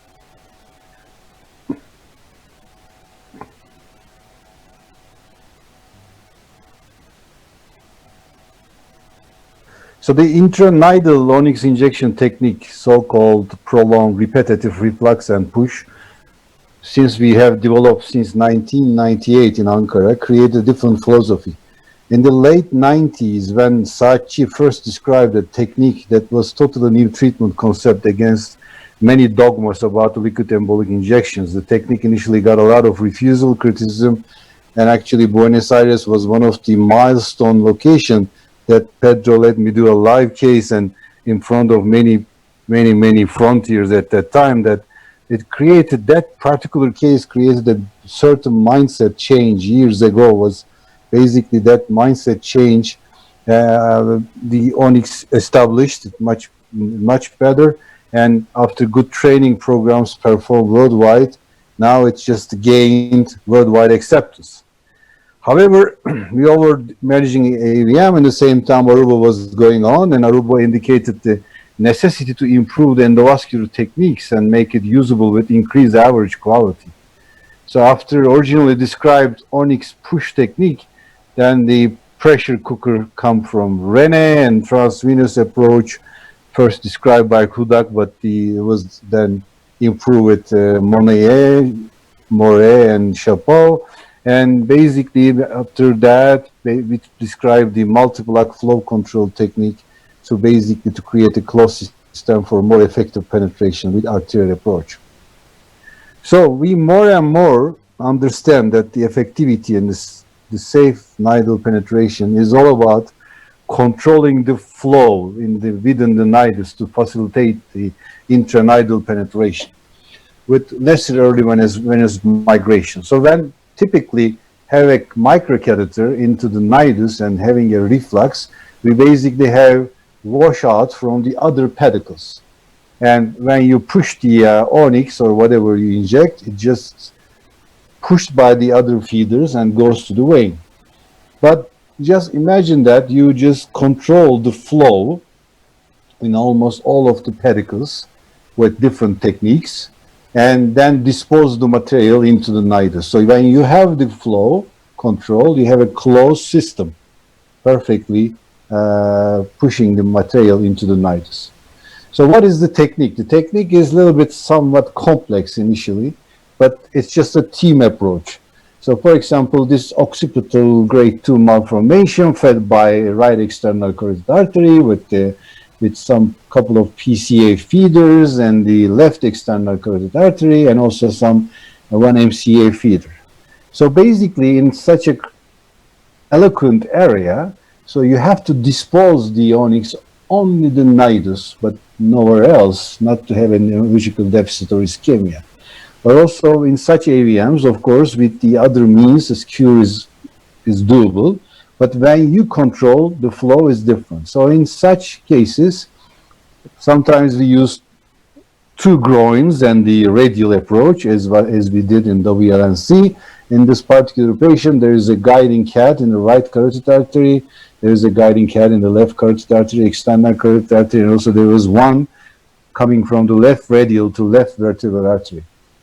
So what we did in this, actually, a septal balloon, double lumen balloon, placed in the right occipital artery as the first catheter, and Apollo in the left external middle meningeal, and another two Apollos in the PCA feeders. So with this, reflux on the Apollos and balloon occlusion with the double lumen balloon creates a perfect flow control. So you basically, you reduce the washout flow in geometrical fashion during the injection. And since washout from other flow feeders either stopped and really down, technique lessens not only the amount migrating to the venous side, but also amount the reflux on microcatheter. So this advantage of controlling multiple catheters in two views at fluoro at the same time. This is after treatment with simultaneously injecting from these 4 catheters. So it's basically a team approach, but after you start using the technique and you understand how control, I mean, the AVM business, not only in microsurgery, but also endovascular, should provide a control. The control is the most important thing. You have to control the things, and actually when you control the flow, you understand, you perfectly control, and you dispose the onyx just into the nidus, and this is the 1-year follow-up and in this particular patient. So while we're doing this and understanding the exact nidal anatomy and perinidal anatomy has been the biggest challenge, even for experienced operators, especially for advanced intranidal flow control approaches. And 4D angiography from Siemens created unbelievable and revolutionary impact. So in such a critical malformation, you immediately understand that this is a true intranidal aneurysm, this is the venous outlet, and you understand where the feeders comes from. You dissect the whole nidus with MPRs, with MPRs, as you see here, and you can just change the cuts of the MPRs, and you understand and the whole nidal anatomy in a big deal. So basically, this is just we call it radiological dissection of the malformation. So these are the MPRs, and you understand where the veins out, and you look in any angle at any time with any phase of the flow, you clearly solve the problem of understanding endonitis.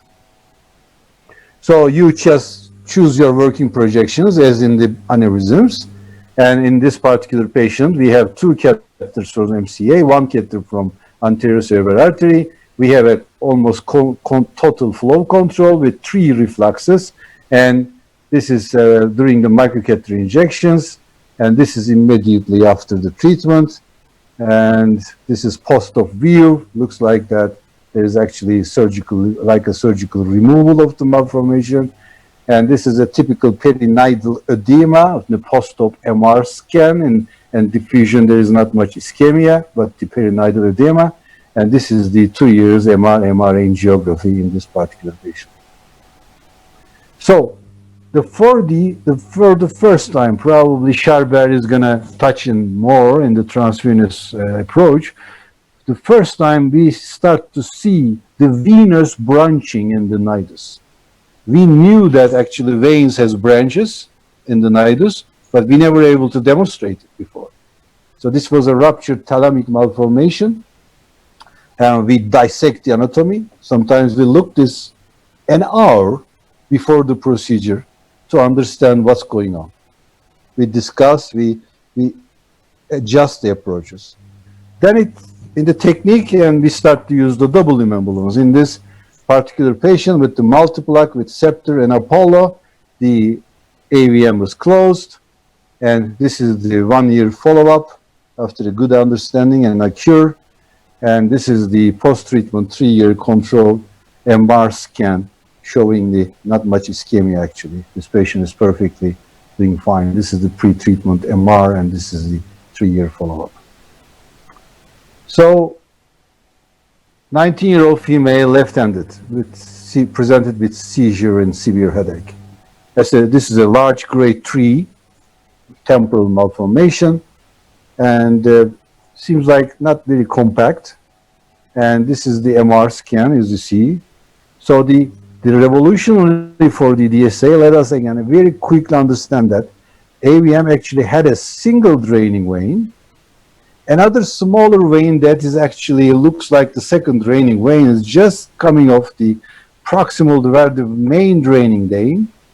And actually, if you look at carefully, you actually realize that immediately that single draining vein has a very tight stenosis at the junction of the dural sinus.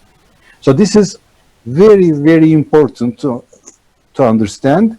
And you can just grab this very quickly, and this patient needs a good and effective curative injection because single draining vein, large malformation, very tight stenosis, and you dissect again, radiologically dissect the malformation, you turn around, like the microsurgery of the AVM, you take the AVM feeders, you go there, Apollo and scepter balloon from 2 MCA pedicles, and again 2 Apollos from 2 PCA pedicles, 4 catheters. Of course, it is hard to do this technique with a single operator.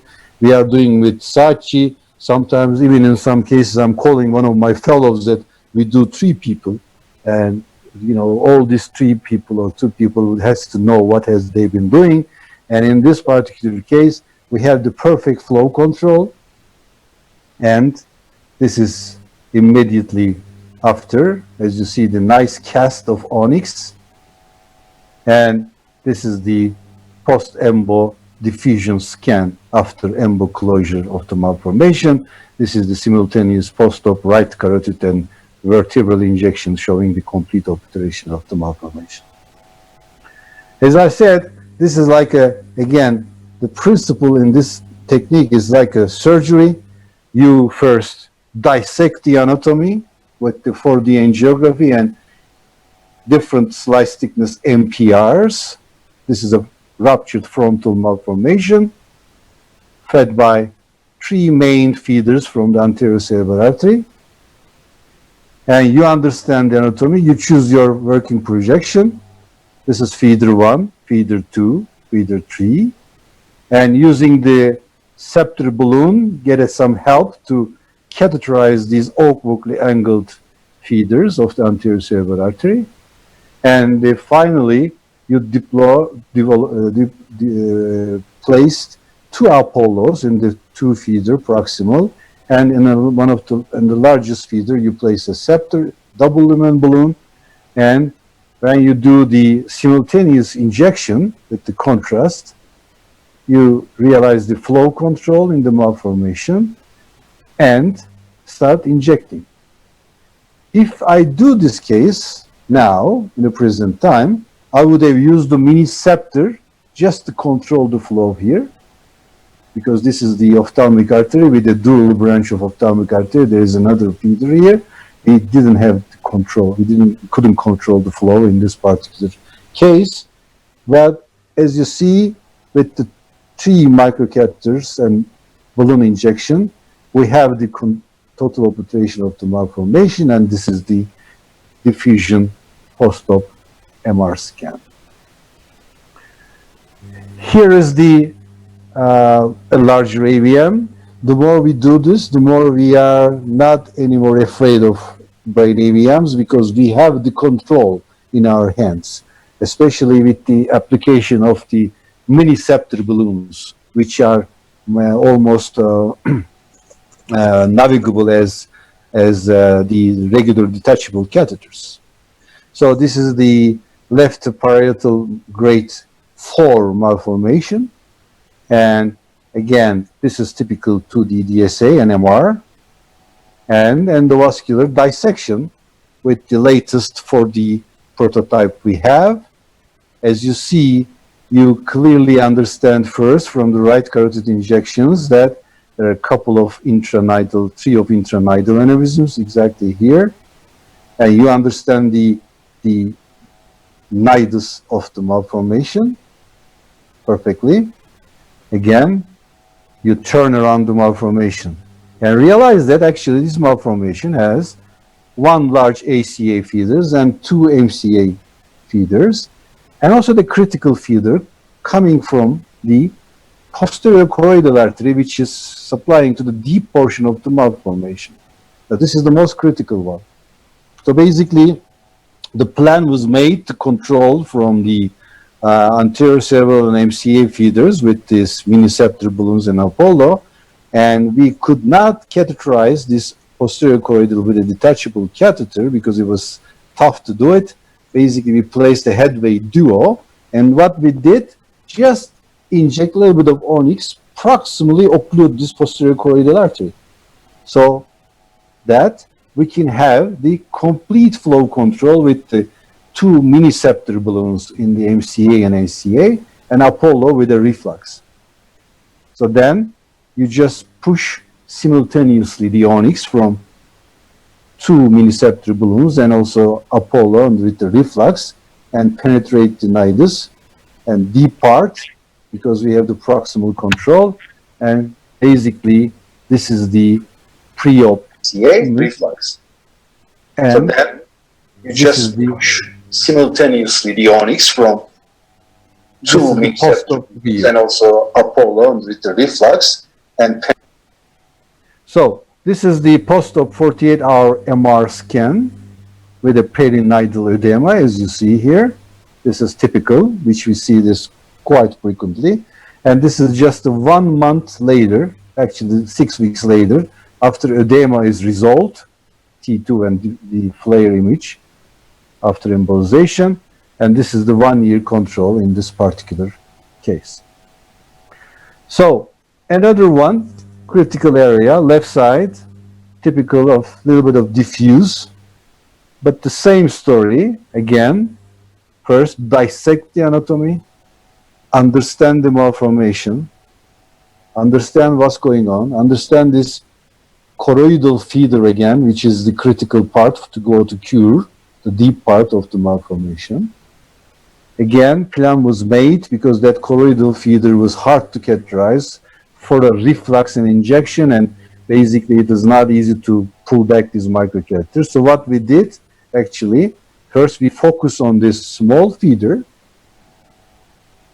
and just catheterize it with a small microcatheter with the balloon assist, inject onyx just to control the flow proximally, and then from the ACA and double MCA feeders, 1 mini-septor balloon and 2 Apollos, then we have the total flow control in this diffuse nidus, and this is the post-op onyx injection, and this is the post-op simultaneous word and carotid injection showing the cure of the malformation, and this is the post-op diffusion MR and T2-weighted MR scan, which has to be shown in any AVM presentations.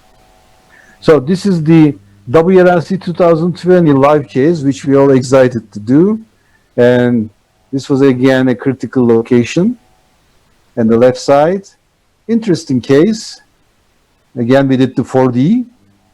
We understand what's going on. And we have the working projection. So basically, we have 2 main pedicles from the MCA, which is just here going into the nidus, and there was an aneurysm, totally intranidal aneurysm here.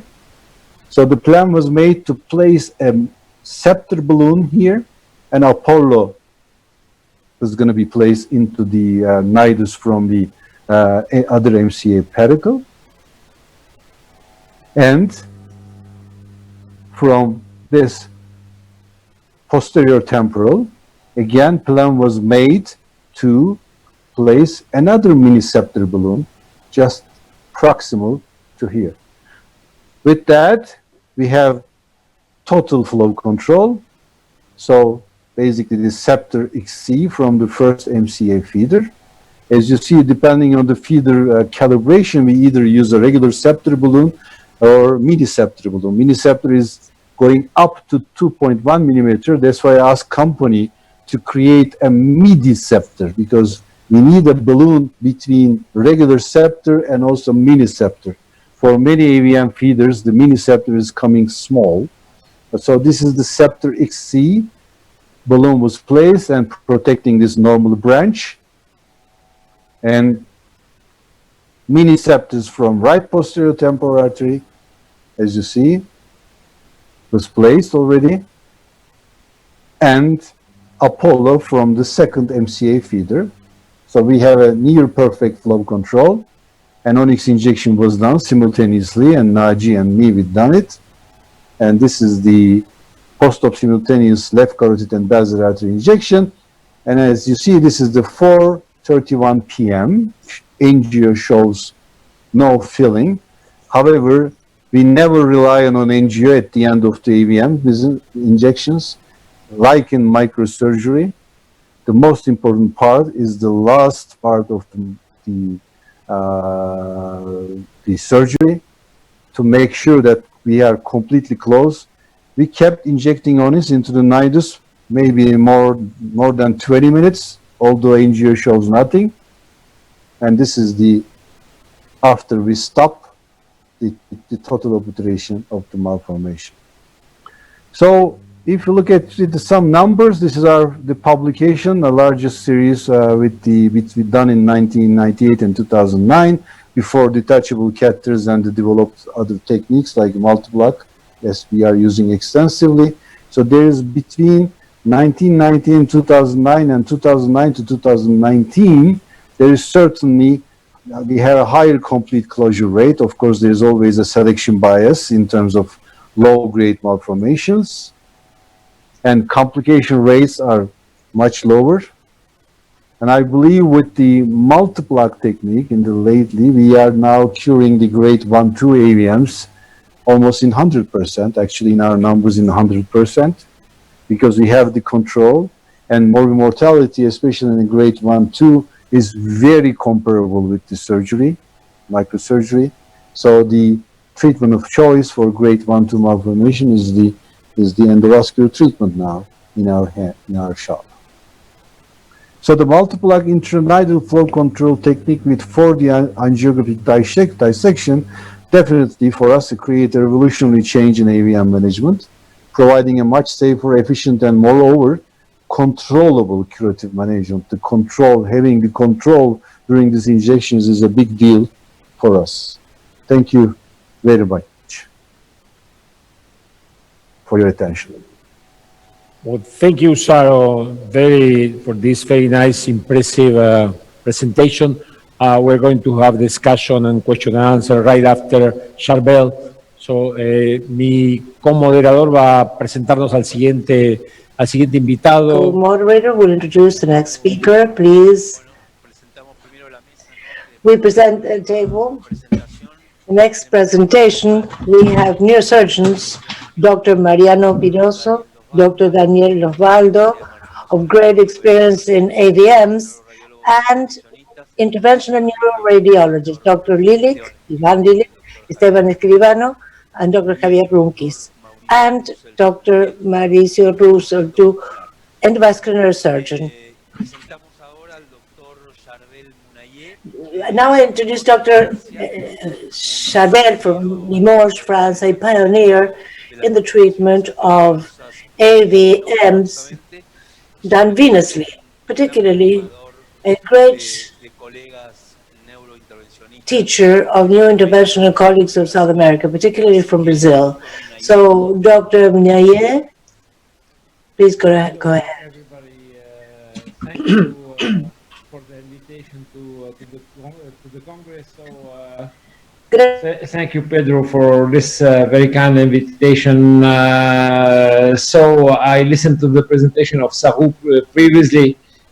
It was very exciting to see this very nice technique to occlude, as Saru said, type 1 and type 2 AVMs, but as well more complicated AVMs. And so, as he said, it increased a lot the rate of total occlusion of this AVM. Somehow, so there are some cases, or a big part of the cases, where the arterial access is not sufficient to occlude totally the AVM, because in those AVMs which are deep located and whatever, so the access by the artery is not so easy. So this is why we developed since now 12 years the technique of the venous approach. And so as Saru mentioned, so I was not the first one who made it. So this was Dr. Hudak who made the first case, but whatever, who was the first, which is really very important, is to learn from our experiences and to try each time to evaluate our teaching and our presentations in order to give more and more the information about how to avoid the risk of complication, because it's still relatively high when we compare it to aneurysm treatment or stroke. So let's start from the beginning about the indications. As I told you, the first publication that we made, it was about the deep AVM, those AVMs which were not adapted for the surgery, radiosurgery, and those bleeding AVMs. And with time, we became confident. So as the technique of Sarou, so with time, we become more confident in the technique, and so the technique will become a part of the strategy. And this is the first case series in the literature regarding the venous approach, written by Georges Mendes in the department. So describing the technique. And since this time, so our technique it's still evaluating all the time. So clearly, I will give you some ideas, because the title of my presentation is the indications and the complications. So we face the complications, we learn from our complications, but of course, so the complication stays a part of our deal when we are treating an AVM. Now, if we want to understand an AVM, Sarou showed some cases of 4D images regarding the AVM. He's perfectly right, because the 4D becomes a kind of micro dissection of the AVM. So as he said, and so we have clearly to understand what we are dealing with. So where is the active zone of an AVM? We call nidus, so we know that here we have the arteries, the nidus, and the veins. And so what do we face when we are dealing with the nidus? So where is the active zone? And for the moment, we don't have any technique, imaging technique, which could show us where is exactly the active zone. So this is why nowadays, if we want to cure an AVM, we have to occlude the artery, the nidus, and the vein. Because if we miss a part of that, we expose our patient to a risk of bleeding, especially if we are coming from the venous approach. So in order to get an idea, so I'm not proposing a classification or a new nomenclature of that. So what we understand is the fact that the AVM is a venous disease, clearly. So this is what we repeat in the literature and or wherever. But where is the active zone? So let's say that they are what we call the shunts. The shunts, so we have what we call the primary veins, and afterward the efferent veins. And from the efferent veins, we will get the collector. But clearly what we are seeing on our angiogram, and so on the 4D as well, so we are seeing either the efferent veins or the collectors, but we are not seeing the primary veins, which are the active zone. And so this is why, if we want to cure an AVM, avoiding the risk of bleeding, we have to occlude all those primary veins. It means that artery, nidus, and vein for the moment. So this is exactly what we are saying. So with the 4D, so we can dissect the AVM, and so Sarou showed the animation. We can see where is the vein inside the nidus, but clearly, so here we are sure that this is artery, this is vein, but here, so clearly we are not really very sure where are those primary veins, which are the active zone. Now, clearly, we have to occlude the artery, the nidus, and the vein to be sure that we occluded the AVM without taking a risk of bleeding. Now, which complication we can face when we are treating an AVM by the venous approach? So, the AVM rupture, the arterial ischemia, and the venous ischemia. And you will see in my presentation that the risk of arterial ischemia, when we are dealing the AVM by the venous approach, is much more frequent than the venous ischemia. So now, once we catheterize by the vein an AVM, so let's say that this is our microcatheter inside the AVM. If we are too deep inside the AVM and we miss the bifurcation of the vein, what could happen? So it could happen that we can treat a part of the nidus with the leakage of the liquid material inside the vein, but we can miss another part. So here we can treat a part of the AVM, but here we can miss this part of the AVM, and we can get a rupture because we will be partial in the treatment of this AVM. So clearly understanding the vein and the collaterals is really very important. Let's imagine this case, and which is a simple case of an AVM which is grade 1 or grade 2 regarding the location. So let's say that we see here two different veins, but we don't see if we have a unique efferent vein in the middle or they are the efferent vein joining the collector here. And this is very important to understand. So we have two techniques to make it. So here you can see the zoom of the image. So we have the first technique, which is the 4D image, but even with the 4D, we are not clearly able to be sure that there is no single efferent vein. So you can see here with the MIP reconstruction, so we have still two efferent veins, but we have to get the confirmation here that there is no unique collector. By this fact, we have to catheterize the artery distally. So as we say, clearly a venous approach is never a venous approach alone.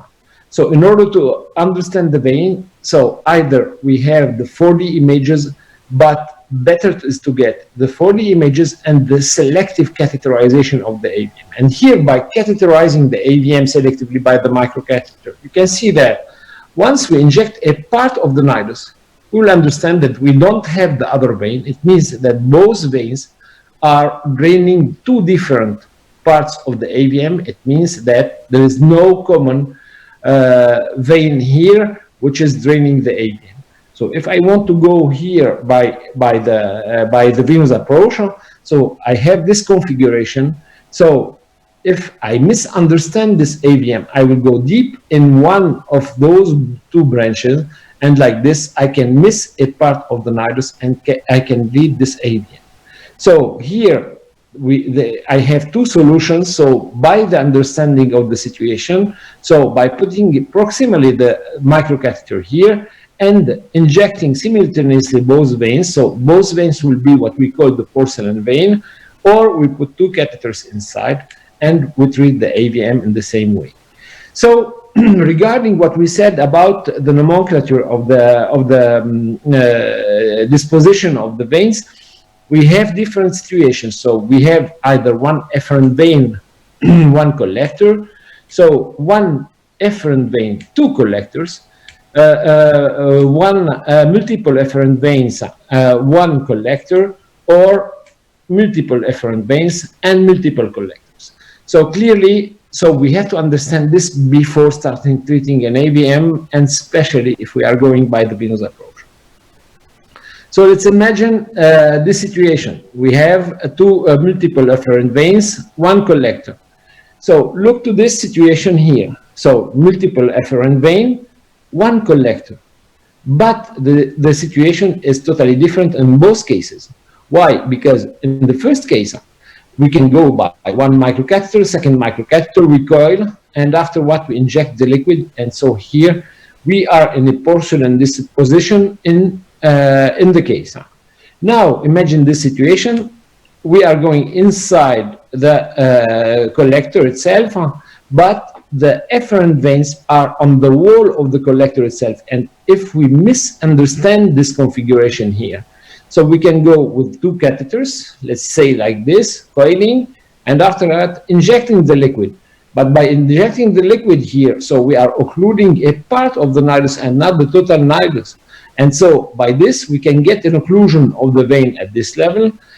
So perhaps a leakage, and after what we will miss a part of the nidus, and here it could lead to a bleeding. And this is the treatment of this AVM. So here you have the collector. So at this level, you can see that we have a kind of a fraction of the wall of the vessel. So it's not a big deal, but it limits the progression of the liquid. Hopefully, in this case, we put three catheters in order to be sure that we occluded all the efferent veins coming back to the nidus and occluding the total nidus.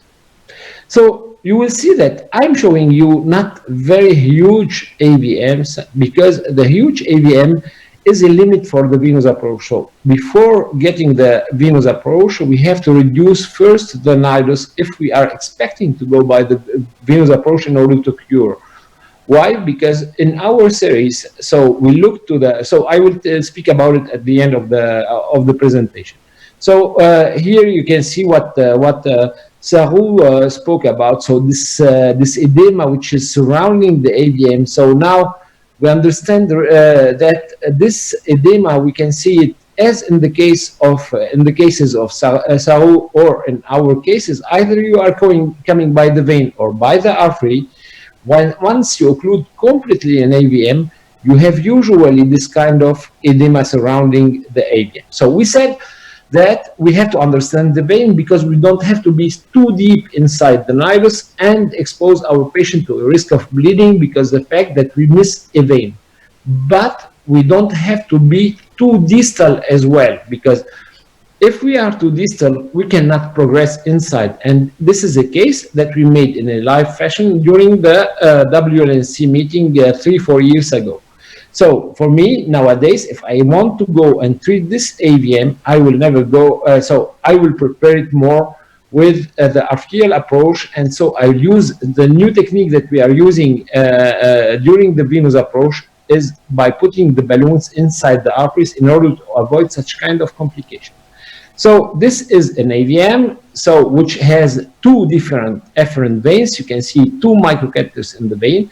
Here you can see the microcatheters in the artery, and so nowadays we don't use anymore this technique by putting catheters in the artery. Of course, we catheterize the artery first in order to understand the vein, but afterward we put balloons in order to block completely the flow inside. And this is a kind of a multi-plug technique. So it's a multi-plug technique by blocking the flow by the artery and injecting retrogradely from the vein. So clearly here, so we started by coiling. Why the coils in this technique? So the coils are not here in order to occlude the vein, because coils couldn't occlude the vein which is draining such a huge AVM. It's impossible to occlude it by coils alone. You can see the distal microcatheters proximally. So we have the coils, and we started injecting the liquid material, and here you have the liquid material going inside.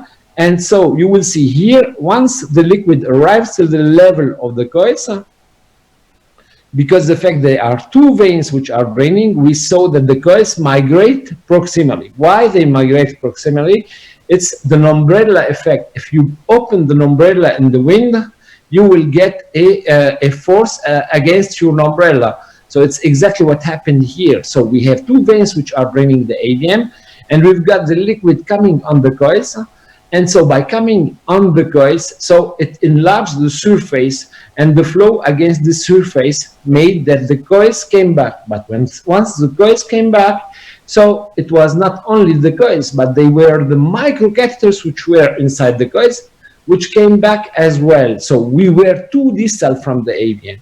So we re-injected the liquid from those microcatheters, and so we could obtain an occlusion, a part of the, you can see here how it's still progressing inside the nidus again and again from the microcatheters which were too distal. So you can see here how we were going through this big vein and coming progressively to the nidus.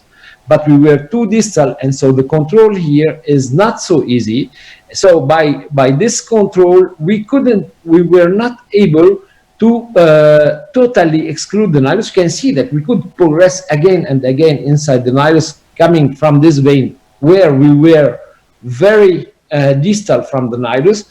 And so once you look to the AP view, so it looks completely excluded, but if you look to the lateral view, we had still this small remnant. So the time that we try to go inside and to catheterize it, so the patient bled.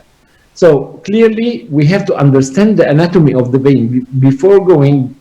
So because the position of our microcatheter when we are treating the AVM and we were injecting, so it's really very, very important. We don't have to be too deep, but we don't have to be too proximal. So we have to understand the configuration of the vein. Two techniques. The first technique is the selective characterization by the artery, and the second technique is the 4D images as Sarou showed in his presentation.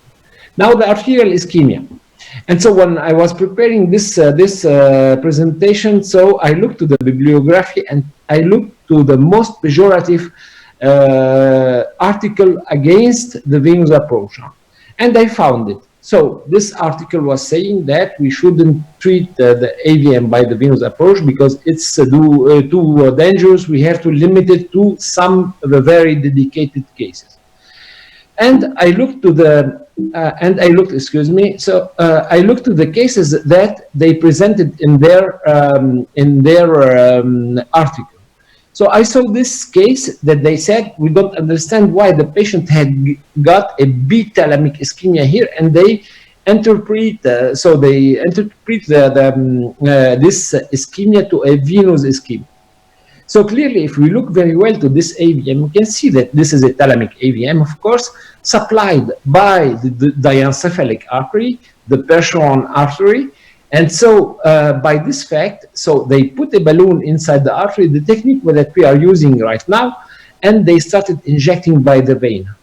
And so, as I told you during at the beginning of the presentation, so if we want to occlude completely an AVM, we have to occlude the nidus, the vein, but the artery. But here, where is the artery? The artery which is occluded is the diencephalic artery. And by occluding the diencephalic artery, of course, we can obtain an occlusion, a bithalamic occlusion, and this patient died. So clearly here, we have to understand that we have a arterial ischemia, which is really important to take care about when we are treating an AVM by the venous approach. So how to avoid, so we can see here that the diencephalic artery was occluded, and so this is why the patient had got this thalamic ischemia. You can see it clearly here, you can see the artery at this level, so the balloon is in the P1, and you can see that the diencephalic artery was totally occluded. Now, how to avoid such a complication? So, first of all, we have, as we said, to understand the AVM, and so this is quite a similar AVM that we had in the department here, a thalamic AVM. You can see the AVM. So the first procedure, we are not obliged here, we are not pressed to occlude totally the AVM. First of all, we understand the AVM, we make the 4D images, we understand the diencephalic artery, and this diencephalic artery should be our target at the beginning by the arterial approach, exactly like the choroidal artery in the case of Sarou when he was treating his AVM in the multiplug technique. So this diencephalic artery, we have to target it. So in our first session, we go selectively in those arteries, and afterwards, so we make the 4D, we understand the configuration of the AVM, we understand clearly how it's done. And so the anatomy of this AVM was really interesting because, so you can see here the drainage in the inferior thalamic vein. You know, now we are able to make a kind of enlargement of the AVM, and so understand better the anatomy, so and the drainage of the anatomy. So our first session is to go by the arterial approach to close exactly like the case of Sarou, distally this artery. It's not needed to come back by the reflux, because if we will get the reflux over this artery, we will get exactly what they've got in their article, the ischemia in the territory of the bithalamic area. So here it's not needed. We have just to occlude it distally. So here in this case, we went by the diencephalic artery, we occluded distally, we went by the anterior group, the anterior thalamic group, coming by the posterior communicating artery, we occlude them distally. So they were occluded distally, and you can see here the cast of the glue. So it was a distal embolization. We were very far from the P1. And in the second session, we come back. So we understand here at the end of the procedure that the diencephalic artery is still patent and completely patent, but we block the distal part of this diencephalic artery, which is supplying the AVM. And in the second session, we come back. We have the anatomy. We understood already the anatomy, And here we go by the venous approach by putting balloons inside the arteries, just to favor the progression of the liquid embolic agent inside the nidus once we inflate the balloon. And here is the total cure of the AVM at the end of the procedure. You can see it here. And this is the carotid injection at the end of the procedure, the cast. And you can see here that we went progressively backward on the arteries in order to be sure that we occluded all the primary veins. But here the progression is limited, so we don't go very fast or whatever, but we have to see that we came back to the artery in order to be sure that we excluded completely the AVM. And you can see here that we don't have any ischemia at the end of the procedure, and the patient was cured. Clearly, so to avoid this ischemia, we have to understand the arteries as well as the veins, and to prepare our patient to the total exclusion of his AVM. So now what about the venous ischemia? Clearly, we didn't face this large venous ischemia and whatever. So this is what Sarou showed in his presentation. So we call it edema, we call it venous ischemia, whatever. So once we occlude completely the AVM, either by arterial or by venous, we are expecting to see this kind of hypersignal on the flare sequences of the MRI, but we don't have any restriction of the diffusion. It means that it's not an arterial ischemia, but we can call it either edema or a surrounding venous ischemia, because as you know, the venous ischemia doesn't make any restriction of the diffusion, and exactly as Sarou showed. So in the 6 months, beyond the 6 months after the procedure, this edema disappears. But if this edema is in a functional area, the patient will get a transient deficit. So why we don't face such kind of ischemia? It's because the transmedullary veins, so the transmedullary connections between the cortical vein and the deep veins is really very rich, and it's even much richer than the leptomeningeal arteries. So the venous system is the connection between the cortical and the deep system is really very rich. And as you know, the AVM is a chronic disease. It's not an acute disease, and so time is here in order to get so the pressure over the vein which is draining the AVM, and this vein becomes unfunctional because the brain which is surrounding this AVM has got enough time to be supplied or drained by other veins. So bleeding, I will finish by this. So the bleeding risk factor, so we looked to our series, we looked to the nidus location. So there were no difference between cortical and deep, so no significant difference between cortical and deep. So in terms of bleeding after the treatment of the AVM by the venous approach. So the only criteria that we've got is the size of the nidus. So we have a cutoff which is around 2.7 centimeters. So for me nowadays, I will not go through an AVM which is more than 3 centimeters in diameter by the venous approach, even if this AVM has a unique draining vein. So I prepare the AVM first by a partial occlusion by the arterial side. And so once I'm under 3 centimeters in diameter, here I look to the venous approach. So the nidus size is clearly significant. So the dilated or undilated veins, so we didn't find any difference between both, so the dilated or undilated vein. So this paper is just published in neurosurgery. So in conclusion, a clear understanding of arterial and venous anatomy really is mandatory. 3D or 4D acquisition, selective arterial acquisition as well before going by the vein. Nidus must be reduced less than 3 centimeters, as I told you. Arterial retrograde feeding is mandatory but must be controlled. And venous reflux must be as short as possible, even that we didn't face a large ischemic venous ischemia. And thank you very much. Gracias. Merci, Merci, Charbel. A very nice presentation. So please stay with us for a while. We have one more talk by Jay Wakolo, and we will do the discussion right after. So thank you very much for a very nice presentation. AJ, are you there? We are looking forward to hear your presentation about the beautiful Combine CT and the evaluation of the IV fistula by Combine CT.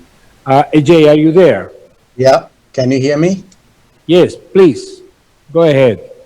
Can you see the presentation? Yes, sir. See the presentation? No. Yes, we do. Now? No. You should be able to see the presentation. Can you share the presentation with us?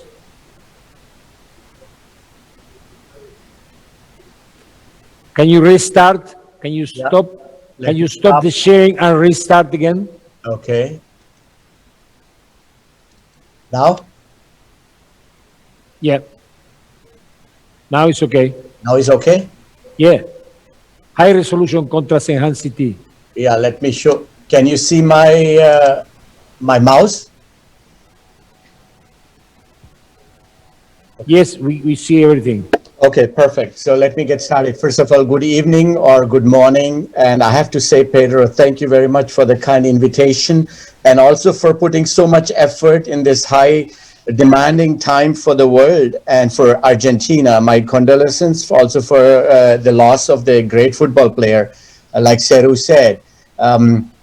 And I want to say also for the excellent translation. They do a great job. Your team is amazing. And I know how much time it must have taken to put this together.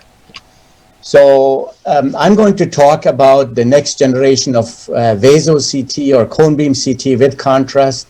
Here are my disclosures, and I'm a key opinion leader and I received a research grant from Philips Medical. Now, as you know, and from the previous speakers from Sarwan, Charbel, and some others are proposing the paradigm shift to approach and cure dural shunts or venous shunts through the, or AVM, generally speaking, AV shunts to the venous axis. And the challenge we have, as you see from the angiography, 3D angiography, 4D angiography, is that we don't have the spatial and contrast resolution we need to discern normal vasculature. While we see the shunts in AV fistulae or in AVMs, due to the high contrast and the attenuation of the X-ray, we are not able to see normal vasculature. And it's important in complex cases, like you see from previous speakers, to determine exactly the transition. And the transition anatomically is defined by the change in the resistance of the venous side. When you basically have the blood flow going from the artery into the vein, there's a jump in the resistance, or what we call in engineering impedance, and the impedance jump is visible on contrast. So what the vaso-CT entails, and most of you do, or some of you may have even the newer generations, it's basically a high resolution tomographic image of the vascular disease. And the equipment, the vaso-CT, for vaso-CT is the flat panel detector that rotates around the head of the patient. The standard workup, like you saw, includes 6-vessel angiography with high acquisition frame rates in some cases, and 3D angiography. Now, the vaso-CT is a little bit of a different beast. So we do, depending on internal carotid versus the external or the posterior circulation, we inject various amounts of contrast that's diluted at 30%. With VisiPeg 270, we have titrated that in the past, and in future we may go even below that at an injection of 3 ml per second in the arterial feeder, and the machine basically rotates over 23 seconds at 200 degrees. And we obtain high resolution volumetric data that is then filtered back, projection filtering algorithms are applied, and in the separate workstation, you can basically project them in a multiplanar imaging before planning. Now, you can use also, and we are right now evaluating the newer generations, you can use the vaso-CT also for embolization as well, and probably near future we will have some color coding. Let me start with a very simple case of a patient, 57-year-old male with a history of trigeminal neuralgia and an implantation of a cortical nerve stimulator about 10 years ago. The MRI here from 2004 didn't show anything. The seventh nerve as well as the eighth nerve were not impacted by any disease. So the patient comes later and has this finding on the CT this year. As you may see, there is in the inner canal now a vascular structure seen. We do a 3D angiography like most of us do and discern this CP angle AV malformation. I will generally talk about a shunt at this point because we really don't know. Are there dural components? Are there PL components? It's on the surface of the brainstem. Now in the posterior circulation, and I had a very interesting discussion about that with Charbel a while ago, in the posterior circulation, a transvenous access is sometimes super challenging because the normal vasculature, normal venous system is not or poorly opacified on our angiogram, so you get lost. So this is what you saw, a 3D angiography, and most of us see simple 3D angiography, and on the right side, you have this multiplanar display of the MIP imaging. You can cut them thinner, thicker, but there is a limitation because what you don't see on the MIP imaging on the 3D is basically the normal vasculature due to the high shunt and flow. Now, what we have done here is now we have created this vaso-CT, and I have to get out of the pen to, sorry, the video doesn't work when I have the pen on, so give me a second.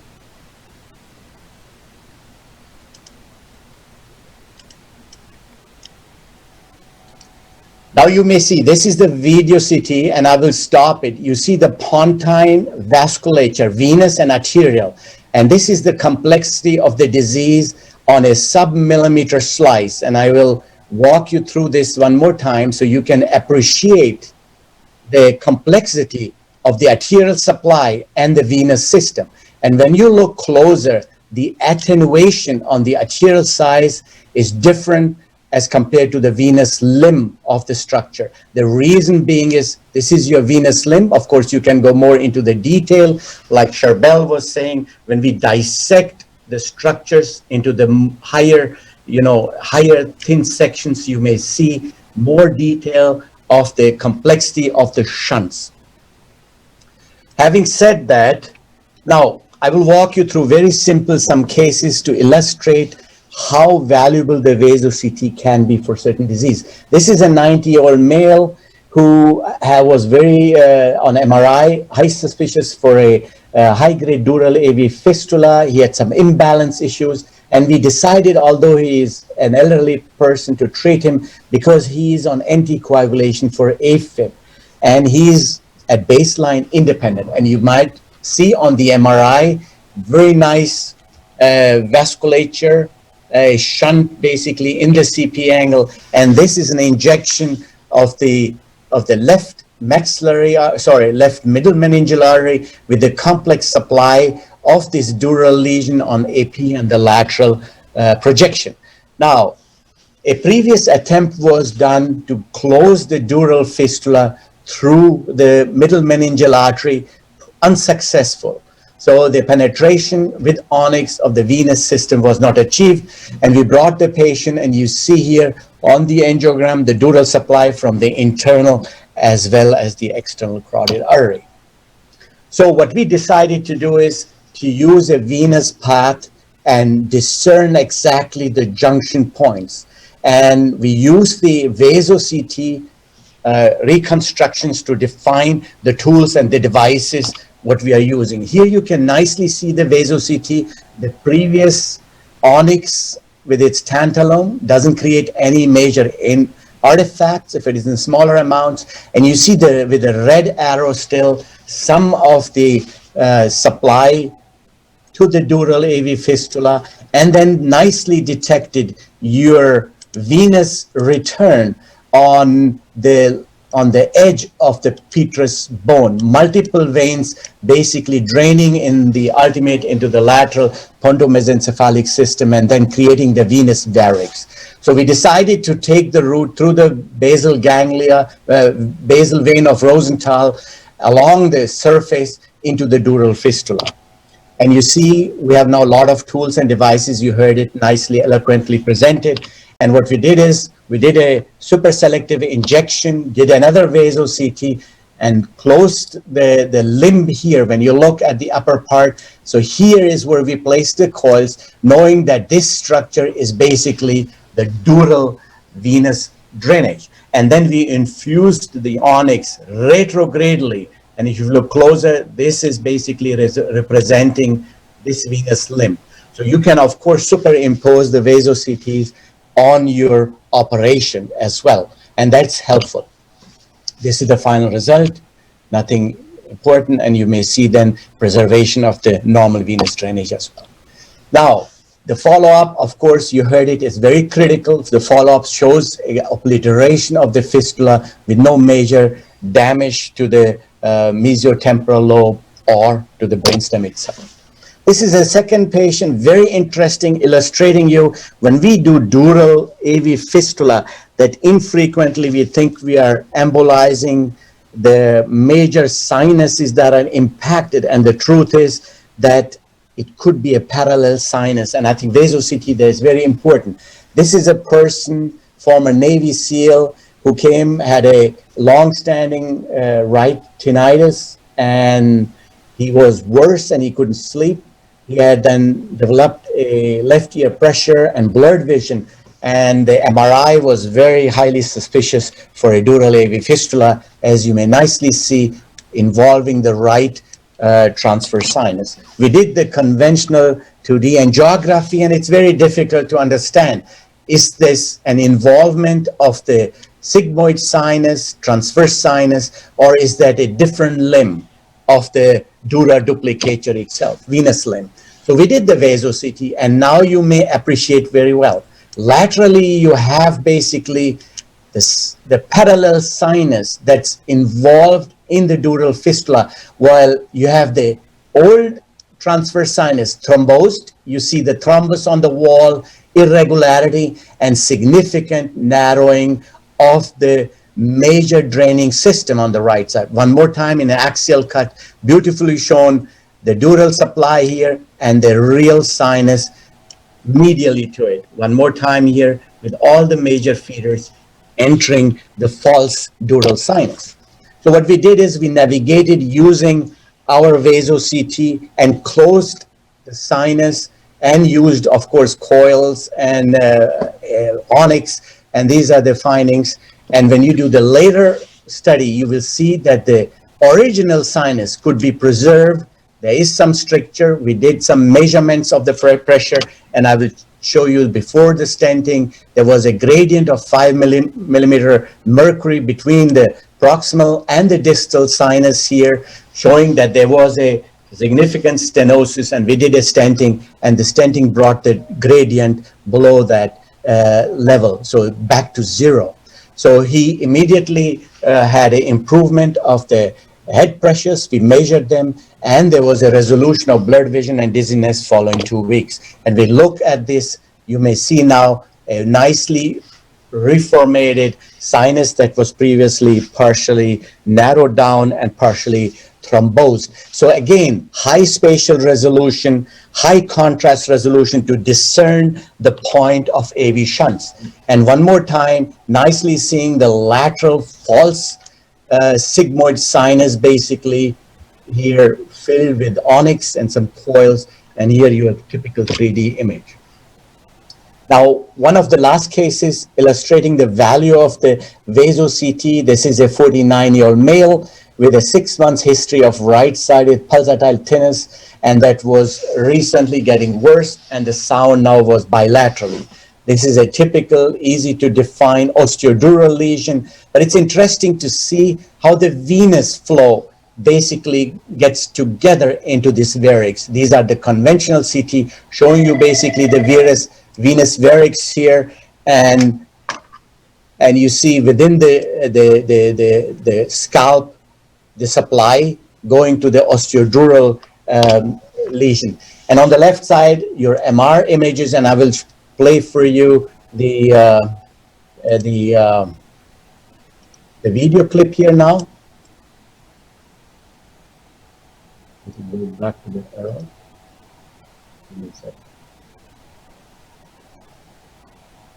You now see the video clip, how nicely, this is your venous limb, this is your vein draining into the transverse sinus, and nicely visualize the arterial supply to the dural vein, the dural varix here itself, and then emptying down. And we embolize that using coils in the varix and then retrogradely infusing the onyx into the various arterial supplying dural system. These are then follow-ups. So in summary, I think vaso-CT allows the clear delineation of fine vascular structures and their relationships with bony structures with excellent spatial and contrast resolution. And that includes the normal arterial supply as well as the venous drainage. I think for procedure planning, especially when we are thinking in the brainstem, midbrain area, to operate in the venous system, the review of cross-sectional and reconstructed mid-vaso-CT images will allow us to select the right materials, and also to Charbel's point, will help us to decide when is it appropriate to use a transvenous access after reduction of the transarterial supply.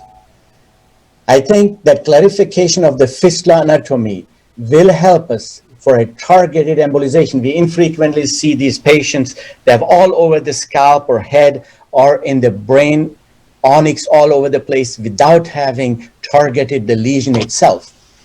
I think vaso-CT combined with bone subtraction program may be very helpful in future to use as a roadmap tool for transvenous access. I think we can nicely differentiate arteries from the vein based on the various X-ray attenuation coefficient that are associated with the changes in the vascular resistance between vein and the artery, and that can be color-coded.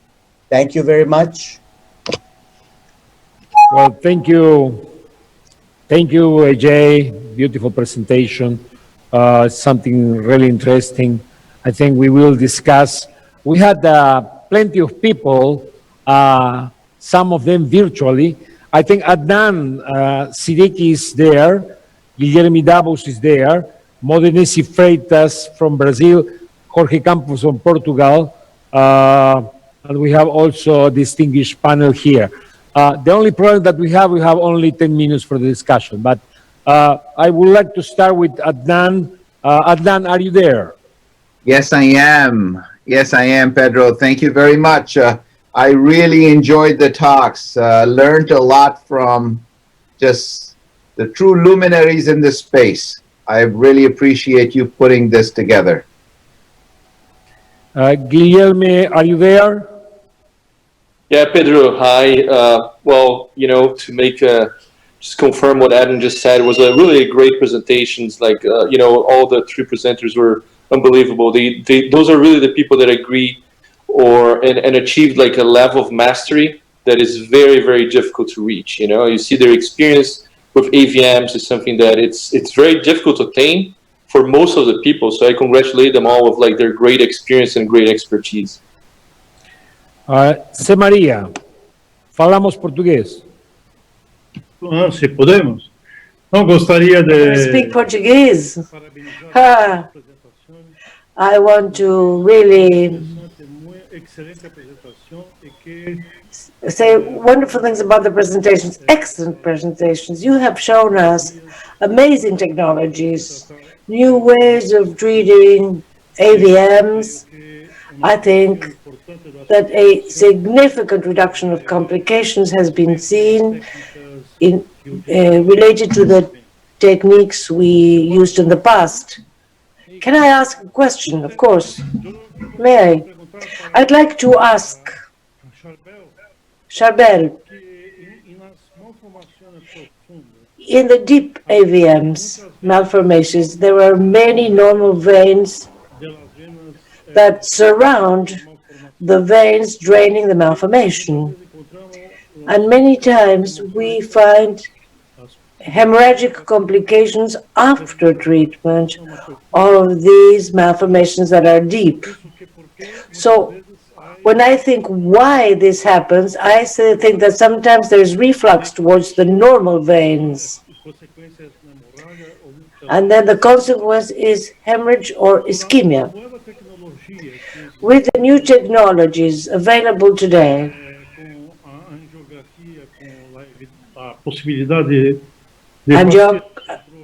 angiography to be able to follow the pedicles very well and the venous side also. Is there any trick or tip to be able to identify the normal veins that surround the malformation, and if during embolization through the venous approach you can avoid occluding the normal veins surrounding the AVM?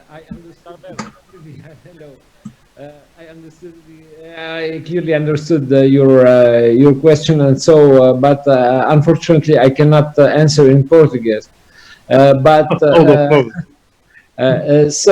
No, we don't have any technique to identify those normal vessels. But as I said in my presentation, so clearly the position of our microcatheter by the venous approach is really very, very important once we are dealing with an AVM. And so we have to be as close as possible to the nidus, but we don't have to miss those bifurcations. And so we don't have to be very deep inside in order to avoid the occlusion of a branch which is draining the AVM. Now, what are we speaking about? We are speaking about a normal vein which is connected to a vein which is under the pressure of the AVM. It means for me that if nowadays we are not facing those venous ischemia, it's because the fact that those veins are not functional anymore. So AJ said about the posterior fossa AVMs, and so with the veins which are unseen, so which could drain the brain stem or whatever, and so we can inject the liquid inside. Yes, if you are too distal from the AVM, you can make it. So I saw during the AVM meeting in Montreal last time, so someone who was presenting a case which was like this. So the microcatheter was really very far from the nidus. And so here in this case, we can inject the liquid under pressure, and by injecting the liquid under pressure, we can inject inside those veins. But so the deal is not to inject everywhere when we are inside the vein which is draining the AVM. So sometimes, especially when we are treating those AVMs from the lenticular striate, so we can get a reflux over the striate vein. We never face afterward any ischemia in the territory, any venous ischemia in the territory, despite this edema, what we call edema around the AVM. So clearly, I believe in the fact that the AVM this is a chronic disease. The pressure on the vein which is draining the AVM is very high, and there is no connected vein which is close to the nidus. I'm saying close to the nidus, which is still functional. Thanks to the fact that those anastomosis, those venous anastomosis, those transmedullary anastomosis are really very, very, very rich. Thank you. George, are you there? Are you in Lisbon? George Campos? Can you hear me? Well, George? Go ahead. Mute. George, you have to unmute yourself. George, unmute yourself. You are on mute. George, unmute. Tira do mudo. He's in Santa Maria restaurant. Okay. So I have a question here from the audience to both of you, actually, Charbels and actually Saru. They want to know, when are you considering also to have Okay, George is here. Okay. George, how are you? Again, congratulations, Sharon, Jay, and Charbel. Fantastic presentation. I would like to ask you some questions. 3 questions.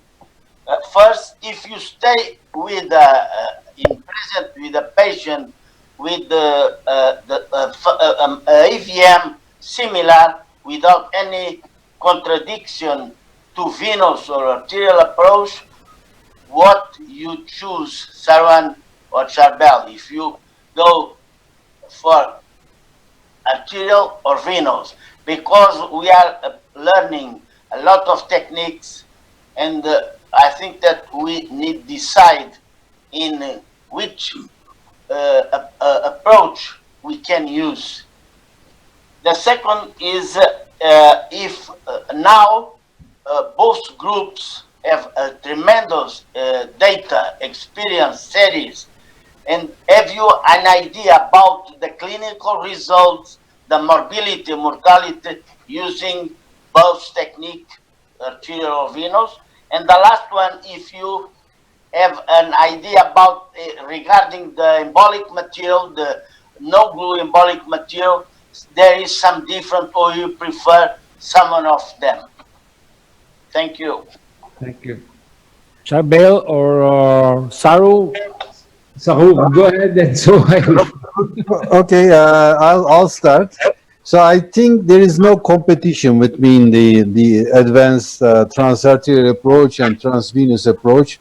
As Charbel pointed out many times, that also in their learning phase in the transvenous approach, that they have finally come to the conclusion that the embolization needs to start with transarterial approach, and with multiple arc technique it can be more effective actually. That there is a tiny balance between those techniques. So probably we are more aggressive on the transarterial side with controlling the flow and from 4 or 5 pedicles and cure the malformation.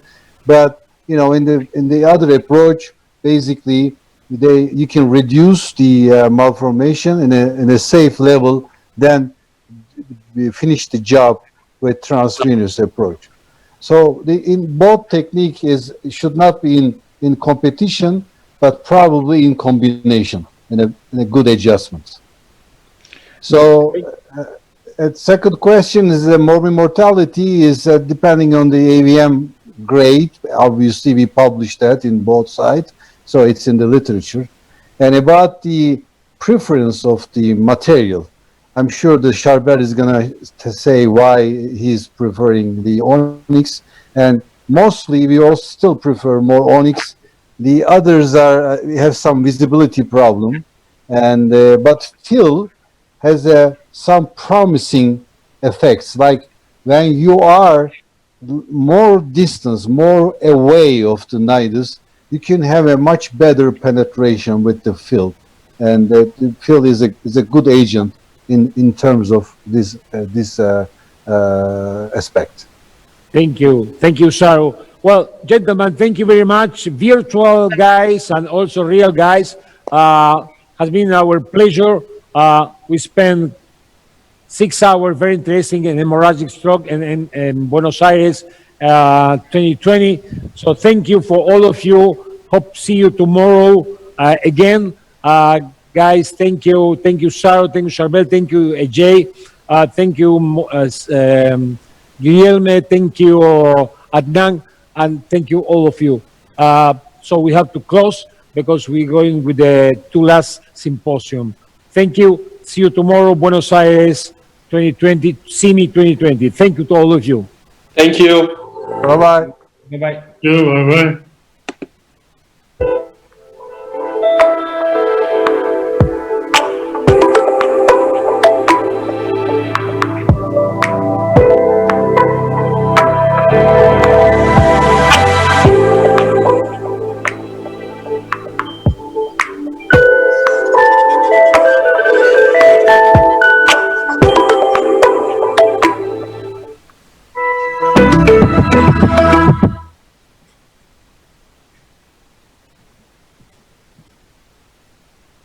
Bueno, buenas noches en Buenos Aires, muy buenas noches seguramente. Good evening. Very good evening in Germany. We're coming to the end of the first day of SIMI 2020. We would like to thank the people from Siemens for the kindness of their support. Sorry, Mario, but it's a pleasure to have you and Siemens during our meeting. So this is the two last symposium. Welcome virtually to Buenos Aires, and please go ahead with the Siemens meeting. Show us the novelties that you have for the neuroradiology community. Thank you and welcome. Well, thank you, Pedro, and hello, Buenos Aires. Thank you very much for the invitation. Let's see, can you see my screen here? Yes. Everything working? Okay. Yes. So let's start with my presentation. I mean, the title is a bit provocative. Forget about CT and MRI, direct to angio, please. And we're going to discuss in a bit what we mean with that. These are my disclosures. And the first question would be, when do I bypass CT and MR? Do we do this with all our stroke patients? Well, not really. We always do a CT, but the point is we do a flat panel CT. We don't do a normal CT in a selected case or group of patients. And then the second question would be, when do I bypass the CT or MR scanner then?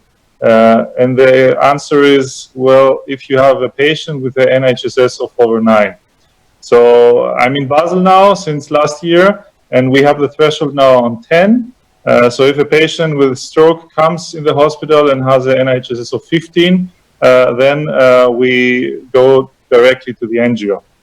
And that helps us selecting patients. So we have a good neurological examination in the beginning from a certified stroke neurologist. And then we can also filter out the stroke mimics because we don't want to go with all the stroke patients to our angio. We cannot afford that.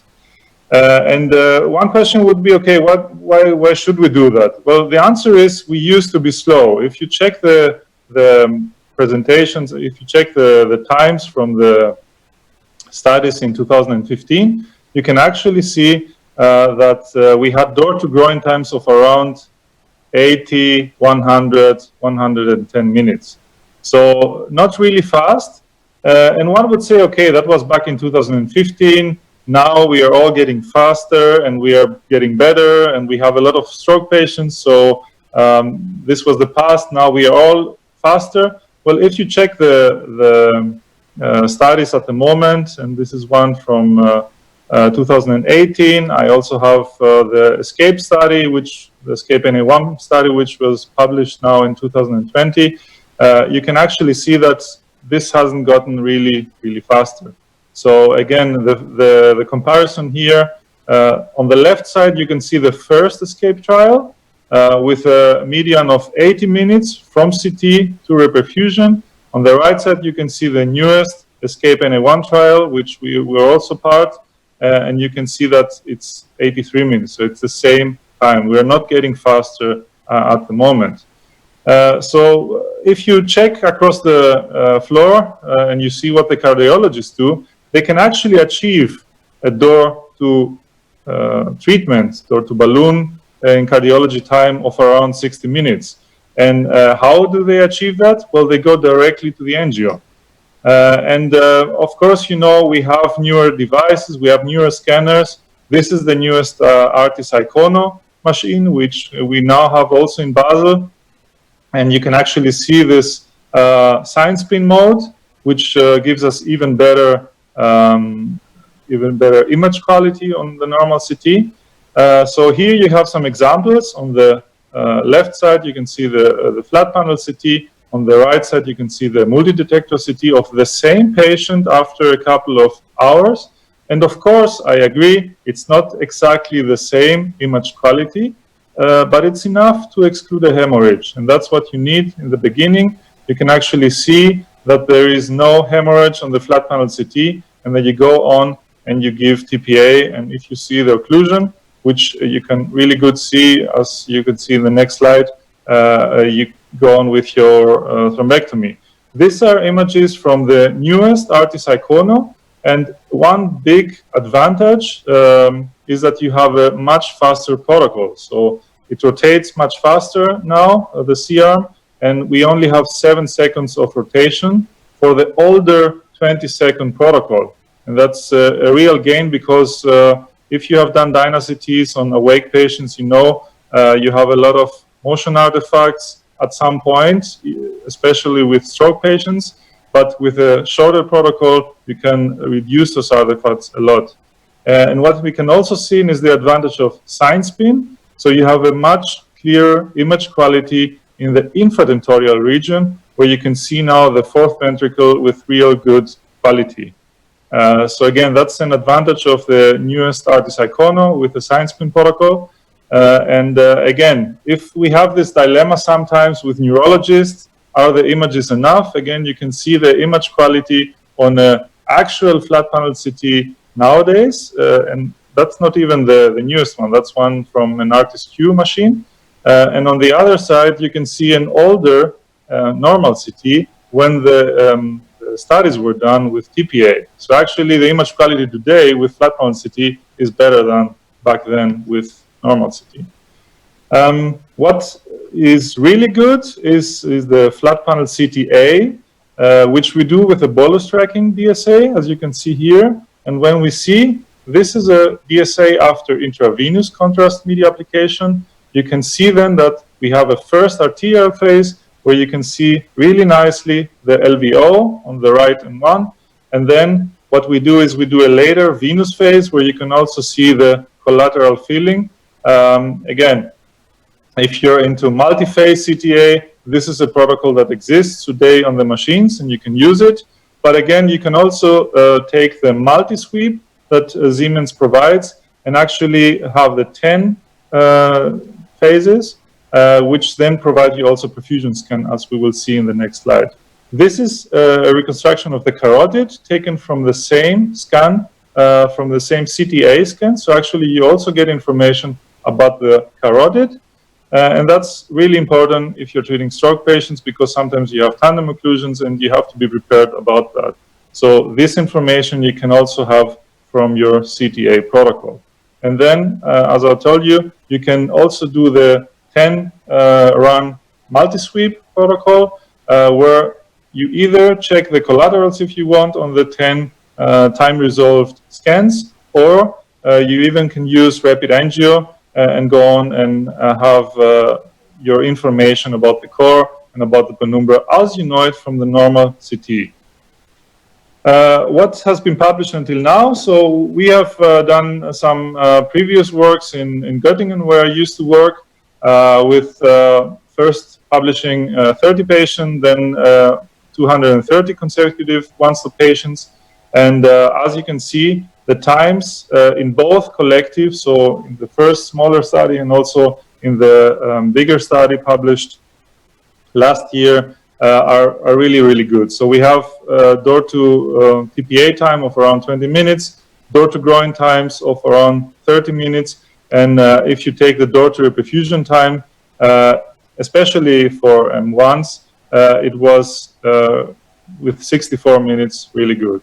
And again, we compared this to the normal workflow patients with previous years when we had a normal workflow through the CT, and you can see that we were able to save 40 minutes with the one-stop management of stroke patients. What I really like, and if you recall, we had 104 minutes door to groin for the Hermes publication. If you see here, we have a 90th percentile of 102 minutes door to reperfusion with the one-stop. So actually, you are able to treat the majority of your patients within the time that you previously needed for door to groin. So I think that's a really important aspect of the one-stop. Again, we also did some analysis of the outcome. And as you can see here, the safety is given. You can exclude the hemorrhage, and you don't give TPA with patients that are hemorrhagic. What I really find interesting is the MRS after 90 days and the jump that we have with the one-stop.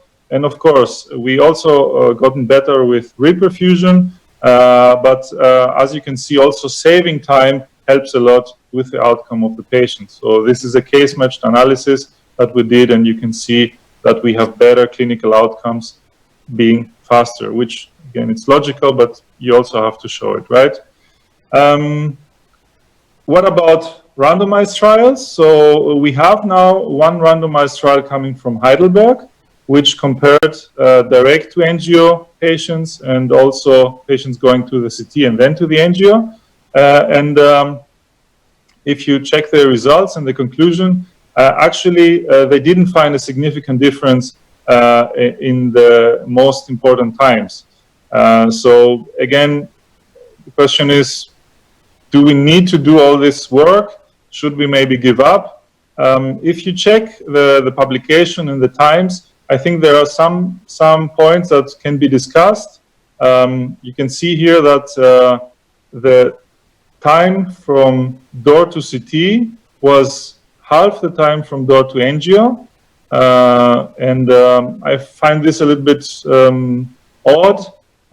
I would expect that it's probably the same. Then you can see that they gain some time with direct to angio from imaging to groin. But then overall, if you check the time from imaging to the final angiographic result, it's the same in the two groups. Again, I've also checked some other papers from the same group.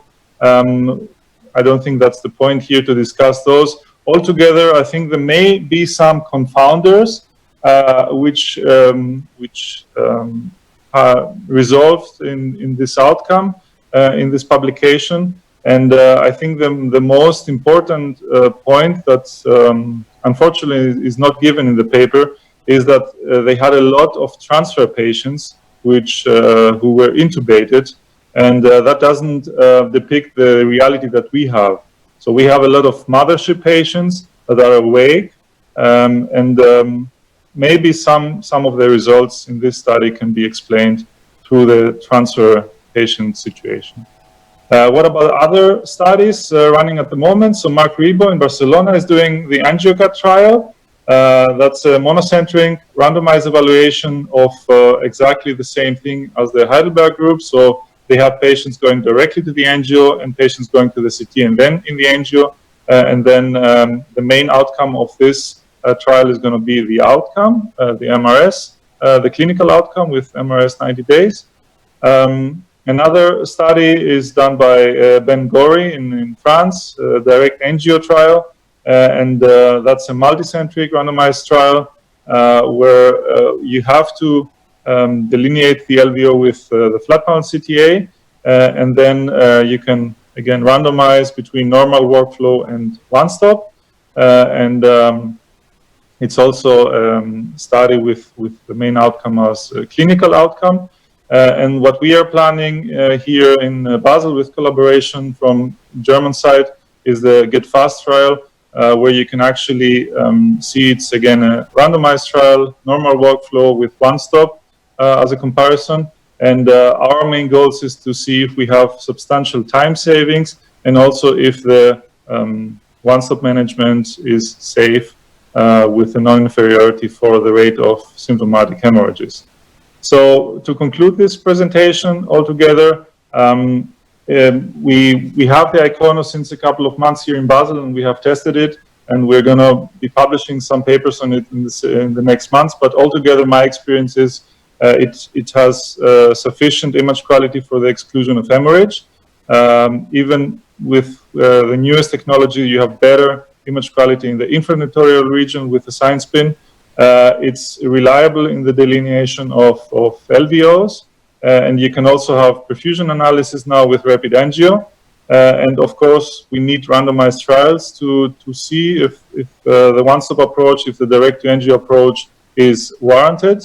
But if you ask me personally, I think a door-to-groin time of 60 minutes is not really acceptable. We have to aim for a door-to-reperfusion time of 60 minutes and be as fast as the Formula 1 guys are today and not be as slow as they were in in the 80s. So thank you very much for the invitation and for your attention. And yeah, we are open for questions. Thank you, Mario. Great presentation. Really, I think we were looking forward. I think this is one of the things that we have to collaborate with the industry and really will help us in the future. So thank you, Mario. Thank you, Siemens. We're facing now the last symposium during this first day of SIMI 2020. So it's my privilege to introduce now the last symposium on the industry. Our friend Ajay Wakalu is ready to go with the Striker Symposium. We are looking forward to listen and to learn about the evolution of the Evolve, what happened today with the Evolve technique. I think is something that everybody want to pay attention and see what happened. This is first. And the second, also I think Ajay will speak about the future of the interventional neuroradiology, which I think it is very important for all of us, for the virtual guide here in Asia, Europe, everywhere. So we are ready to listen, Ajay. Are you there? I'm there, but I think that Mike has to get out of the screen.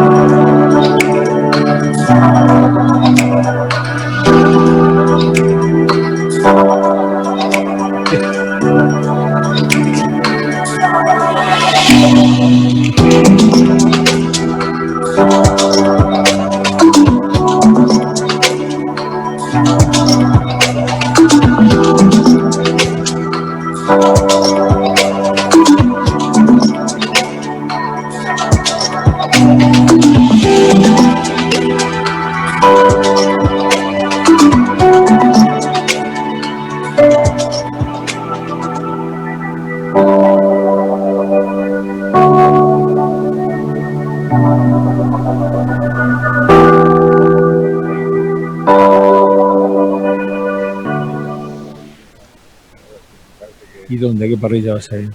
I see still No hay Mario's nada, presentation. Preguntemos acá abajo en Cosa, preguntemos a los de Hilton.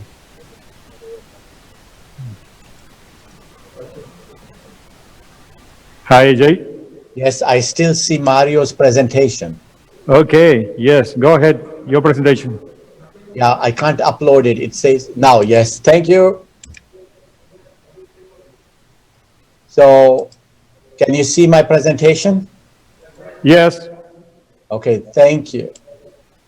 So I am planning to talk about the Surpass Evolve, the next generation of the family of Surpass, and share with you also some basic work that went into that. And it's creating the platform for the next generations of Evolve, coded Evolve, the smaller Evolve.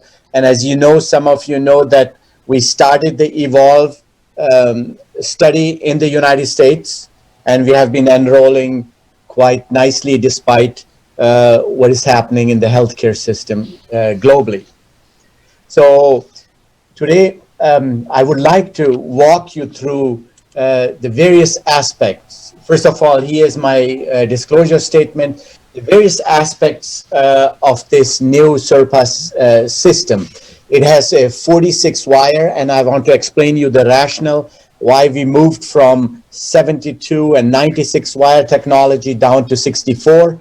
I will discuss the biomechanical properties of the 64 Evolve, and also the delivery system that's novel to this one, as well as the access. As you know, we are moving away from femoral to the radial access for flow diversion, and I will present you some cases and some early data.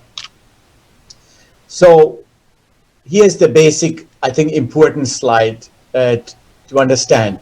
So on the left side, you have a 48 wire braid technology. In the middle, you have the Evolve with 64 wire. And then on the right side, you have the 4mm Surpass Streamline, the the streamline which was basically approved a few years ago in the United States. Now, with the adding of more wires, we get a higher mesh density. To correct that, what we did with the 64 Evolve, we changed the braid angle as well as the thickness of the wire. And I will talk about that a little bit. So we did not sacrifice, although we changed structure of the device, we did not sacrifice its flow property. Other parts where the deliverability is seamlessly, and that's so helpful when you deal with very tortuous vasculature in the neck or up into the intracranial circulation. Again, plotted in a different way where the Surpass Evolve fits as compared to all other devices. You see there's a reduction up to 40%, less force, and that translates again in retrievability as well. Now, there's some terminologies we use when we proctor colleagues, now more and more over through website-based proctoring or using one of the other broadcasting technology. The first part basically is, as illustrated here in the model, the unsheathing. The unsheathing is pinning the pusher, pulling back the microcatheter, exposing the device. Within 10-12 millimeters, this device immediately opens up distally, anchors into the artery, and then you pin it and you push to further deploy the artery. But unlike with the streamline, you basically stay more in the center of the artery, very similar to pipeline. So this is called the loading maneuver, and in the final deployment, you just unsheath it, and then you can follow by plasty if you need it, by re-entering the device with a microcatheter or with a wire and ballooning. Now, I told you that we are moving more and more towards the transradial access. And our first case after the FDA granted was a transradial, in fact. So we placed a Terumo sheath and then navigated a Simmons 1 French catheter into the right carotid artery where there was an 8 millimeter unruptured ophthalmic artery aneurysm. You may appreciate we are putting now the advantage wire, an advantage exchange wire through the radial axis here on the right side, and followed by an intermediate catheter directly. So we don't use a supportive sheath. We use a 71 or 74 Vecta catheter, which is an intermediate catheter for aspiration, but it can be nicely used even if you have a tortuous anatomy. Once this catheter sails up north, it stabilizes. Here we decided to place it in the petrous segment, and now through that intermediate catheter, we are navigating over the Synco wire, a microcatheter distal to the aneurysm. So there is no problem with doing that now with the XT27. And then followed by that, we remove the micro wire and place the Evolve here, nicely seen within the microcatheter. So we are going distally. And the first step will be now pinning the pusher and unsheathing the device. And you see we are unsheathing the microcatheter and the device is nicely opening. This was a 4.5 by 25 millimeter device. We wanted to cover the belly of the cavernous segment as well. Slowly unsheathing, observing. There's a foreshortening of approximately 2 millimeters. So you have to start a little bit higher. Unlike the streamline that didn't have any foreshortening distally, this one has, due to its wider braid angle, approximately 2 millimeters. So we want to stay below the anterior carotid artery, unsheathing, and the next step is getting around the siphon, reduction of the load. At this point, you want to lock in the system, pull back the microcatheter. That's what we are doing now.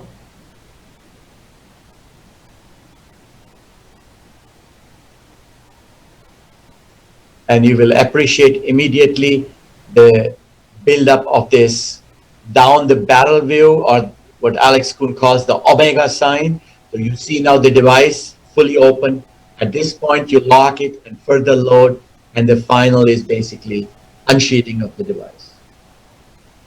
Fairly straightforward. Again, nice view down the barrel here.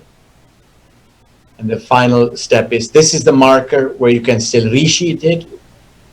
And after that, you're supposed to unsheet the whole thing.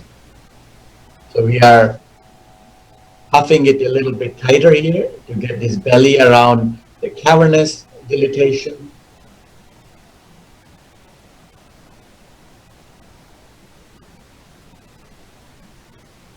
And this is the final deployment.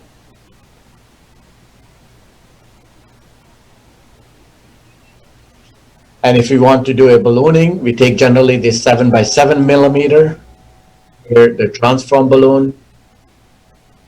And this is the final result. Similar to what we used to see with a streamline flow stagnation, significant flow stagnation. And this is our vaso CT. And we go and with a thin slice and cut through the whole thing to see whether there's a proper wall apposition. Very critical for perforators. And as you may see, nice wall apposition here, nice wall apposition around the aneurysm, and distal wall apposition as well. So these are now sub-millimeter section using vaso CT, similar to what we do with the AVMs or dural AV shunts. Very valuable technology. And once again, and then of course, even if the patients are anticoagulation or dual antiplatelet treatment, we just remove the sheath and put a wristband. Very, very neat technology. Here, a case series from the recent publication, and we see here a case, again, the same way, a posterior ICA wall aneurysm, interesting, very intense flow stagnation, as shown also in the previous studies. Nice thing about it is, if you want to reposition it, you can resheath it easily deployable around tortuous anatomy here, the posterior genu overriding the ophthalmic artery. And once more, another case here from the group, placement again, unsheathing, loading, and then very nice wall apposition and very precise placement if we don't desire to basically bridge the A1 or cover certain structures. You can fairly nicely, like I said, you have to start about 2 millimeter distally. And again, impressive flow stagnation. And here, MAFA studies from the Toronto group, they kindly given to me, showing the impressive flow stagnation as well as reduction in internal flow. One more time here, using angiography, impressive reduction in flow due to the high mesh density.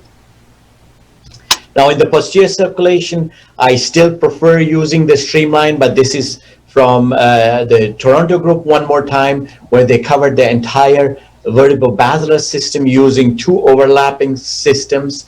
And again, due to the immediate opening of the device and no twisting, re-access of the evolve is fairly straightforward. I did just on Monday another case where we had to place 2 evolves in a fusiform aneurysm of the basilar trunk, and that works very nicely. So the first in human uses of the Surpass was recently published for wide-necked aneurysm in the anterior and posterior circulation. We enrolled 13 patients here put together by Dr. Oru, and the mean age is typical around 60, and all patients were pre-medicated with aspirin and ticagrelor. And there were 3 patients with aneurysm remnants that previously we coiled. There were no ruptured aneurysm involved in this case series. And 1 fusiform aneurysm you saw that was partially thrombosed. And in total, there were 10 saccular and 2 giant aneurysms, and 9 were supraclinoid ICA, cavernous typical locations, what we see, and 1, as you saw, the VP junction. Now, with the femoral approach, those who are interested, we use large bore guider like 88 or the Axis Infinity, which is 90, 8 French systems, and then typical microcatheters and the balloons here listed. For the radial approach, we are using more and more the Terumo large, long, slender sheath, or the Merit Prelude Elite, which is a very nice hydrophilic sheath for the radial access. And again, microcatheter, you can use the Phenom, also a very good catheter, or the XC27. I don't use any more guide support systems for the radial, but go directly with the intermediate catheter, like I said, Decta 71 or 74 or any other similar catheters. So in average, we have placed 1.2 flow diverters for this case series, and one patient had 4 for the fusiform aneurysm of the basilar. So there will be an update on the data soon. Dr. Oru and Dr. Pereira are putting that, and so far in this publication, we had up to 5 months follow-up, and already 4 aneurysm have a complete obliteration and 3 have a partial obliteration. That is a reflection of the high impact on the flow properties within the aneurysm using high mesh system. And again, except one patient, everybody had one single device. And I think that will be very important. These are the complications. We had one in the series, one peri-procedure TIA. We had groin pseudoaneurysm, and I think that with use of ultrasound and puncture and radial access, we won't see that anymore. And then the long-term data, we have all the patients that return back to modified ranking scale 0. Now, when do I use? People ask me, since we are moving completely to evolve, when do I use really the streamline? I still think, and there is a use at our place in the streamline, and that is when we want to achieve a supranominal diameters. As you see, the commercially most currently used commercial flow diverters have a very wide braid angle. The streamline has a very low braid angle, giving also the rectangular structure of the cell, unlike here the diamond shape. We talked about that. And the largest streamline comes in 5.3 millimeters. Now, because of the low braid angle, you can further open it up, but it will collapse back to 5.3 millimeters. So how do we maintain that wide open? For example, when we deal with arteries around 7 or 8 millimeters of the basilar trunk.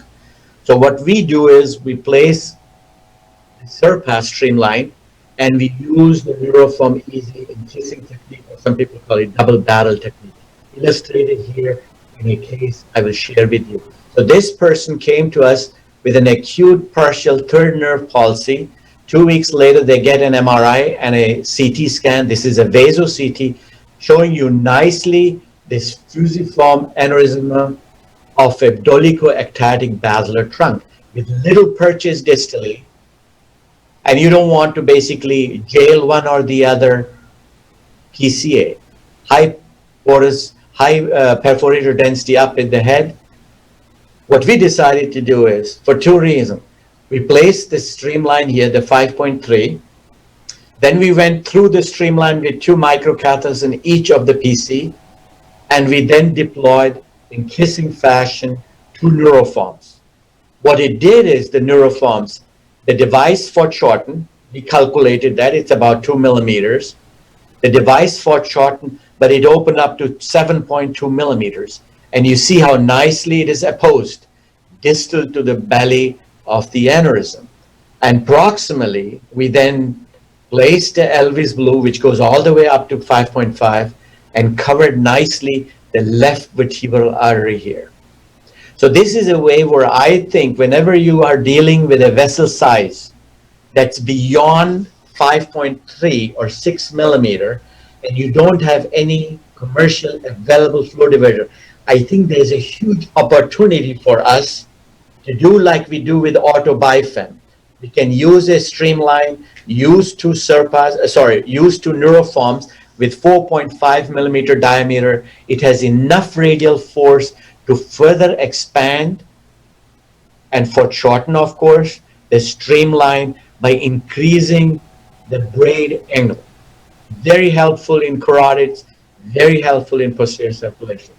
And this is the follow-up on this patient, 3 months follow-up. You see also the belly has already started remodeling. And as I was telling you earlier today, I place all posterior circulation for the last 3 years on anticoagulation and 1 single or 2 antiplatelet agents, preferentially Eliquis combined with Brilinta or combined with Brilinta and aspirin for at least 6 months. And what we have seen is you want basically less metal, you want basically to reduce the sudden clotting of the aneurysms, and that takes down your perforator density.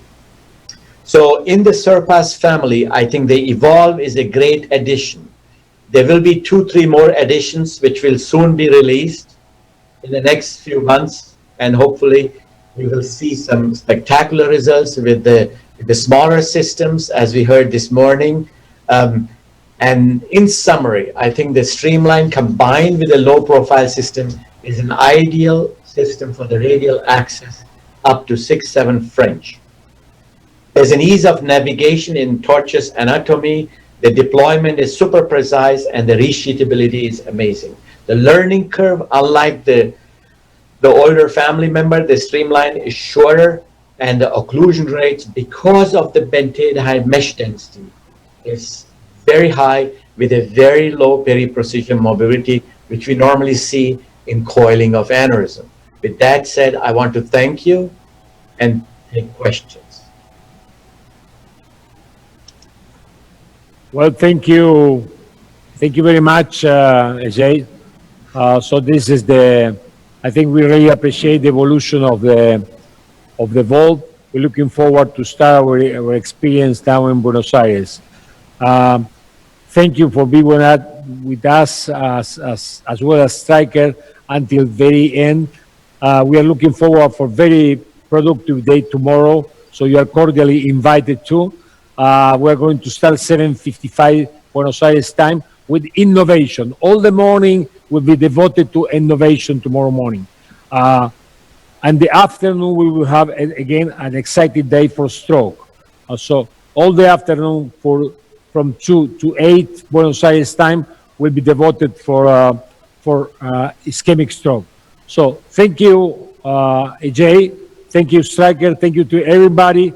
We're looking forward to meet tomorrow. Thank you. Again, Pedro. Good night. Good night, everybody. Great session. Thank you. Good night. Bye. Nos vemos mañana. Nos vemos mañana a la mañana 7:50. See everybody tomorrow, 7:55 tomorrow with the innovations, and in the afternoon with the stroke sessions. Such an exciting day. We're a little bit tired, but we're not too tired. So we'll see you tomorrow at 7:55. See you tomorrow. Bye.